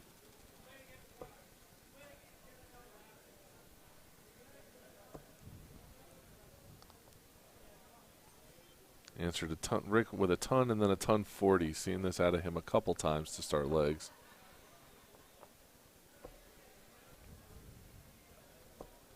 And that's a 180 answer by Bruce. That's awesome. Yeah, good answer. Sorry for our scoreboard taking a little bit of time here. Just thinking about it. Yeah, we may just be kind of starting to have maybe an internet hiccup here and there, but it is 217 plays 261 right now. 43 scored there. Oh, there we go. There we go.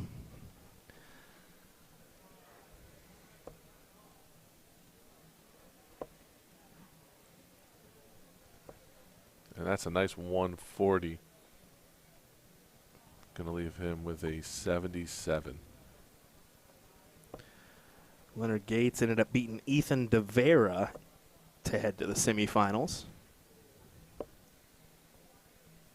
125 will put him at 93. There we are.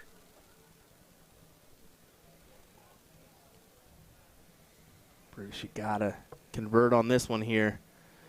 18 for bullseye. Oh.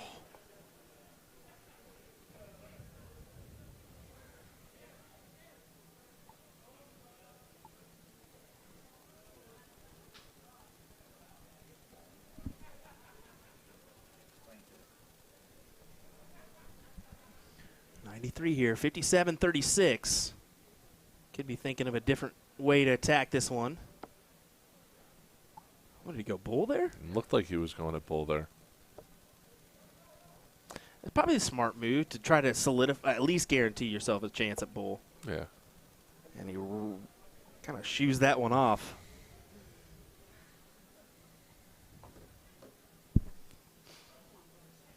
Nine for double eight. See him kind of chatting himself up here. Oh, okay, 17 for double four. It works. It gets the job done if you're Bruce. Not going to question it because the results are there. It works. It works, yeah.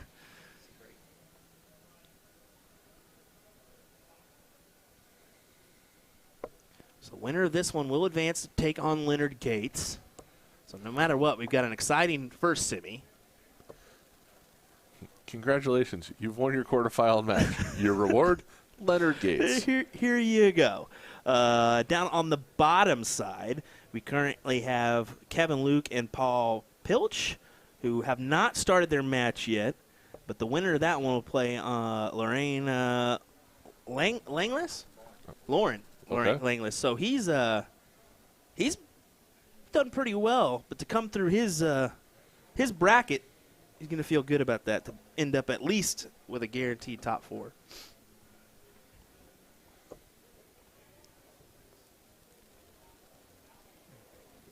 Bruce loving on those 5s there. Or Rick loving on those 5s there, giving Bruce an opportunity. Needs a ton plus here. First one's just a little low, but he could use it. There you go. After 6 darts, you're practically even here.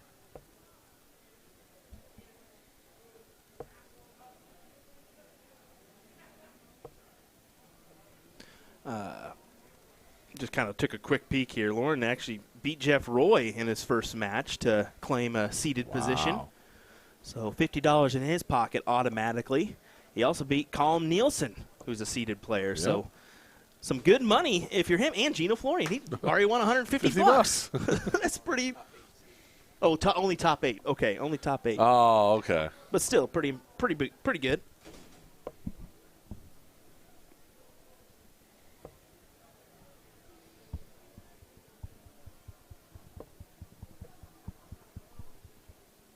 Yeah, I don't know what's quite happening with that one on the scoreboard.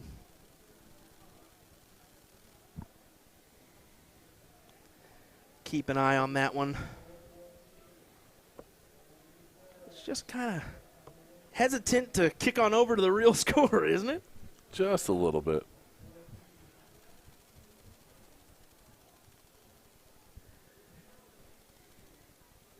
Rick needs to set up a checkout opportunity here. Whereas he could be looking at a 4-4 score line here with Bruce getting the throw in the last leg. So got to remember that fact. That's a big 95 for him. Yes, it is. Huge to leave the little fish.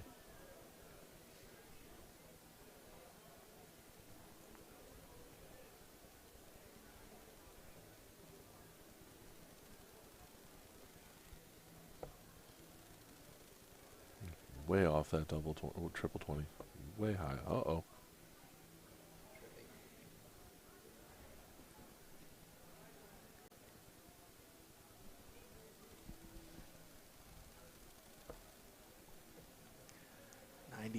To leave 76. That's a lot of pressure there. It is. I mean, Rick did a good job about leaving a 1 treble look here. Yeah. But, I mean, that is a significant amount of pressure added from Bruce. But he's in with the first dart. Can he get another for double 5, or is it the bull?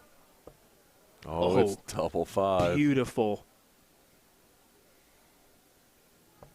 Oh, wow. My word. Beautiful shots. Rick Fortin is going on to the top 4 after a magnificent 130 checkout on Bruce Robbins. My word. Phenomenal. Let's take a look at that. As well, guess I'll get Bruce here from the very get-go. Maybe I didn't get it. I thought I pushed the button. Maybe I didn't. All righty. Well, we'll try to get that one. I think I still got my replay up, so we'll see if we can jump on in the back of that one and find it for you folks. Yeah, there was no question there once he hit that first triple 20. He found it right next to it, and pretty much the same dart just to the left of it, and walked it right up into the double 5. All righty, folks. Well, hang tight. We'll have our the conclusion of our WDF singles coming your way here shortly. Hang tight. We'll be right back with more action.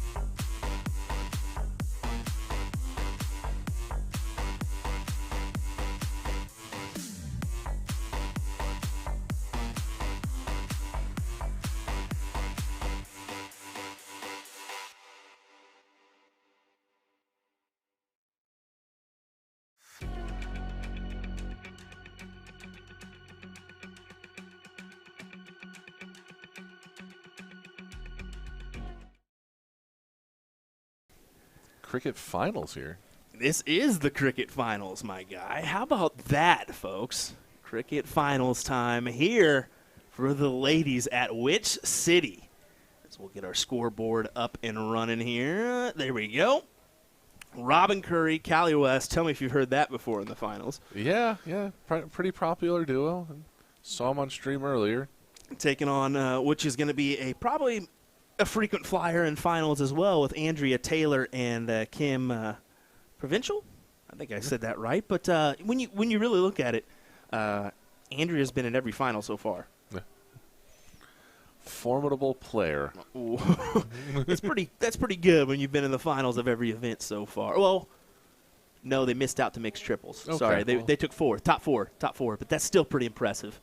Last night she won the mixed doubles with John Foreman, as well as the blind draw with Mr. FKL, Kevin Luke. We saw Robin and Callie earlier. It took them a little while to get going, a little while to get hot, but once they did, it was they took off rather quickly. It's all business from there, right?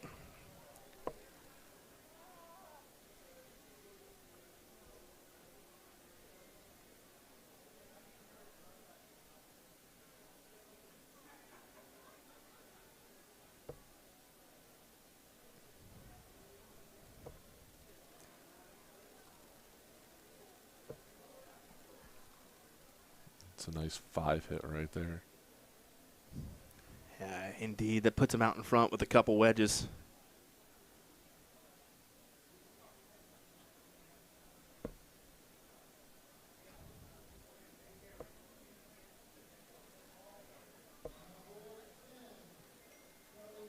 It's going to be a close, but not really going to be what they want here. Callie can really put some pressure on here with 3 18s.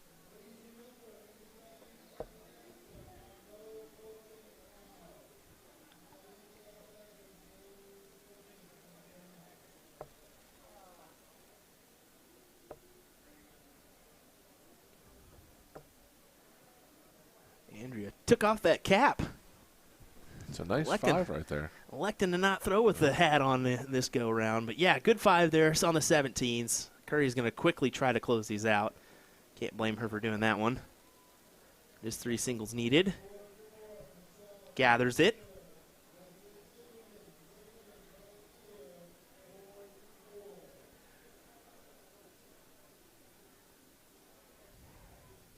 That's really all they need at this point. Just keep the closes. They got 20s and 19s open where they can go to score if they wish.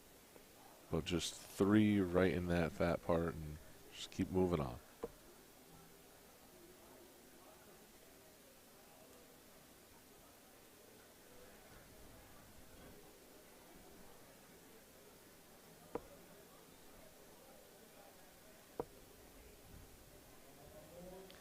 Honestly, pretty good timing here for our events. You think about this, our ladies wrapping up around the same time as our men's singles, so really good timing here. Yeah, I know they wanted to start the ladies 501 at 5 o'clock, so I don't know if that has actually been drawn yet or not. Yeah, I mean, good point there. We'll see. Oh, dang it. All right, Leonard Gates and Rick are playing on board 43, so we're missing out on that semi. But Lauren and Rain and Kevin have not been called to a board, so I wonder if we'll get that match up next before our finals of the WDF singles.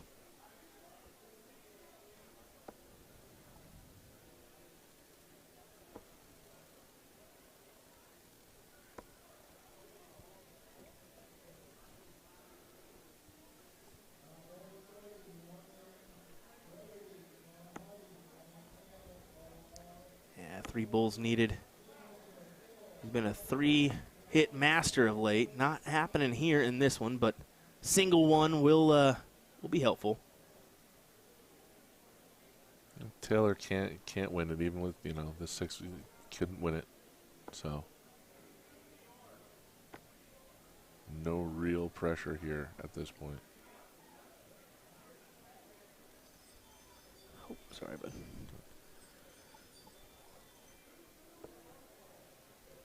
As my ring goes off for the 75th time today as my kid can't get away from the freaking door. He has figured out how I can say hello through that thing, so it is kind of crazy how many times he just runs up there to say, "Hi, Dad. Hi, Dad."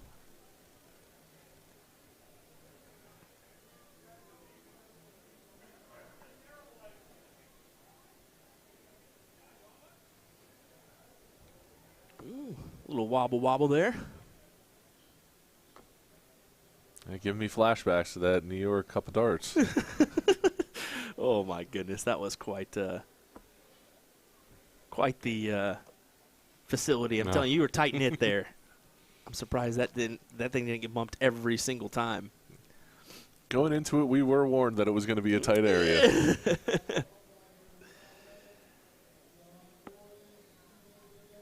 One more needed from Callie here. Yeah. Now she hits the now three. She hits the double. Yeah.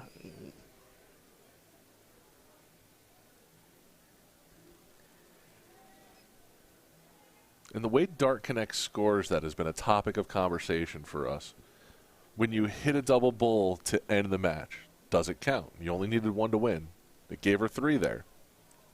Her average goes up a little bit. Yeah, it does. Should it be a double? Should it only be 2? It scores it at 3 on Dart Connect. That's actually, I'm glad you mentioned that because I would have probably never even noticed it. What are we figuring out here? Is this best of 3 or best of 5? Is that what they're figuring out, or just having a laugh and a Rebull, rock, paper, scissors. Don't know what we're doing here. Is that Rhonda Long? No, that's not Rhonda Long. Okay, I was like, if Rhonda's here, Jim's here.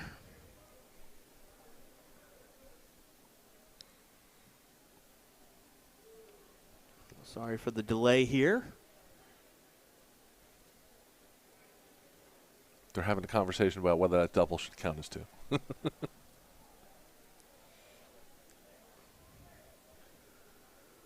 Roderick saying, top of the day, Will, do you know why the men's 501 is not showing on Dart Connect? It's showing up for me. Unless they pulled it down for some reason, but just pulled that Leonard Gates-Rick Fortune match up here, so may just want to refresh. Yeah, you got to scroll through because that looks like that is the only men's match being played right now. Yeah, so, I mean, they've only got one semi in the final, or, well, 2 semis finals going on remaining in that one, so just a reminder, big shout-out to Dart Connect, the preferred scoring system here in the U.S. for when it comes to steel tip. Let's be honest. Seems like everywhere we go, it's Dart Connect these days. It's a fantastic product. It really is. Yeah, It is definitely, when we started talking about online darts, online darts and the way we play it now is definitely not available or accessible without Dart Connect.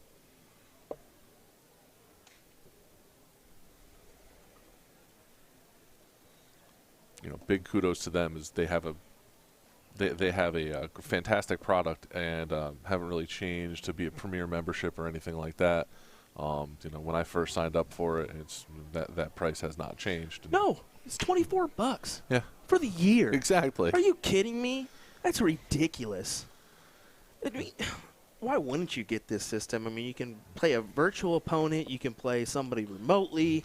It's also got the video connect option, so if you have a webcam, you can post that up and play somebody virtually in person right there, If the training program they have, it was worth it alone. I find myself, if I'm not playing against somebody, playing against that computer and just trying to continuously get myself better.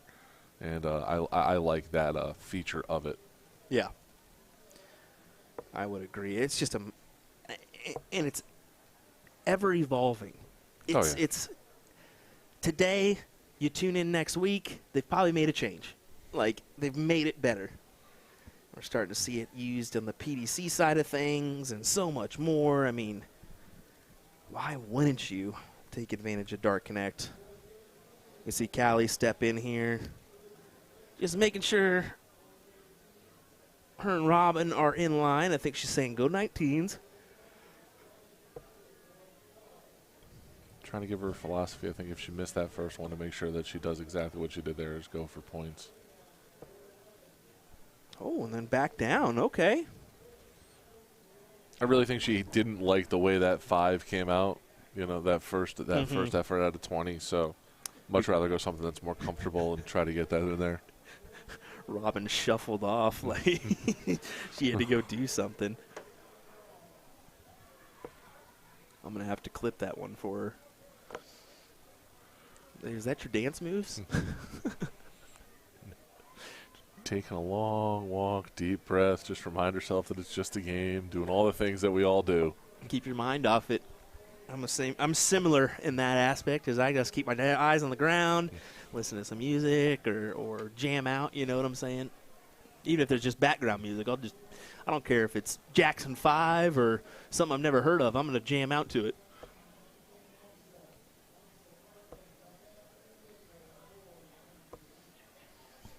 I always take the long walk, tell myself how much it's okay. Yeah. There's still darts in your hand. Well, that was a funny thing. You've seen what we talked about Damon. Damon Head has been doing this unique walk-ons and making it fun. I asked myself, what's with this deal? How does it not mess with you? He's like, dude, it's just about having fun. Like, sometimes less stress is better. And I'm like, yeah, it's worked out for you of late. Climbs into the top 16. Having fun is key with darts. If you're not having fun, you're going to get tense. And if you're tense, it's just snowballs. Yep.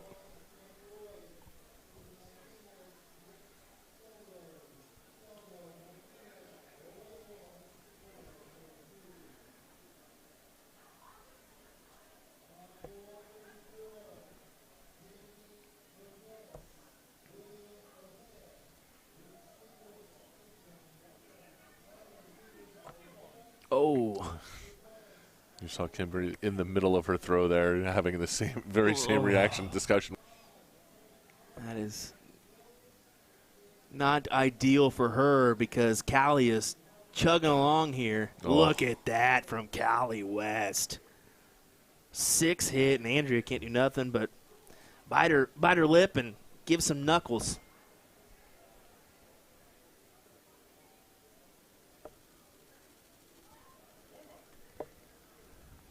The 4 just isn't going to be enough there.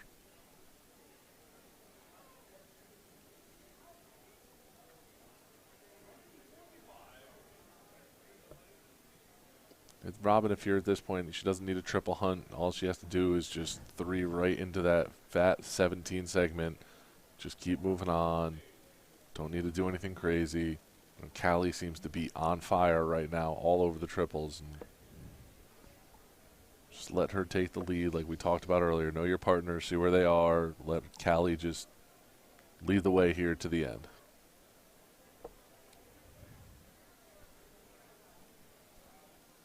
Looks like Kim's dart exploded when it hit the board. Yeah, it definitely did. I think the shaft fell out too. Or deceivingly, just a flight.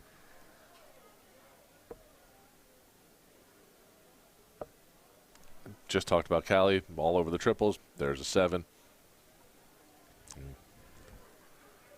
Massive lead going into bullseyes.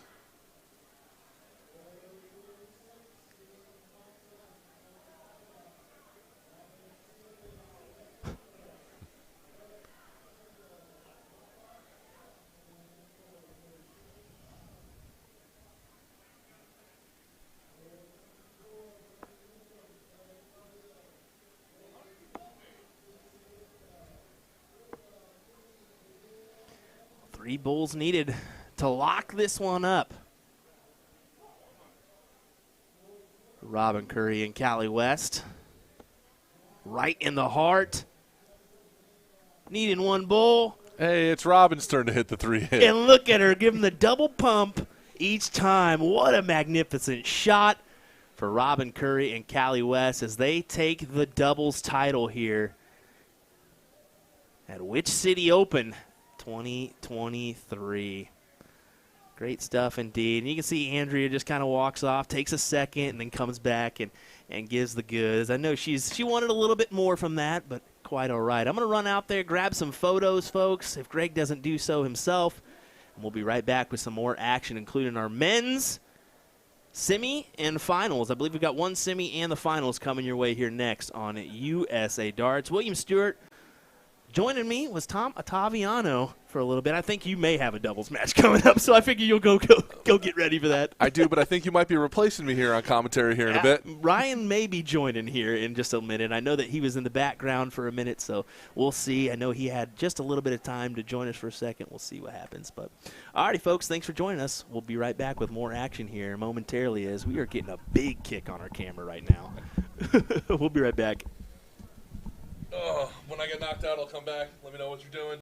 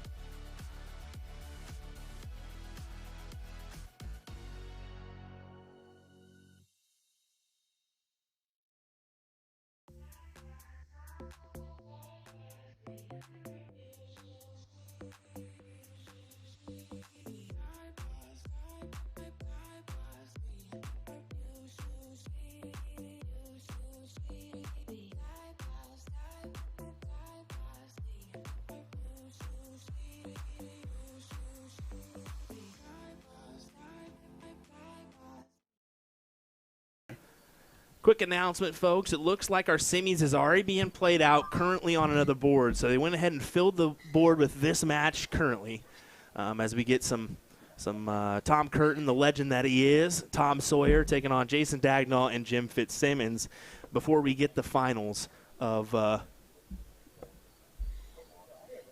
next event. So that's what we should have coming our way.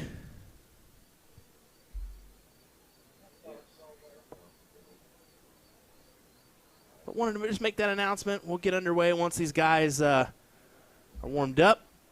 Ryan Mooningham's in the background waiting to get started, so we'll get underway in just a moment's time, folks. Don't go anywhere.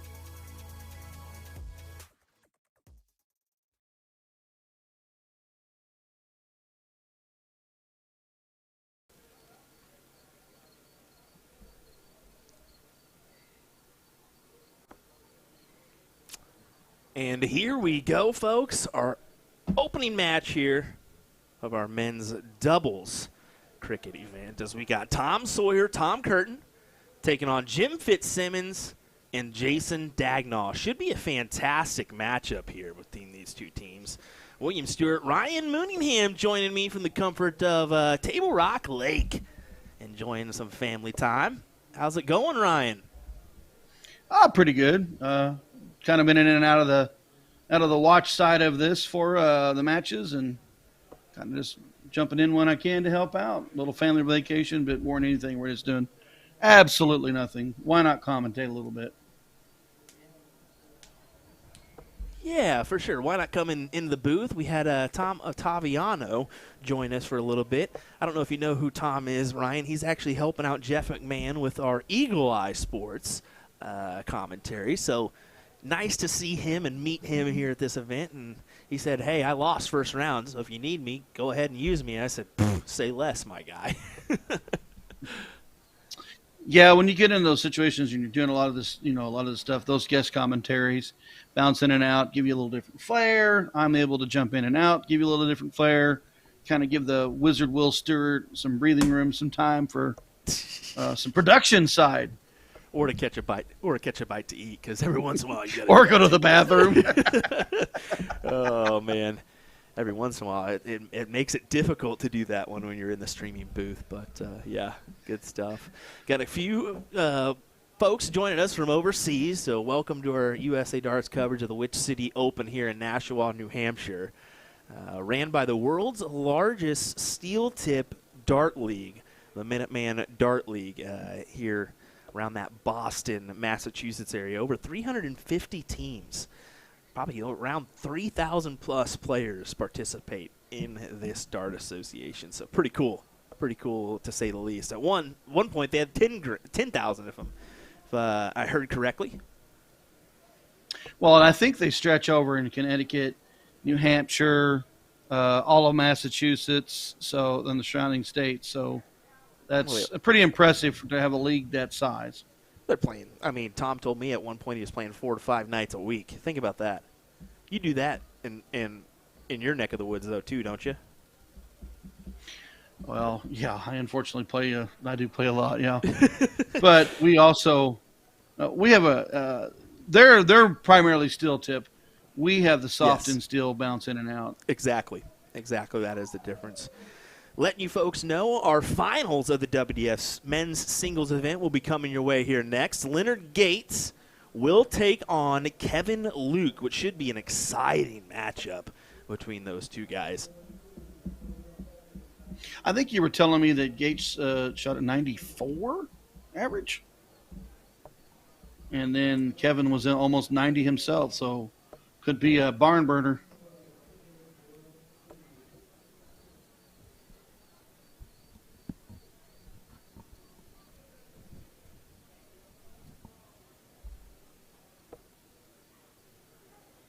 Big triple there from Sawyer's. Got to stay there, though. Good 7.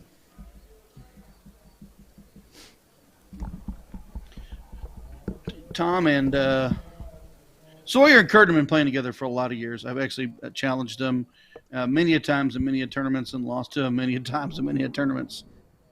It's your friend, big Jason Dagnall right there. Dags goes 9 mark. Closes up that 16. Yeah, big 9 for him there. I wonder how many times this 4 players have beaten the line together. That is the ultimate question, man. I'm not sure, but it's got to be a good amount. I mean, this could be considered a league match. This is a Witch City match. This could be a Seacoast match. It could be any one of the tournaments matches on a regular basis. Well, Dags and Fitzy aren't too far away. They're in Maine, so. Oh, yeah, and they come down and play a lot. Yeah, they usually frequent Seacoast as well as Witch City.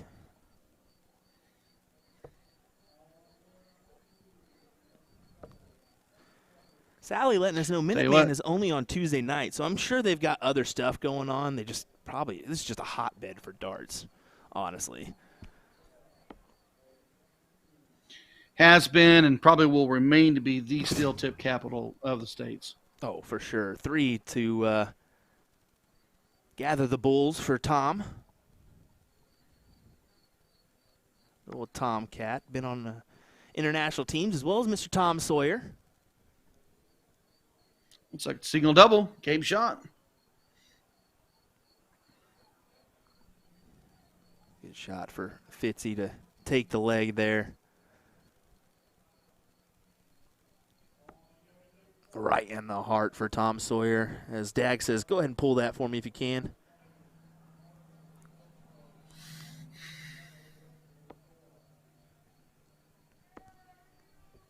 Yeah, he pulled it. The question today is, can you get any brighter shoes, Tom Sawyer?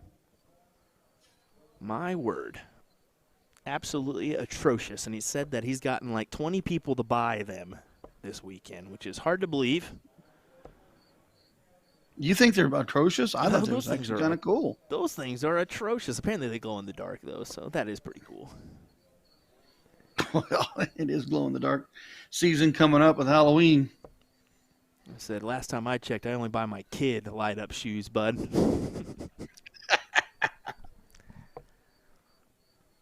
Dags and Fitzsimmons.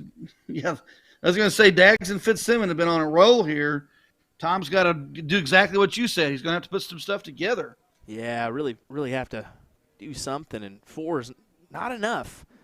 Dags and Fitz having a little combo there. I think you just go with the 19s here first start. If you miss, you go up. The way that they've been hitting, so I see the 19 going away. Oh, pulled Fitzy, it. if you don't move your head to the right, I swear to God. Just barely giving us a view of the top of his dome.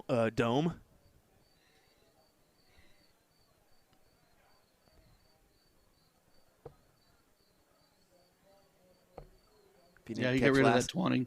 If you didn't catch last night's stream, the topic of conversation was me calling Jim Fitzsimmons homeless. So, what? Oh, no, I saw Fitzy as he entered like the tournament hall for the first time. I was like, "Is that Jim Fitzsimmons or some random homeless guy? I can't tell." And I gave him a big old bear hug, and he just laughed. And then I decided to mention it on stream, and I about got killed for it last night. As I guess like 7 people texted him. Oh Lord. You're gonna be in public enemy number 1 before you know it. Oh my goodness! Scruff McGruff. Dark Connect slowed down on you. Yeah, it definitely is. It's been causing a couple issues. It's 100-131 right now. Hopefully it'll kick on over after this score line jumps in. If not, we'll try to do something. We may be getting locked up here on our internet-wise.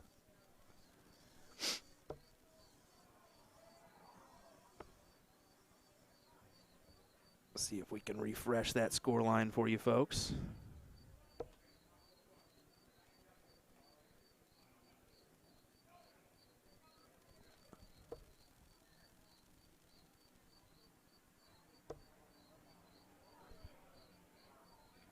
There we go. Well, Tom and Tom want to go this third leg, and right now they are in good command. Get rid of that 16. Looks like that triple's in there. He'll point. No, he'll go 15. I would figured he would just point there and make it even harder, but he's like, nope, I got this. Single 15's fine.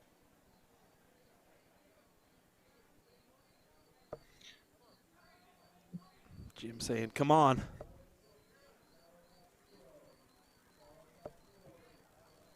Looks like 2 in the triple bed for me. 6 mark there for Fitzy.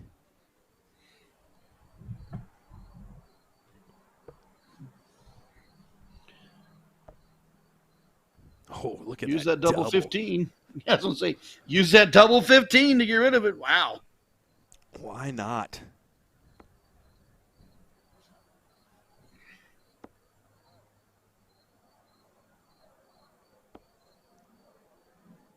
Dag's frustrated with himself there. 2 ball. There's the first. Bada bing, bada boom. That'll work. These guys told each other, let's play the tiebreaker. Let's do this right now. 1-1, folks. I just said bada bing, bada boom. Brightest shoes in the room for Tom Sawyer. Not in the pool. Sawyer's got the green or the red, Britt.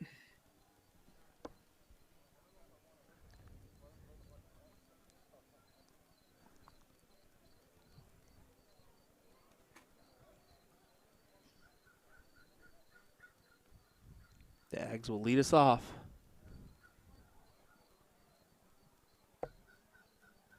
Going for the 20s.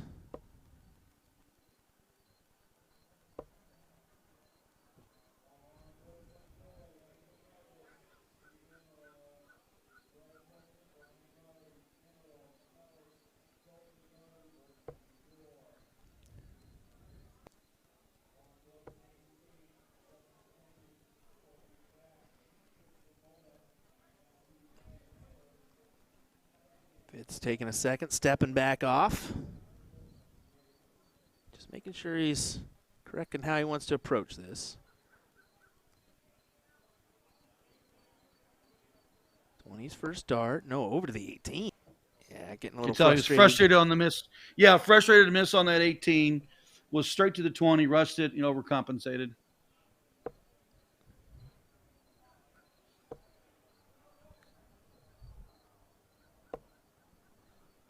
Nice. Nice big turn from Curtin. Good old Tomcat. Man, he's such a good player.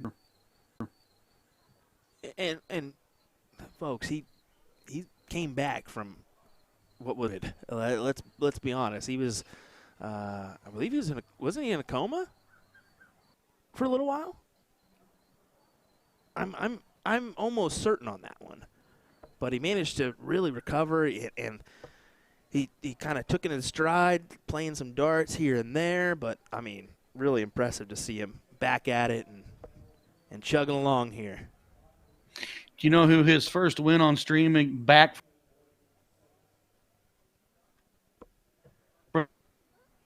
Say that one more time.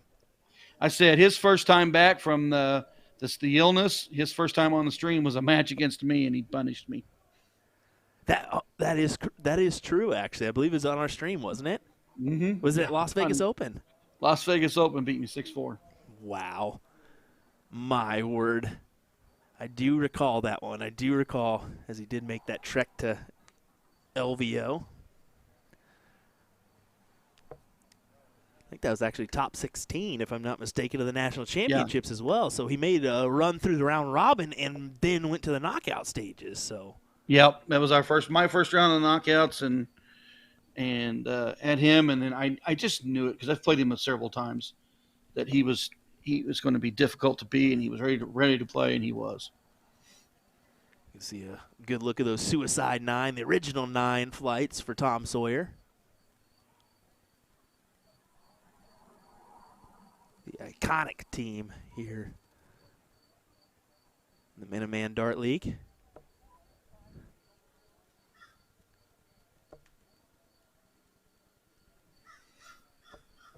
Well, opening leg, Fitz and Dags were hard to beat. It comes steaming down, and then Tom got right back in the second leg. Right now, it can be anybody's leg, but Tom are both in control slightly. It could flip in a minute. I was about to say it could flip after this one. I mean, they were averaging a 4-2, and then now they're at 3-8, but really tight-knit match so far in this one. Oh, my. There's a big turn. Dagnall with a big 7 mark.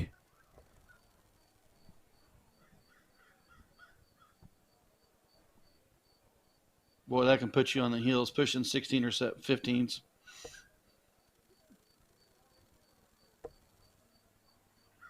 Yeah, Tom Sawyer looked at that score clock. Does he have enough? No, he went right back to that 16.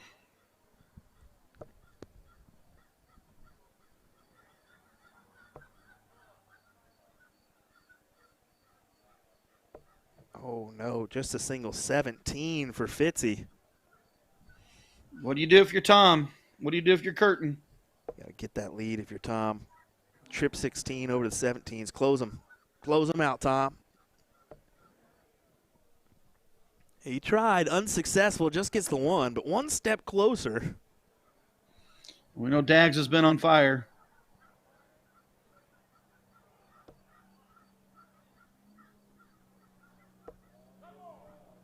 Oh, that's a turn. Oh, boy.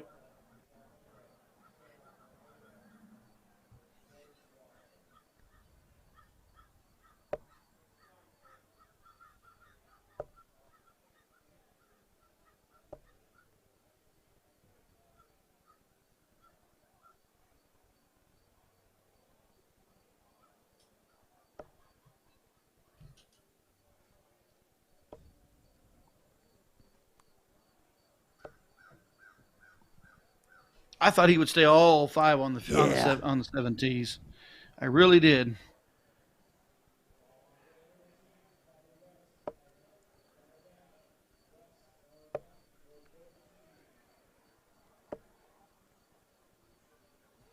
Only manages 2.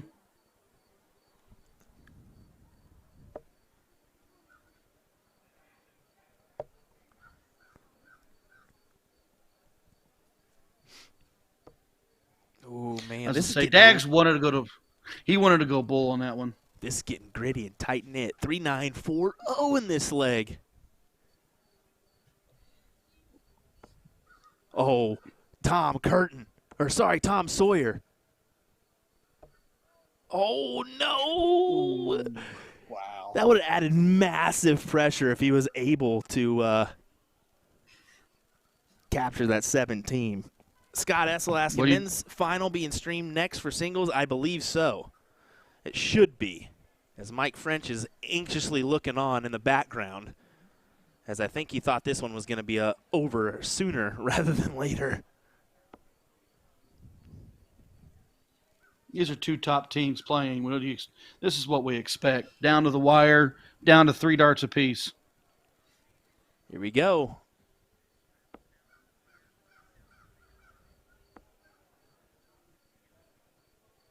Yeah, Tom, what do you do? 17s, I think. Goes ahead and closes them, barely.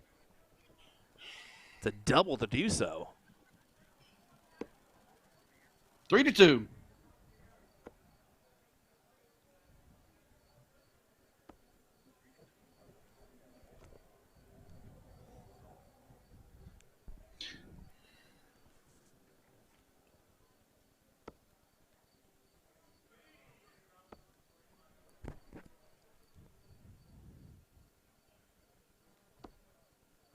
Oh, that was a pressure shot.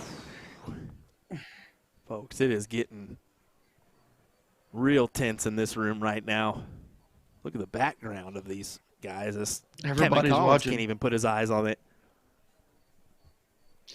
You got to have 3. Your opponents just need 1.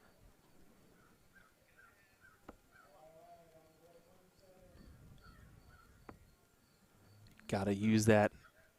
Find the double.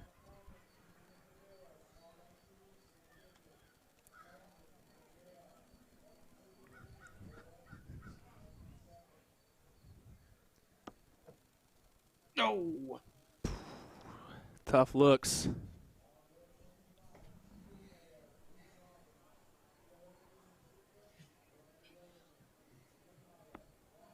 And there it is. Tom puts it away. Big double to take the win here in this one. Wow.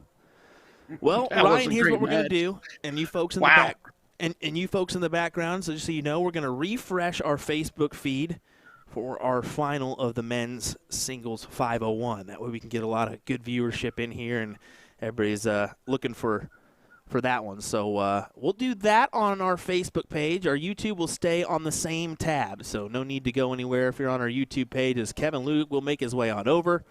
William Stuart, Ryan Mooningham, make sure you like and follow our page. You'll get a notification when we go live on Facebook, which will be literally as we speak. So we'll do that one. We'll be right back, folks. Don't go anywhere. Our men's finals. Leonard Gates, Kevin Luke up next.